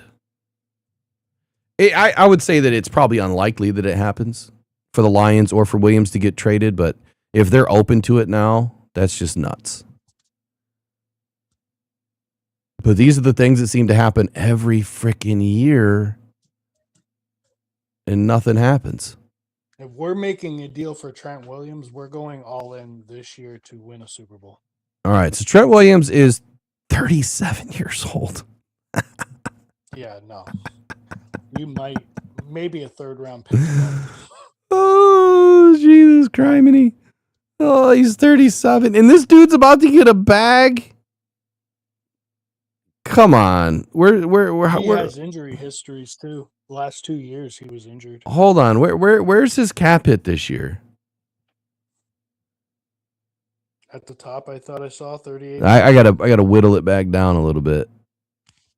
Cap hit this year's 21.6. Next year's 21.6. He's signed through 20. Oh, I'm sorry. Why is it showing me 24? I don't care about 24.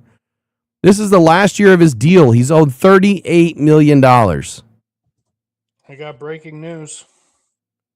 Oh my God. Hold on. Let me check out the breaking news here. Hold on. Which one are you looking at? Colts. Oh, with Alec Pierce? Yep. 4 years, $114 million. All right, but let's continue on with Trent Williams. So I would love to have Trent Williams, but at 37 years old and $38 million, there's just how could you ever sell that to the Lions fan base? You can't. That would be stupider than bringing in Max Crosby. But I still would. I love the idea. I think it's a great idea to have a supreme left tackle and a supreme right tackle. Would be great. But at 37, I mean, he's getting $1 million for every year he's been alive in 1 year. He's getting $38.8 million. And then you have all this dead cap. So let's see what happens if you trade the guy. Let me manage his contract real quick. Well, not only that, but the last 2 years he's been injured. I don't believe he played a full season last year and the year before. He was out for a number of weeks. All right, so in 2026, if you trade him, they would lose $5.3 million. Man, why does this look so terrible? And his cap hit becomes $23 million. So if I'm understanding this correctly, the 49ers would take on a $44 million cap hit to trade him, and the incoming team would would take on a $23 million cap hit.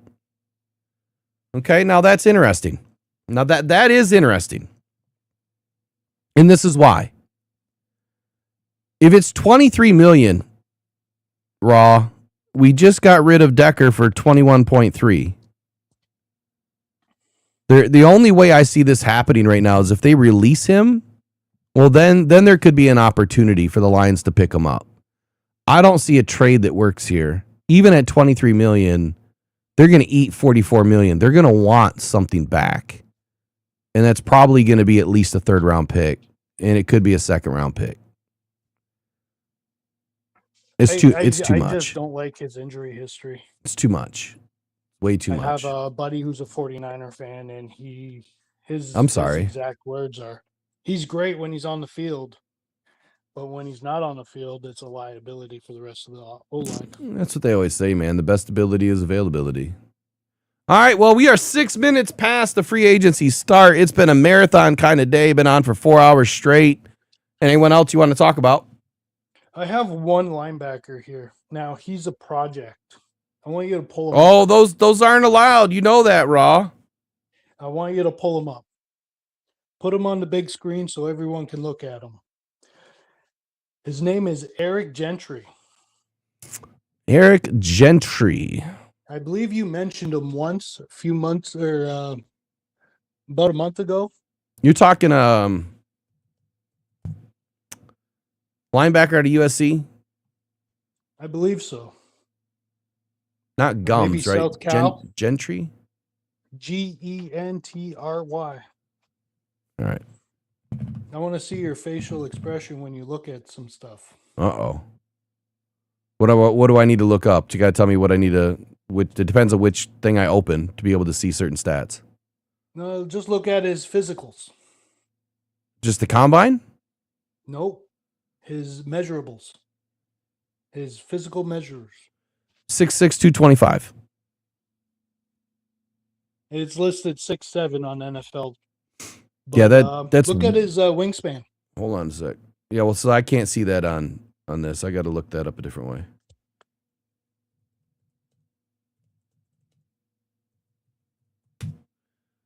So some of this stuff, I'm going to tell you, like, some of the stuff is not... It's not impressive to me for a linebacker to be that big. Because what I would see here is a very tall, very thin athlete at 6'7", 221 pounds. And at wingspan. And at linebacker, a 6'7", 221 pound linebacker. And look at his wingspan. Well, I see his arms at 35. They don't do wingspan. Well, 35-inch arms, that's 70 inches in a wingspan. That's... Well, his wingspan is plus more. I mean, I can get his wingspan. Can you imagine a quarterback trying to throw a bullet over his head? Well, no, but I think that we need to look at... Was he at the combine? I don't remember him being at the combine. He had to. I guess he had to be because he's got... No, he there's no measurable. There's no agility here. I don't remember him being at the combine. I'm gonna have to look at my my sheet. But at 6'7" and 221, that's a very lean 6'7", right? Yeah, that's That too man can lean. play safety. No, not at 6'7". Way too big. 85 inches. So he's Way yeah too big. yeah he's 85 inch wingspan. So his ape index is probably going to be out of control. 85 divided by 79. Yeah, 108. So he's got an elite ape index. But at 6'7", 35-inch arms, 10.5-inch hands, he either needs to add 100 pounds and become a left tackle or a right tackle, or he needs to add 40 pounds, 30 pounds at least, and become a defensive end. Yes. He's way, I yeah. just thought it was He's a unique prospect that would be very very comparable to a lot of different unique situations on the field. yeah, I have a feeling he's going to go UDFA. His body is just way too tweeny. Lean and lanky. Yeah, way too tweeny. Too big of a tweener. All right, He nothing. was a interesting prospect. One of those rare combinations. Those are the elite measurables in that you want to see in high school, that you want to see in college. You can always find a place for them. But yeah, at the NFL level, like they got to be able to run. And if you're 6'7" at 221 and you're thin and you're light, he's just going to get bulldozed on the second level by, Jake Slaughter coming out, to meet you, or Frank Yeah. Ragnow. The only other player aside from Averill Reese and Sonny Styles that caught my attention at linebacker was Jacob Rodriguez. I do like Jacob Rodriguez. I He do is like him. Very condensed. He's got great burst. He can play man and zone coverage, and the dude's all heart. I don't have anything up for him. Your latest news here. As soon as I fix my screen. Come on. There we go. Here's some birds in the background. What's the weather up there today? It's actually beautiful. Yeah, it's nice down here too. It's absolutely beautiful outside. But we got about, in my backyard, I got about 9 inches of compacted snow and ice. That's on not top of fun. my lawn. All right, latest developments. Dumps. Yeah, latest developments today so far on your free agency frenzy Monday. Raiders and cornerback Eric Stokes have agreed to a 3-year, $30 million deal. And the Patriots are close to a deal with veteran edge Draymond Jones, per source. Tom Pelissero says wide receiver Olamide Zacchaeus is signing with the Falcons. Wasn't he with the Bears? He was last year. I always liked Eric Stokes in Green Bay. He was a really, really solid corner. He played better than you would think on tape. He was kind of sticky on these breaks. But the one thing I wanted to bring up, and I've mentioned it numerous times in your chat as well, is the reason why cornerbacks and defensive DBs are so important in today's league is the most important part of a wide receiver's route is the first 4 steps. Mm-hmm. And if they can get and do what they need to do to deceive the cornerback, get you on your heels and break in another direction, then the quarterback's got all the time in the world to throw him the ball in 2.5 seconds. That is why I'm not preaching for DNs right now, because too many times, even in press coverage on Tyrion Arnold, he was giving up that inside leverage to ensure he didn't get beat deep, even off his presses. And those windows are there for the quarterback. So 2.5 seconds, quarterback don't need that time.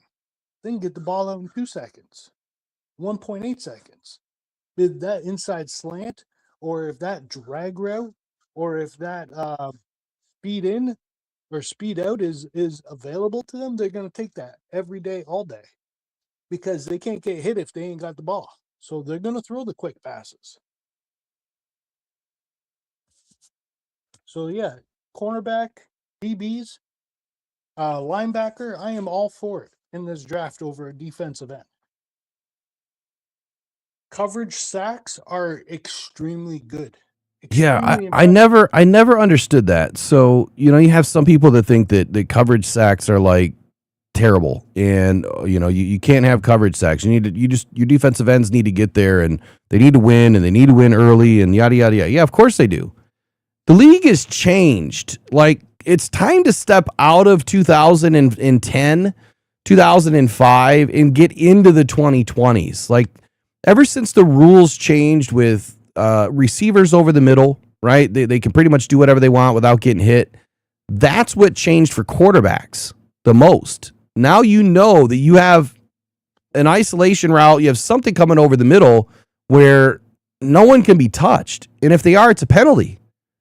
So unless you're on the hip of the receiver You can get that ball out over the middle to somebody, and that gives every quarterback in this league an outlet, which allows them to get the ball out quick. So as long as you're running some sort of a drag or some sort of a slant, the option's always going to be there. And if I'm Drew Petzing, like, you got to get back to that in Detroit. We have to be running some sort of a slant route at almost every play over the middle between 4 and 9 yards. So you have somebody, that can either erase the face of a linebacker or can then shoot up the seam, whatever they need to do. With Sam Laporta was a huge miss last year.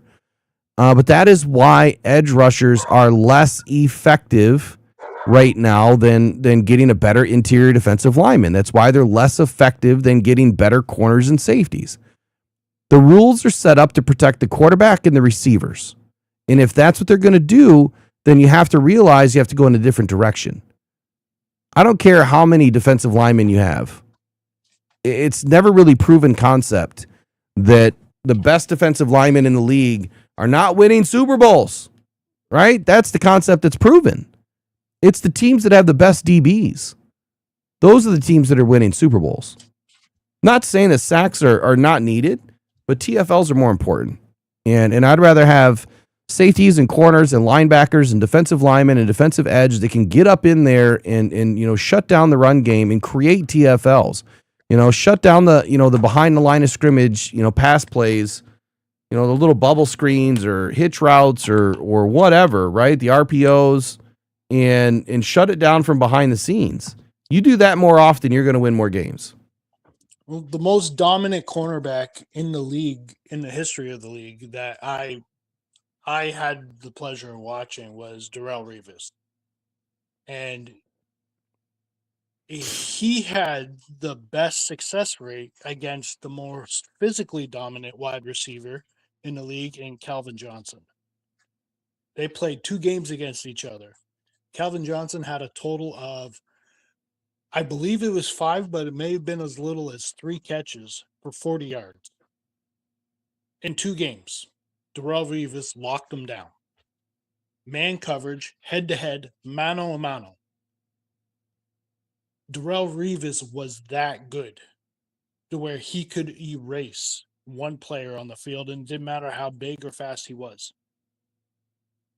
I'm looking for a corner with those attributes. Yeah. The Champ Baileys of the league, the strong, physical, in-your-face corners. Darrelle Revis wasn't that big. He was stocky, but he wasn't tall. And he shut down Calvin Johnson. No other DB in the league did that. Just him. There's a reason for it. What do you think what do you think that reason is? I think he was an extremely physical player. He was on you every single stride. If you were cutting in, he was on your back pocket. He was cutting in with you. You weren't running away from him because he wasn't letting you. He had a shoulder he put in front of you. You're running into his shoulder. You're turning him to run with you. They're tricks to the trade that some guys just get and some guys don't. Mm-hmm. I think Tyrion Arnold is on his way to being one of those good players. I hope so. He's got to get it. He has to get his head out of his ass first. He's learning at what he allowed to get away with and what he can do. And he got some flags along the way, but he's starting to figure it out. He reminds me a lot of Champ Bailey. You remember how Champ Bailey played?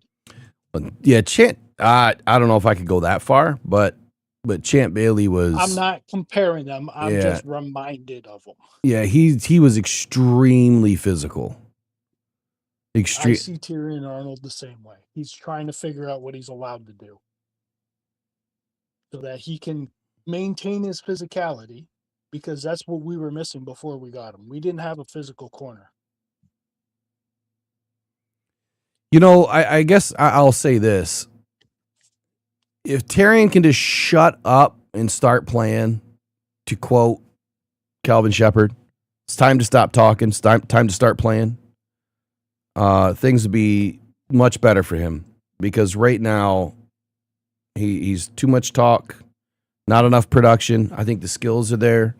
I think the football IQ is there. I think the talent's there. He has the speed. He just has to put it all together. And I agree. He does have to put it all together, but I think chirping is part of his game. He needs to get into a wide receiver's head. You know how wide receivers chirp at DBs to get in their head? yeah, He's got that same mindset. He's got to chirp at them to get in their head. That's how he's breaking them down, not just physically, but mentally as well. yeah, absolutely. Absolutely. Hey, appreciate it, man. Anything else you want to talk about today? There's a bunch more players I got here, but we can do that another time. I appreciate you letting me come on and talk with you a little bit. Oh yeah, anytime. I'm Starting gonna. to think you forgot about me. No. Just, dude, I had to be healthy. Like, I'm surprised. Well, I know you were sick for a good while. Yeah, I'm glad surprised you that got I'm through it. hanging on this long right now, trying to pull off a marathon stream today, and we're hanging in there.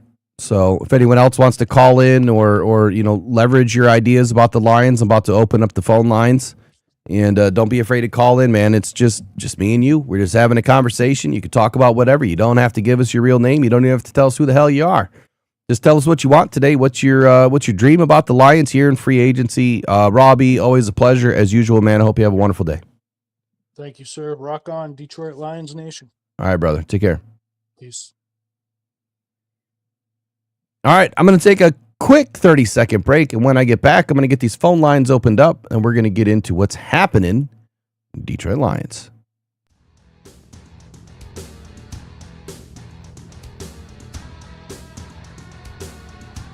Throwing middle, caught inside the 5. Jameer Gibbs to the end zone. Touchdown, Detroit Lions.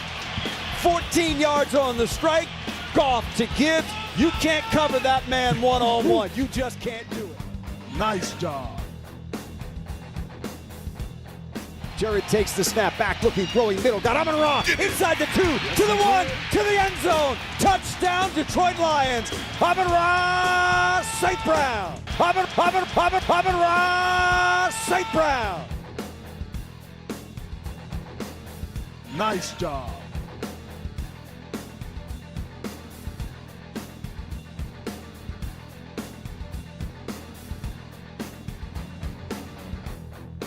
Mariota's got it back. Pressure comes. He's hit. Slips out of it. Rolling to his right. Now he's going down. Brian Branch got him. Sack for the Lions. Snap taken by Mariota. Wants to throw it. Gonna get hit. Gonna get sacked. Yes, Take it down. sir. Brian Branch got him second time today. Nice job.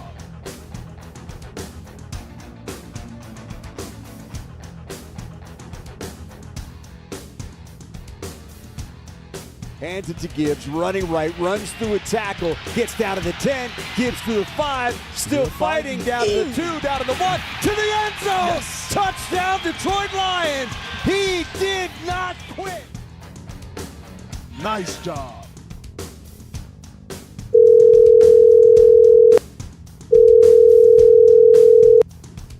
Phone lines are fired up. Off to throw again, does, middle, J-Mo angling to the end zone, touchdown, Detroit Lions! J-Mo flips into the end zone for 6. Nice job.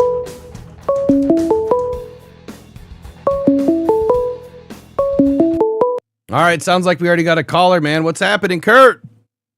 Hey, what's going on, Will? Oh, another day, another dollar. How are you?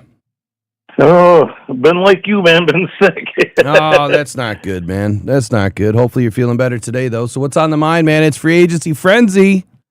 I know. I don't know. I wanted to pick your brain a little bit, see what you thought. What is the most important position we need to fill? In free agency? First off, yeah, free agency. I mean, out of everything. Out of everything? Honestly, like, I think it's pretty tough to find a good left tackle in this free agency period. If you're looking for an all-pro, if you're looking for a Pro Bowl type left tackle, I think it's going to be pretty tough. Unless you're going to spend money. So we'll take that off the list for now. If you're looking for a center, well, shit. Almost all the centers are either re-signed, off the board, or extremely expensive. It's not that you can't get one, but you're going to have to spend boatloads of money. Tyler Biadasz probably would have been the most perfect option. So Brad's got something up his sleeve, We just don't know what it is yet. Right. So I'm going to move away from offensive line, but I would say offensive line as a whole is the most important position of the entire offseason to get right. But outside linebacker and safety, I would say, are the two most important positions right now, because without a competent safety, we are screwed. And without an outside linebacker that can cover sideline to sideline and actually be good in coverage, well, we're going to see, the same old defense that we had last year, where we can't stop a tight end from doing something. We can't stop a running back from coming through the middle. So I think that those two are probably the most important, without considering the fact that offensive line is still a major need. Right on. Yeah, because I said it before, I think in a previous podcast, if your offensive line's unable to keep the quarterback on his feet, or at least give him time to get rid of the ball, then you're out of the game. If your offensive line's not working, game over. Yeah. Well, I mean, again, wow, we just had a big move. Holy cow. Oh, I hate the Chiefs. What'd they do? Oh, my God. Hold on, it's coming. Kenneth Walker is going to the Kansas City Chiefs. Sources tell Mike Garafolo. Deal is done. Oh, my God. I hate the Chiefs, man. I freaking hate the Chiefs. I do, too. I hate Kermit Holmes. Vikings have trade talks with teams regarding the two-time Pro Bowl defensive tackle Javon Hargrave. Not sure what's going on there, but it sounds like they're about to move off of him. Looks like Mike Evans is poised to become a free agent. We already know that. It's past noon, so he is a free agent. Yeah. Travis Kelce's also heading back. So Kelce's heading back probably because they heard something was going to be working out with Walker. Patriots are signing Draymond Jones, so there's really not much more news outside of those two signings there. Oh my God, Walker. That is a huge one. I wonder what that contract's going to look like. Big shout out to Robbie for the $5 super chat. And then earlier today, someone donated like 10 memberships, and I didn't see it, and I didn't see the name. So I've got to thank whoever did that for dropping in the memberships today. I apologize. I didn't see it. And oh, wait, here it is. There it is. Where'd it go? Joe Schmo, 68, sent 10 Rockhound Detroit Lions memberships to Isha Amaslayer. Sell Spice. Ooh, Sell Spice up in the house. D. Johnson, Mbahi, Real Fan Sports, Tenacious, Dylan Montroy, Chris Varndell, Noni Strikes, and Jay of the Dogs. So there you go. Appreciate you, Joe Schmo and Robbie. Thank you again for your time today and your donation. Appreciate it. Way to go, Joe. Way to go, Joe. All right, so what else is on your mind? Like I said, I just had a couple of questions like that. What you thought was the most important position to fill? I think it was on another show. I think it was on Detroit Den 313.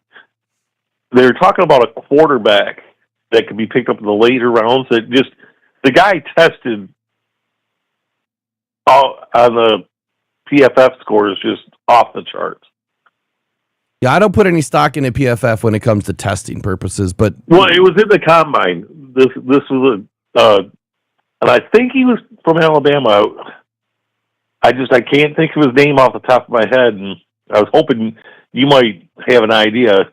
But we need a backup QB for Goff this season too, and this is somebody that wasn't necessarily first round material, but God, every one of his scores is in the green.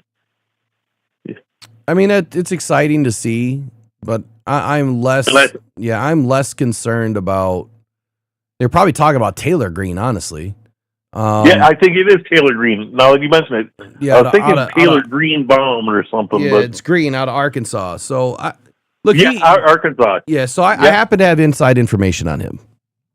One of my close friends close confidants, whatever you want to call them, acquaintances, his agent. Okay. So yeah, I know a little bit about Taylor Green. His off-platform stuff is not great. His release is slow.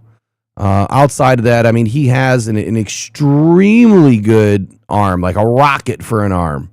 It's just he's got to tie it all together. Right, and that's what I thought. You know, pick him up in the draft and throw him in behind Goff and let him develop, let him learn. Hold on, we just got a big donation here from Mr. and Mrs. P. So big ups to you, Mike P. Lions fan since 50s, man. Mike P. Appreciate you. Hope the wife's doing well, and appreciate the donation, man. $50 going into the hole.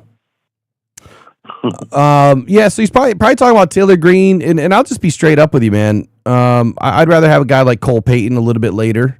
He's more of a prototypical size quarterback. I know the Lions have already spoken to him, but he's 6'3", he's 232, he's got big mitts, 10.25-inch hands.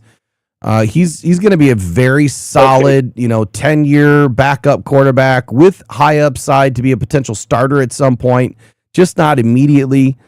He's not like your dual threat guy, but the dude jumped out of the gym, 40-inch vertical, 10-10 broad. You want to talk about numbers in the green? Peyton is the guy, and if you're going to pick him up, it could be fourth, it could be fifth. Okay, but yeah, I've heard of Peyton. Yeah, and here's the other thing. Who did he play for? North Dakota State. Here's the other thing. Yep. Let's just be realistic. Do we need a rookie on the sideline with Goff, or do we need a vet?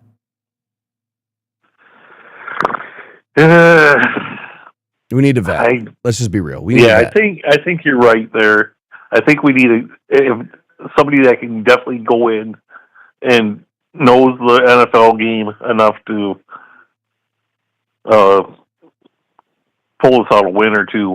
Well, if he goes down. More importantly, I'm not worried about Goff, and from that perspective, I don't even want to say that, but the thing that I'm most concerned about is having veteran leadership, not just on the sideline, but having someone that understands the game, that understands the nuance of Petzine's scheme and Kafka's passing, coordination, and then allowing those, ideas to merge in the quarterback room. So you have a high level athlete and brain next to you, because more often than not, I mean, that's the guy that's on the mic. He's the guy. He's the guy that's talking to you. In between plays, he's trying to help you get set up during practices. I mean, you name it. Like the backup quarterback is extremely important, and then you need someone that can also be fluent enough in the scheme that during practice they're able to elevate the guys around them. If you gotta bring in a rookie anyway, but if you bring in a rookie, they have to learn the scheme just like you do. And the difference is if you bring someone in that already knows the scheme a little bit. I mean, I'll throw a wild one out there. Why not? How about this? Kyler Murray's going to get released, right? Yeah. You can sign you can sign him to a vet minimum deal. I thought about that. That we think alike. Well, believe it or not, because that thought has crossed my mind more than once. And everybody's talking. He's going to the Vikings. He probably will. He probably will. Yeah, that thought has crossed my mind. Well, what I'm saying there is something like that. Like, he knows the scheme. He could come in and he could help everybody get up to speed and, take a year off and then reestablish himself back in the league next year. It's probably not going to happen. Like you said, probably going to go to the Vikings. And I could believe in that. I think he's probably going to end up in Miami, honestly. But somewhere he's going to end up. And wherever he ends up, he's still going to be Kyler Murray, unless he gets an offensive line that's worth a damn and has, some weapons available. I mean, Kyler Murray is just not a great quarterback. He's limited. He's limited. But the point that I was trying to make is, if you get a guy like that has extreme upside as a starter that knows the scheme, you can sign on a vet minimum that just wants to come play, as a backup role and take a year off and play with a contender, maybe have a shot to play a little bit, hopefully not. Yeah, there's always options like that. But that's, you're less of 1% chance on something like that happening. But, Cole Payton, you bring him in, late round, absolutely. But, man, you've got to be looking at a vet. And or somehow trading to get Davis Mills away from Texas or the Texans. I think he's still under contract this year. The most recent news right now is tight end Cade Otton. Looks like he is finalizing a deal to re-sign with the Bucs. Oh boy. So no tight ends for us yet. Cade Otton re-signing with the Bucs. No Lions news as of yet.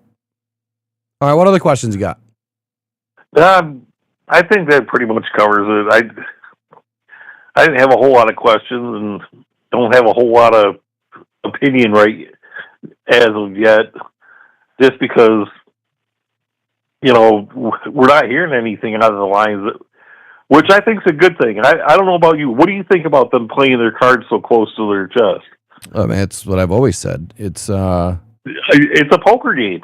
Yeah. You want to be able to dictate the terms at the negotiation table. And if you let all your cards out before free agency and you've already freed up, let me ask you this. How many teams said that they freed up money? I don't know. How None many? that I know of. The Chiefs. This is what I don't get, Kurt. Lions fans are all upset in their tears because the Lions didn't tell them they freed up money yet. Okay. Oh, exactly. But what other teams other than the Chiefs went out and said that they freed up a bunch of money? Now we knew that there was teams that had to because they're under the cap or they're over the cap, right? So they have to do something. And when those things happen, when those negotiations get done, whatever those negotiations are, whether it's a release or a restructure or, you convert the contract to a bonus, whatever it is, if you do it and it gets turned into the NFL, well, then it gets released. I get the emails just like everybody else does. I get the same emails everybody else does. So, right. It's no different for me to find out as to anyone else. Unfortunately, what the NFL does, though, is I get today's news tomorrow, just like everyone else. You get the full transaction of what took place tomorrow, of what happened today. And sometimes by the end of the day today, they might be up to speed enough to be able to put out a few things, but it's pretty rare. Yeah. Hey, I'm going to let you go. Well, I'm getting a call from my wife, and it probably is important. I see where I am on the totem pole. All right, buddy. Take care. Yep. Bye. Hello. I'm still here.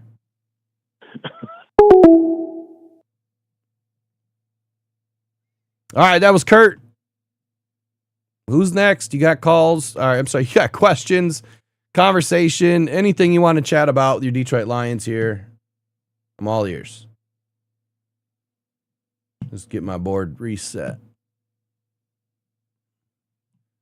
I need some lunch soon. There we go. There we go. Nothing new. Let's see. Zachary Cleary says, I see Brad Holmes doing some moderate work in free agency. Well, I sure hope he does some sort of work, right?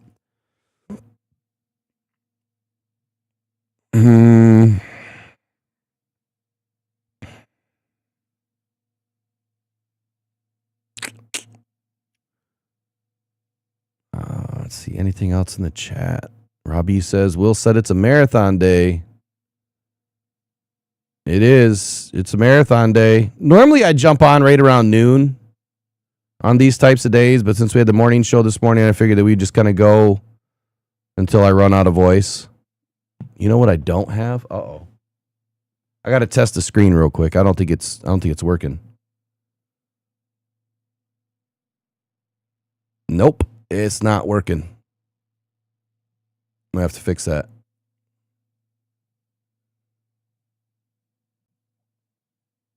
Give me one sec.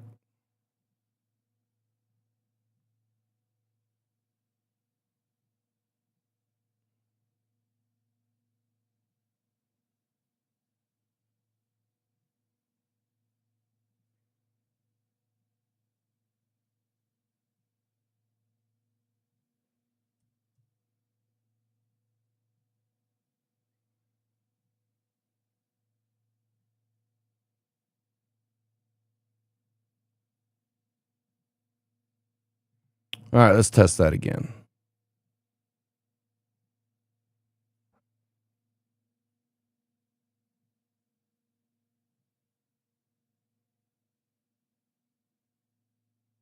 Oh, still not right. We wouldn't be anywhere without our breaking news. There we go. Probably should have fixed that one up today. Made it more free agency friendly, right? It's all good. All right, what else is on your mind, man? We need some questions in the chat. You got to start throwing in your number one free agents. Jalen Watson just got signed. Uh-oh. Let me bring that one up.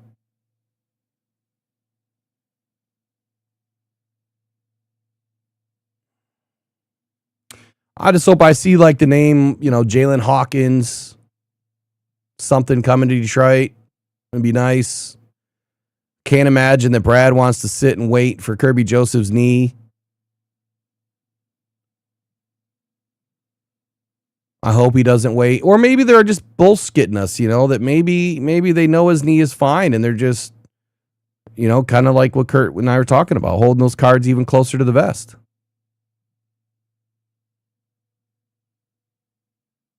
That's a big deal here for the corner, man. Jalen Watson just signed a 3-year, $54 million deal. Insane.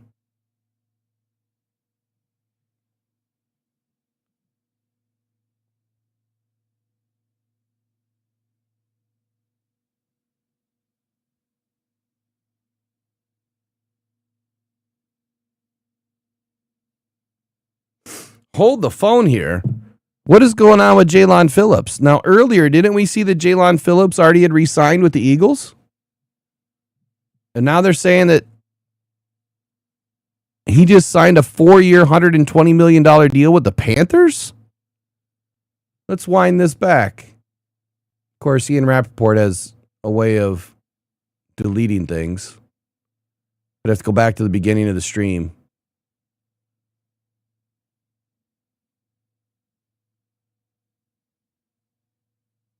I'm almost positive we already spoke about Jaylon Phillips today.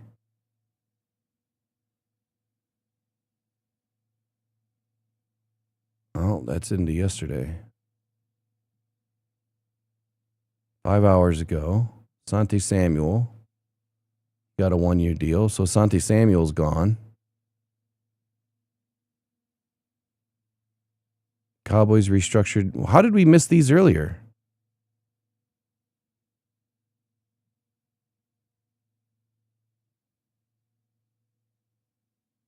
I'm almost positive it was right here.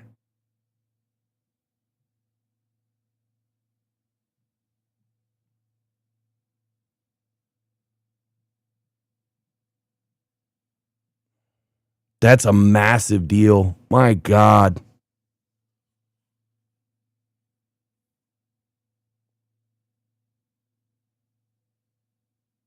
So earlier, I'm almost positive that this read the Jaylon Phillips is coming back. And now it doesn't.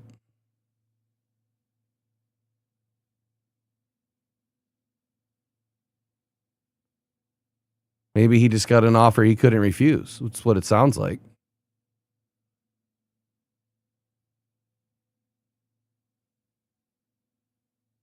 Right here.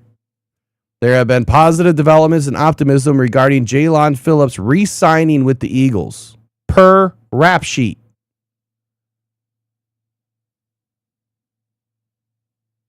Oh, that's egg on the face kind of a day. See, even the insiders get shit wrong. Jump the gun. It's not great to be first, man. It's great to be right. Better to be right than first. Yeah, Pierce re-signed with the Colts a long time ago. Long time ago. I didn't see Pittman go to the Steelers yet, though. Where are you guys seeing those ones?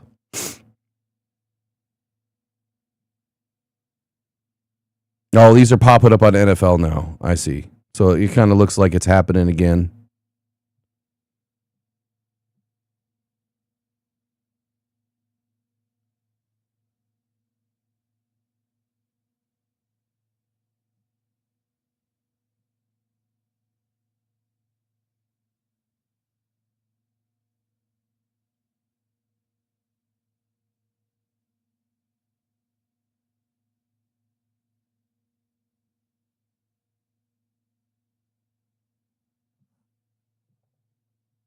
My God. I get so sick of people saying stuff like this. Brad Holmes can't save the Lions. Damage is done by his own doing and bad luck. Their situation, no cap, lacking picks, iffy, OCDC, roster holes is rough. Reopening the window means 2 rookies hit, adds semi-productive edge, healthy Joseph, offensive line rocks. All that would be a miracle. People are ignorant, like just ignorant. So if you would have known prior to today that the Lions freed up north of $50 million in cap, would they make that same comment?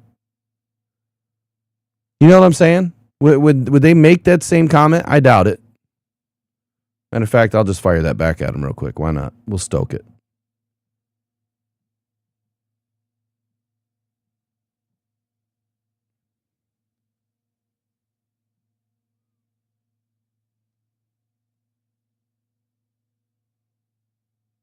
Are the Lions just doomed? I mean, should I ask that question? Do we really just have some extremely bad luck? And I guess since we are in free agency, we might as well throw on the tinfoil hat for just a moment. Let me ask you all this question. I thought about this the other night, and I probably shouldn't have, but I did. Man, we went from 300 people down to 140. People must have jobs today. You don't work on free agency, right? You take these 3 days off always, right? You don't? I do. The question is about the Lions organization as a whole. For a long time, William Clay Ford caught the wrath of fans because he was a player's owner. He kept players way too long and didn't want to get rid of players. And for that reason, the team kind of just stalled out, in the 80s and the 90s. It just stalled out. It's really never grew a whole lot. And even late into the 2000s. So, or early into the 2000s, excuse me. Well, now, the daughter's in there. Is she operating from the same checkbook mentality that William Clay Ford was? Where it's, we're going to keep these players because we invested in these players and we're going to re-sign these players, but we're not going to overextend ourselves ever. Right? And sometimes you have to overextend yourself a little bit. I'm not saying a lot, but sometimes you have to do a little bit. Is Sheila is more at fault for any of that thinking than Brad Holmes? Is she the one that's got, clamps on everything to where the Lions can't go out and do what they need to do?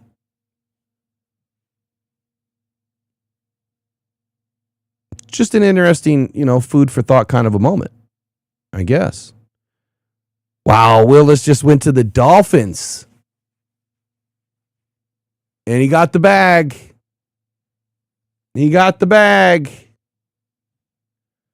3 years, $67.5 million. I thought he was going to get somewhere between 20 and 30. What is that? It's about $22.5 million, 22.75, somewhere in that range. 22.75. $45 million guarantee. Just changed his whole life. Just by a season in Green Bay, having an opportunity to play, just completely changed his whole life. What a great move for the Dolphins to cut Tua and go in a different direction here with Willis. He's going to get an opportunity to revamp his career. Unfortunately, you're going to Miami, though. It's a good bridge quarterback signing for the Dolphins. They're going to have plenty of cap space, eventually, to be able to build underneath him until they can get that next franchise quarterback if they don't believe that Willis is the franchise quarterback at some point in time, which I doubt.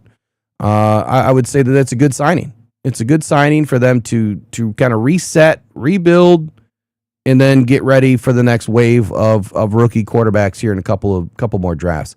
Next year is a fairly deep class of quarterbacks. And I wouldn't even be surprised if the Lions were going to target a quarterback next season in the draft simply because it is so deep. But that doesn't mean that it's Jared Goff's replacement per se. And even if it was, Tyler Higbee is also re-signed. That was March 5th. You're way old, Schultz. Even if they do bring in a quarterback, like I said, I don't think it would be Jared Goff's replacement immediately. Bring in a guy that you can, give a little bit of time to do his thing, to grow and learn from Jared Goff. And then you only put him in when you absolutely need and must have to put him in.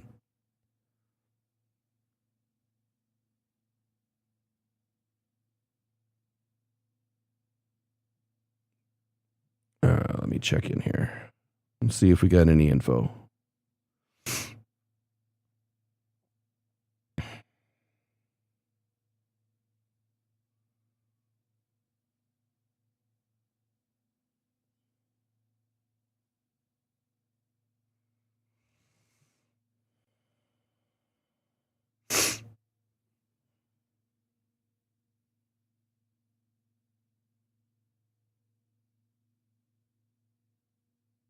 And the way that they put that jersey together for Walker on that card almost looks like a Lions jersey. It's crazy.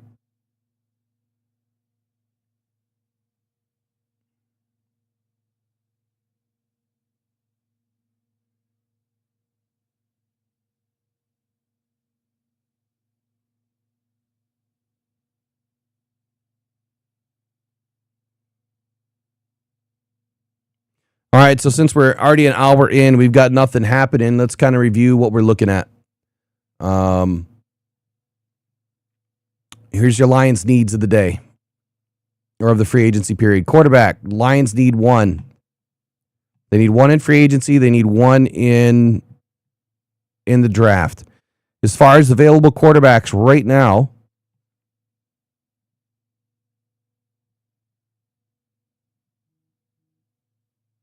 oh, come on.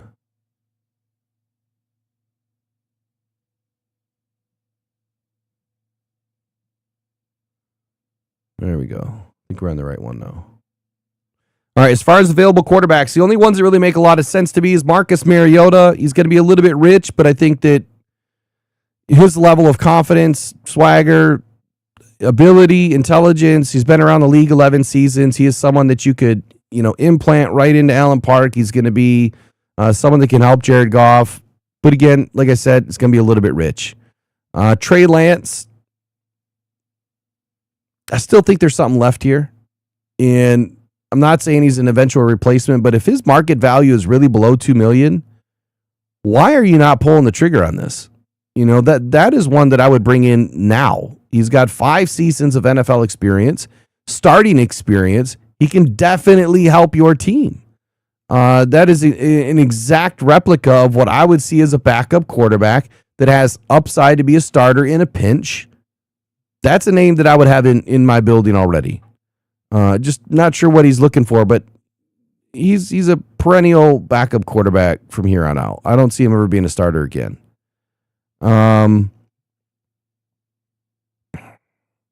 Sure, Kyle Allen, he's okay. He's 30 years old. The dude really doesn't do a whole lot.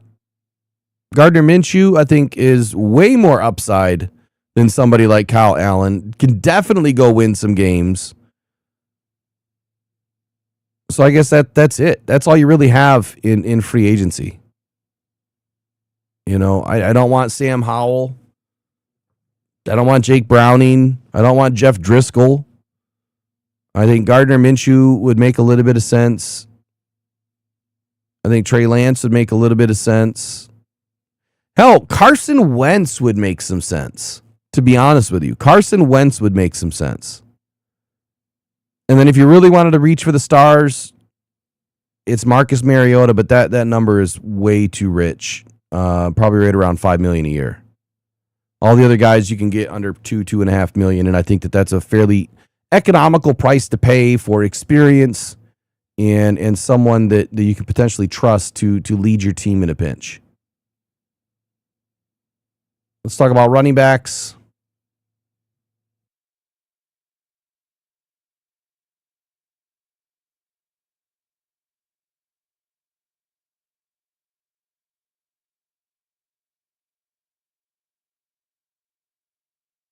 And no, I don't believe Brad needs to really get busy to do anything.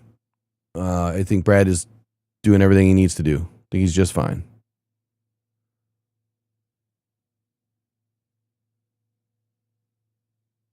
Running backs, like I said earlier, we've got Jahmyr Gibbs, Sione Vaki, Jacob Sailors, Jabari Small. Kai Robichaud should not be on this board at all. The running back market's fairly thin as far as elite tier.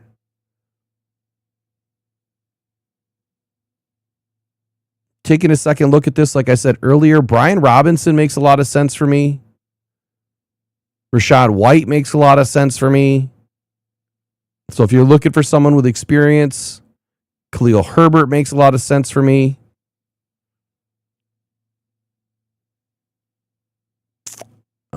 You know what?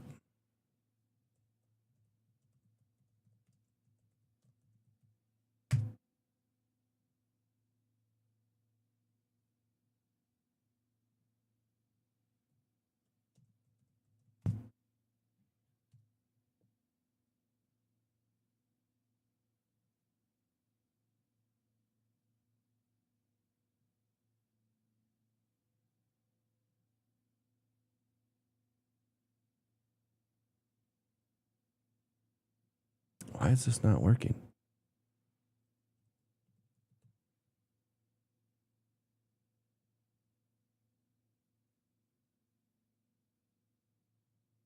What in the world is going on?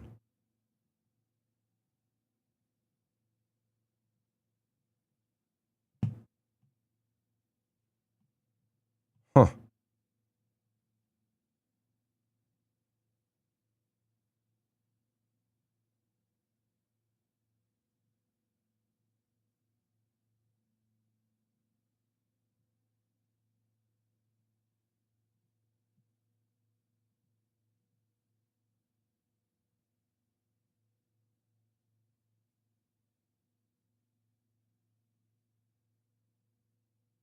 One second. I'm trying to open up this list. It won't let me open it. There we go.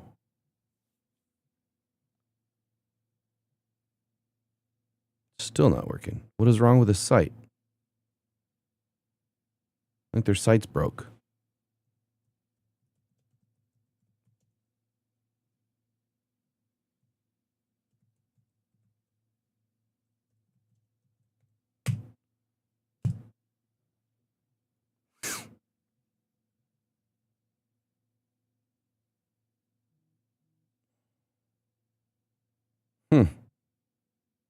I want to go back and look at archive dates, and it won't let me do it. I'm trying to look at some depth charts from back in the day.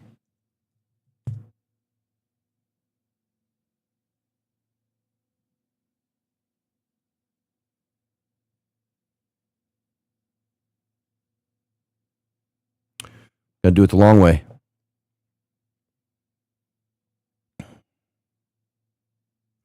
All right, so if I'm going to go back and look for some running backs that maybe there's some experience with,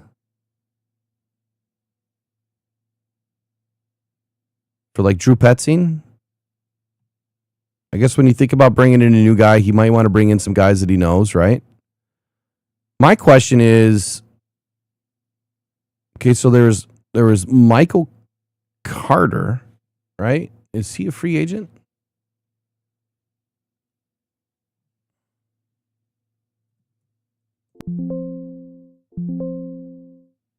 And he is. So Michael Carter right now for former Arizona running back. I think he was like third or fourth on the depth chart. He could make some sense. It could be a vet minimum deal, 1.3, 1.4 million for one season. He knows the system. He's only 27 years old. So that one could also make some sense. Zonovan Knight, he was on our roster before, played in Arizona. I don't see that one coming back to us, but I guess I wouldn't be surprised. Amari DeMarcado, again, we need guys that can block. If he has any upside in the blocking department, it could make some sense. Moving on from Running backs, I do think that the Lions are going to look at one in the draft as well as free agency, but primarily the draft. The Lions, depth chart right at the very top, Jahmyr Gibbs, Sione Vaki, Jacob Sailors. That's pretty much a lock, for your game day roster. And I would say that you probably need to add one more.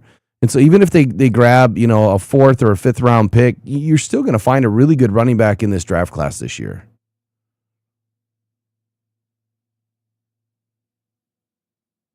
Sounds like the Ravens just signed offensive lineman John Simpson to a 3-year, $30 million deal.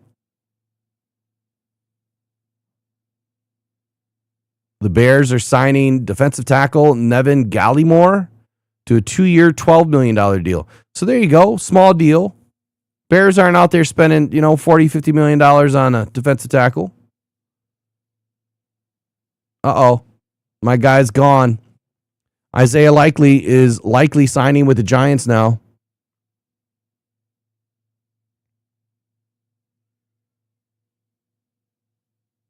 It looks like John Harbaugh coaxed his guy to go with him.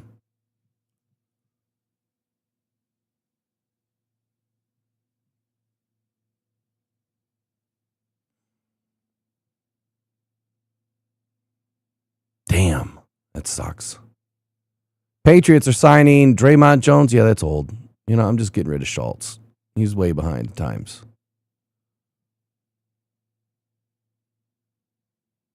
Saints are signing defensive tackle John Ridgeway. Nobody. There's another offensive lineman off the board. Patriots have signed or re-signed, Akalib Evans.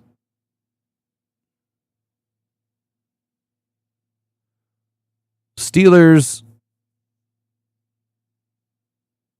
signing Michael Pittman to a new 3-year, $59 million deal. Was that also a trade? I believe it was. There it is right there. Trade. Colts sent Pittman to the Steelers. No announcement on how much draft capital was given up.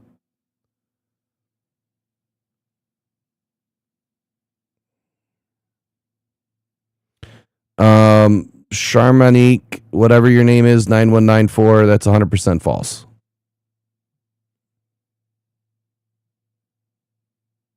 Never happened. Complete lies. Now you're not the one lying, you're just reverberating the same old crap that comes out of the same old bull crap that they always print. They'll never print a retraction. But I will say this, Sports Illustrated is starting to take notice.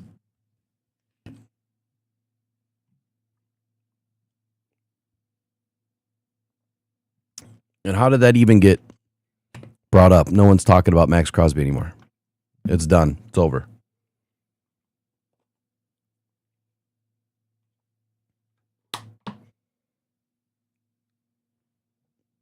Is this still the morning show? It is Precision Staining, man. We run in a marathon today. It's free agency frenzy.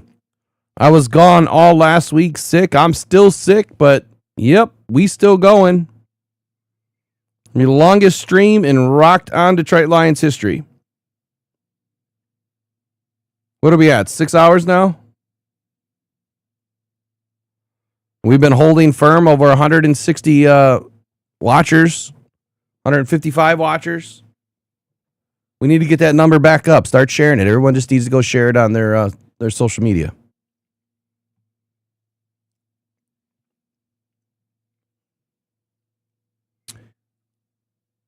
Looks like Trace just said in the chat that Enabare just signed with the Jets.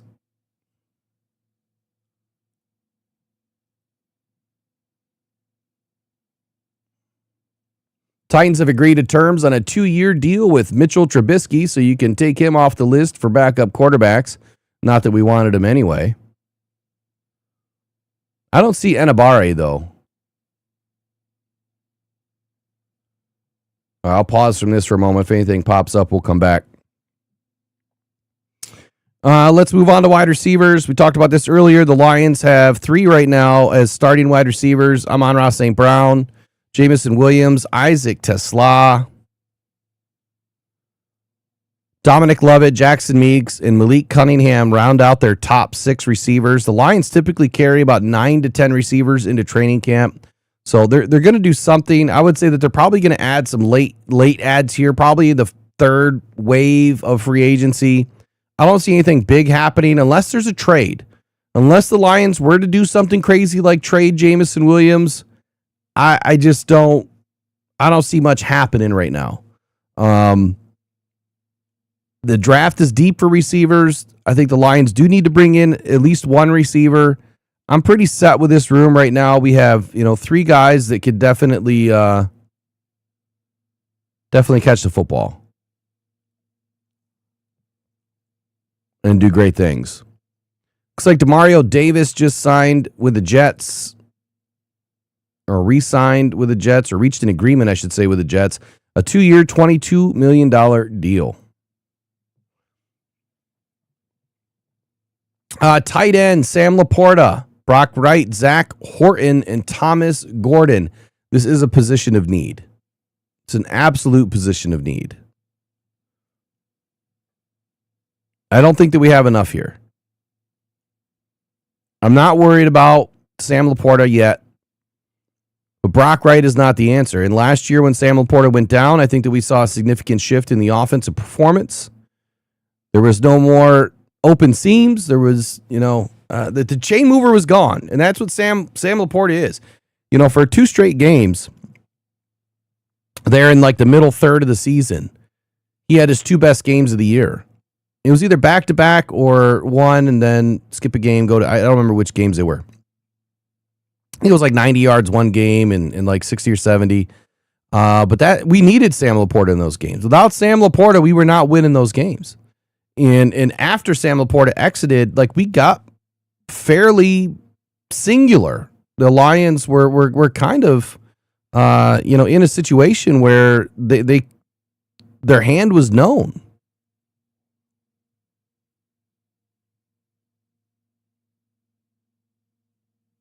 So if you can't be multiple on offense or defense, it's pretty difficult to win a lot of games. But if you take a look at the tight ends that are available in this class, there's a few that I mentioned earlier this morning that I thought would be a great opportunity for the Lions. They're going to have to spend money, and that's the biggest thing. I think that David Njoku and the previous workings that he had with Drew Petzing makes some sense there at $9.9 million. It doesn't. But that doesn't mean that they can't figure something out. And David Njoku, at just now turning 30 years old this year at some point, he's probably looking for at least one more decent 2 to 3 year deal. I think it's going to be hard to get, but I'm willing to bet that David Njoku is probably going to get somewhere in the range of 2 for 17. And I don't think that the Lions are going to do that. Isaiah Likely is already off the board. If you're looking for some low salary cap options that maybe could be good opportunities for the Lions,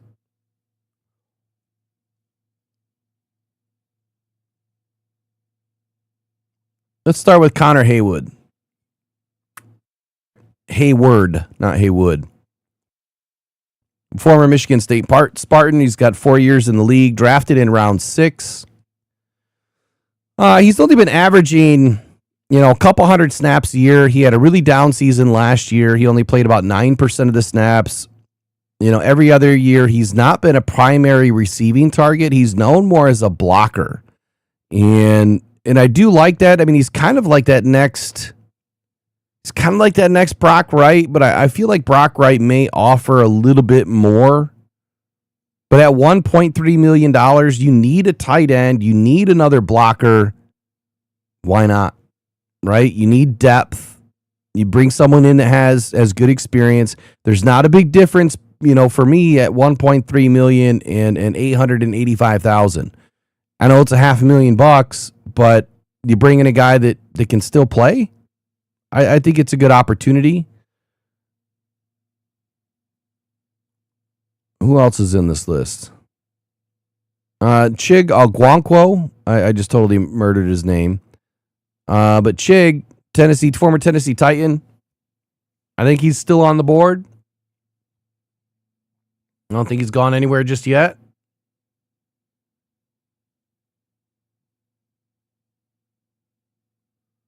Oh, there goes the tight end right there. Tight end Austin Hooper has just signed a 1-year, $3.25 million deal with the Falcons. Man, those are those sweet little deals that, you know, you look at every single one of them like, why not?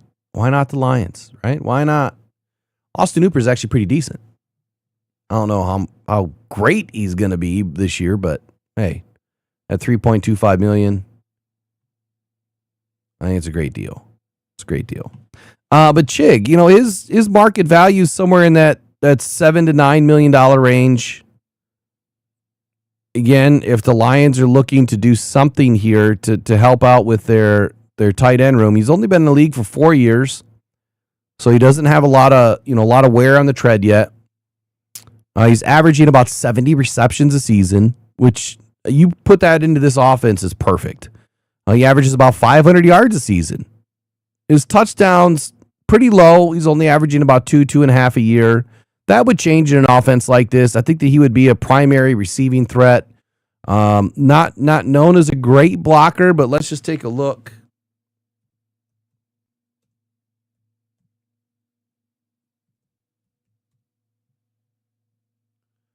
Let's just take a look.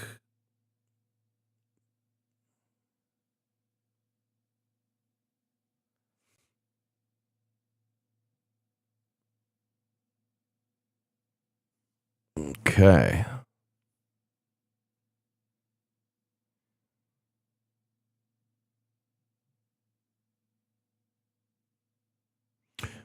How come they don't have a run block grade here? His pass blocking's pretty good. I don't know why his grade is so low, but his pass blocking is pretty solid. He's got a couple of really bad games, but for the most part, he's a pretty good pass blocker.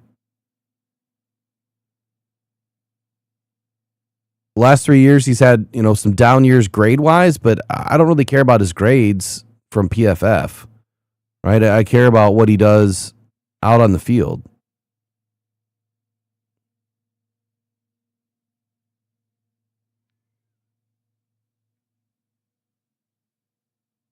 His drop percentage is pretty low. He's averaged about a 6.3.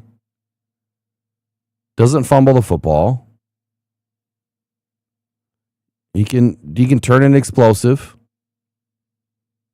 He averages about 6 yards after the catch. That's pretty solid. I mean, that's taking a 4-yard route to a first down.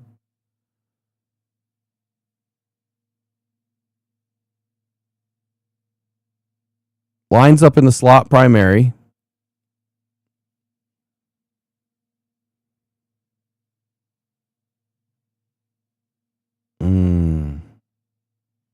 I'd go for it in a heartbeat. So 7 to 9 million, 2 for 16, 2 for 15. He's 26 years old. To be closer to 27 when the season starts. Still young. He's an ideal passing, receiving threat. Lions need another option. Chig is the way to go for me. Then you have other very, very low end guys like Greg Dulcich, former Miami Dolphin.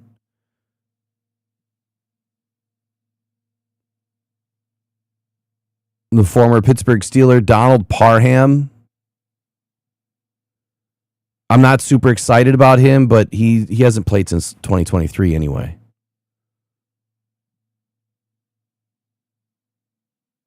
I'm all set on Anthony Ferksker. The dude is like 31 plus years old. He played for us last year, but yeah, I'm all set there. Something tells me he'll be back though. Darren Waller can just go back to retirement. Will Dissly, no, I'm probably good on that. Yeah, so there's just not a ton of options here unless you're willing to spend some money. It's David Njoku, it's Jonnu Smith, it's Okonkwo, or you're going to have to go, super cheap.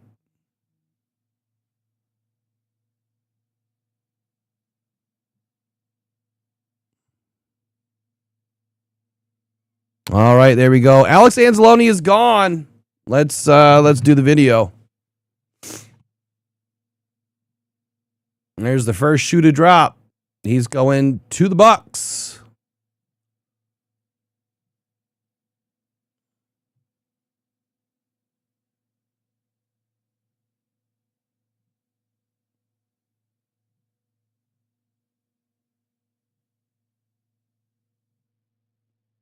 Pressured by Hutchinson, he goes down again.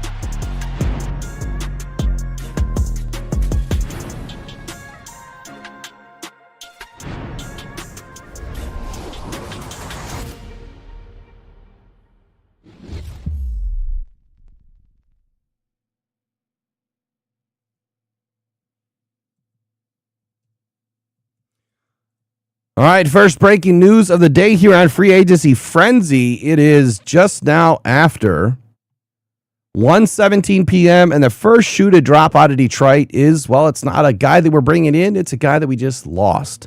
And that is linebacker Alex Anzalone. An era finally comes to an end here for Alex Anzalone in Detroit. He is moving on to the Tampa Bay Bucks. He is signing a deal, 2 years, $17 million. And if you remember from this morning, during our long marathon show, that's still going, by the way, that's exactly where I thought he was going to be, in that $9 to $9.5 million range. He got a little bit less than that. But clearly the Lions had bigger fish to fry. They have more positions that they have to take care of, and they were not going to sign Alex Anzalone to a big contract. So again, the source is through Adam Schefter here, reporting that Alex Anzalone will be signing with the Tampa Bay Bucks.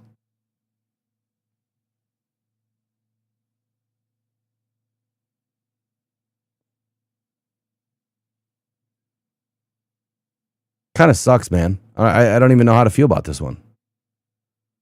Kind of sucks.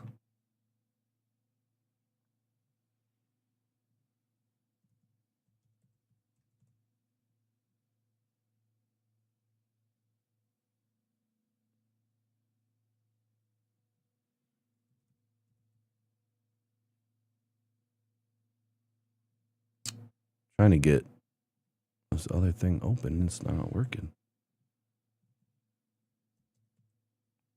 I want the right account, please.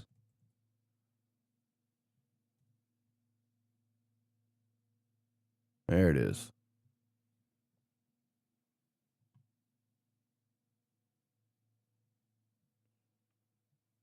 All right, right here in the middle. Alex Anzalone's gone. Former Viking punter Ryan Wright also signing a 4-year, $14 million deal that includes $8 million guaranteed, signing with the Saints. Yeah, Alex Anzalone to Tampa Bay. You heard it right.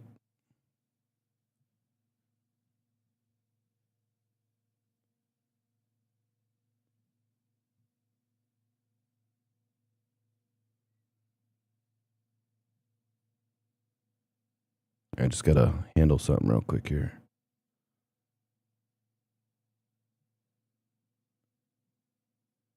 I got to get lunch at some point, so I'm going to have to kill this streamer, pause it, and come back.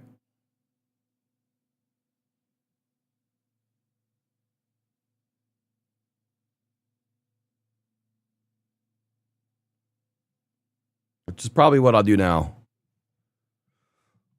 So anyway, not a whole lot of tight ends available. As far as the rest of the Lions, positions of need, I'm just going to run through offensive line. Obviously, we lost left tackle Taylor Decker. Lions need a left tackle. There's just not a whole lot in this. Without making a trade, there's not a whole lot available in this free agency period.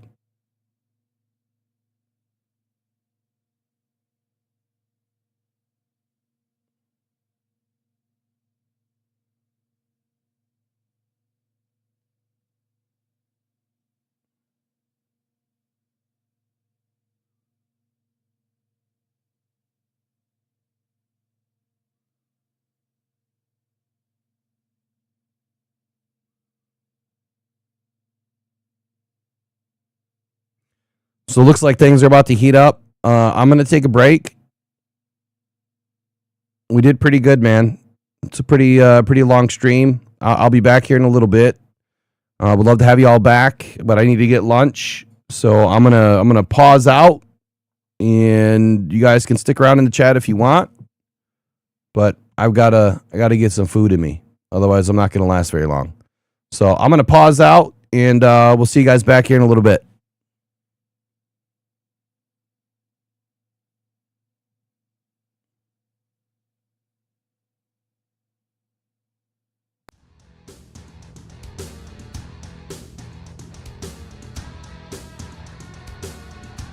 Throwing middle, caught inside the 5. Jameer Gibbs to the end zone. Touchdown, Detroit Lions. 14 yards on the strike. Goff to Gibbs. You can't cover that man one-on-one. You just can't do it. Nice job. Jared takes the snap, back looking, throwing middle. Got Amon-Ra inside the 2, to the 1, to the end zone. Touchdown, Detroit Lions. Amon-Ra St. Brown. Amon-Ra St. Brown.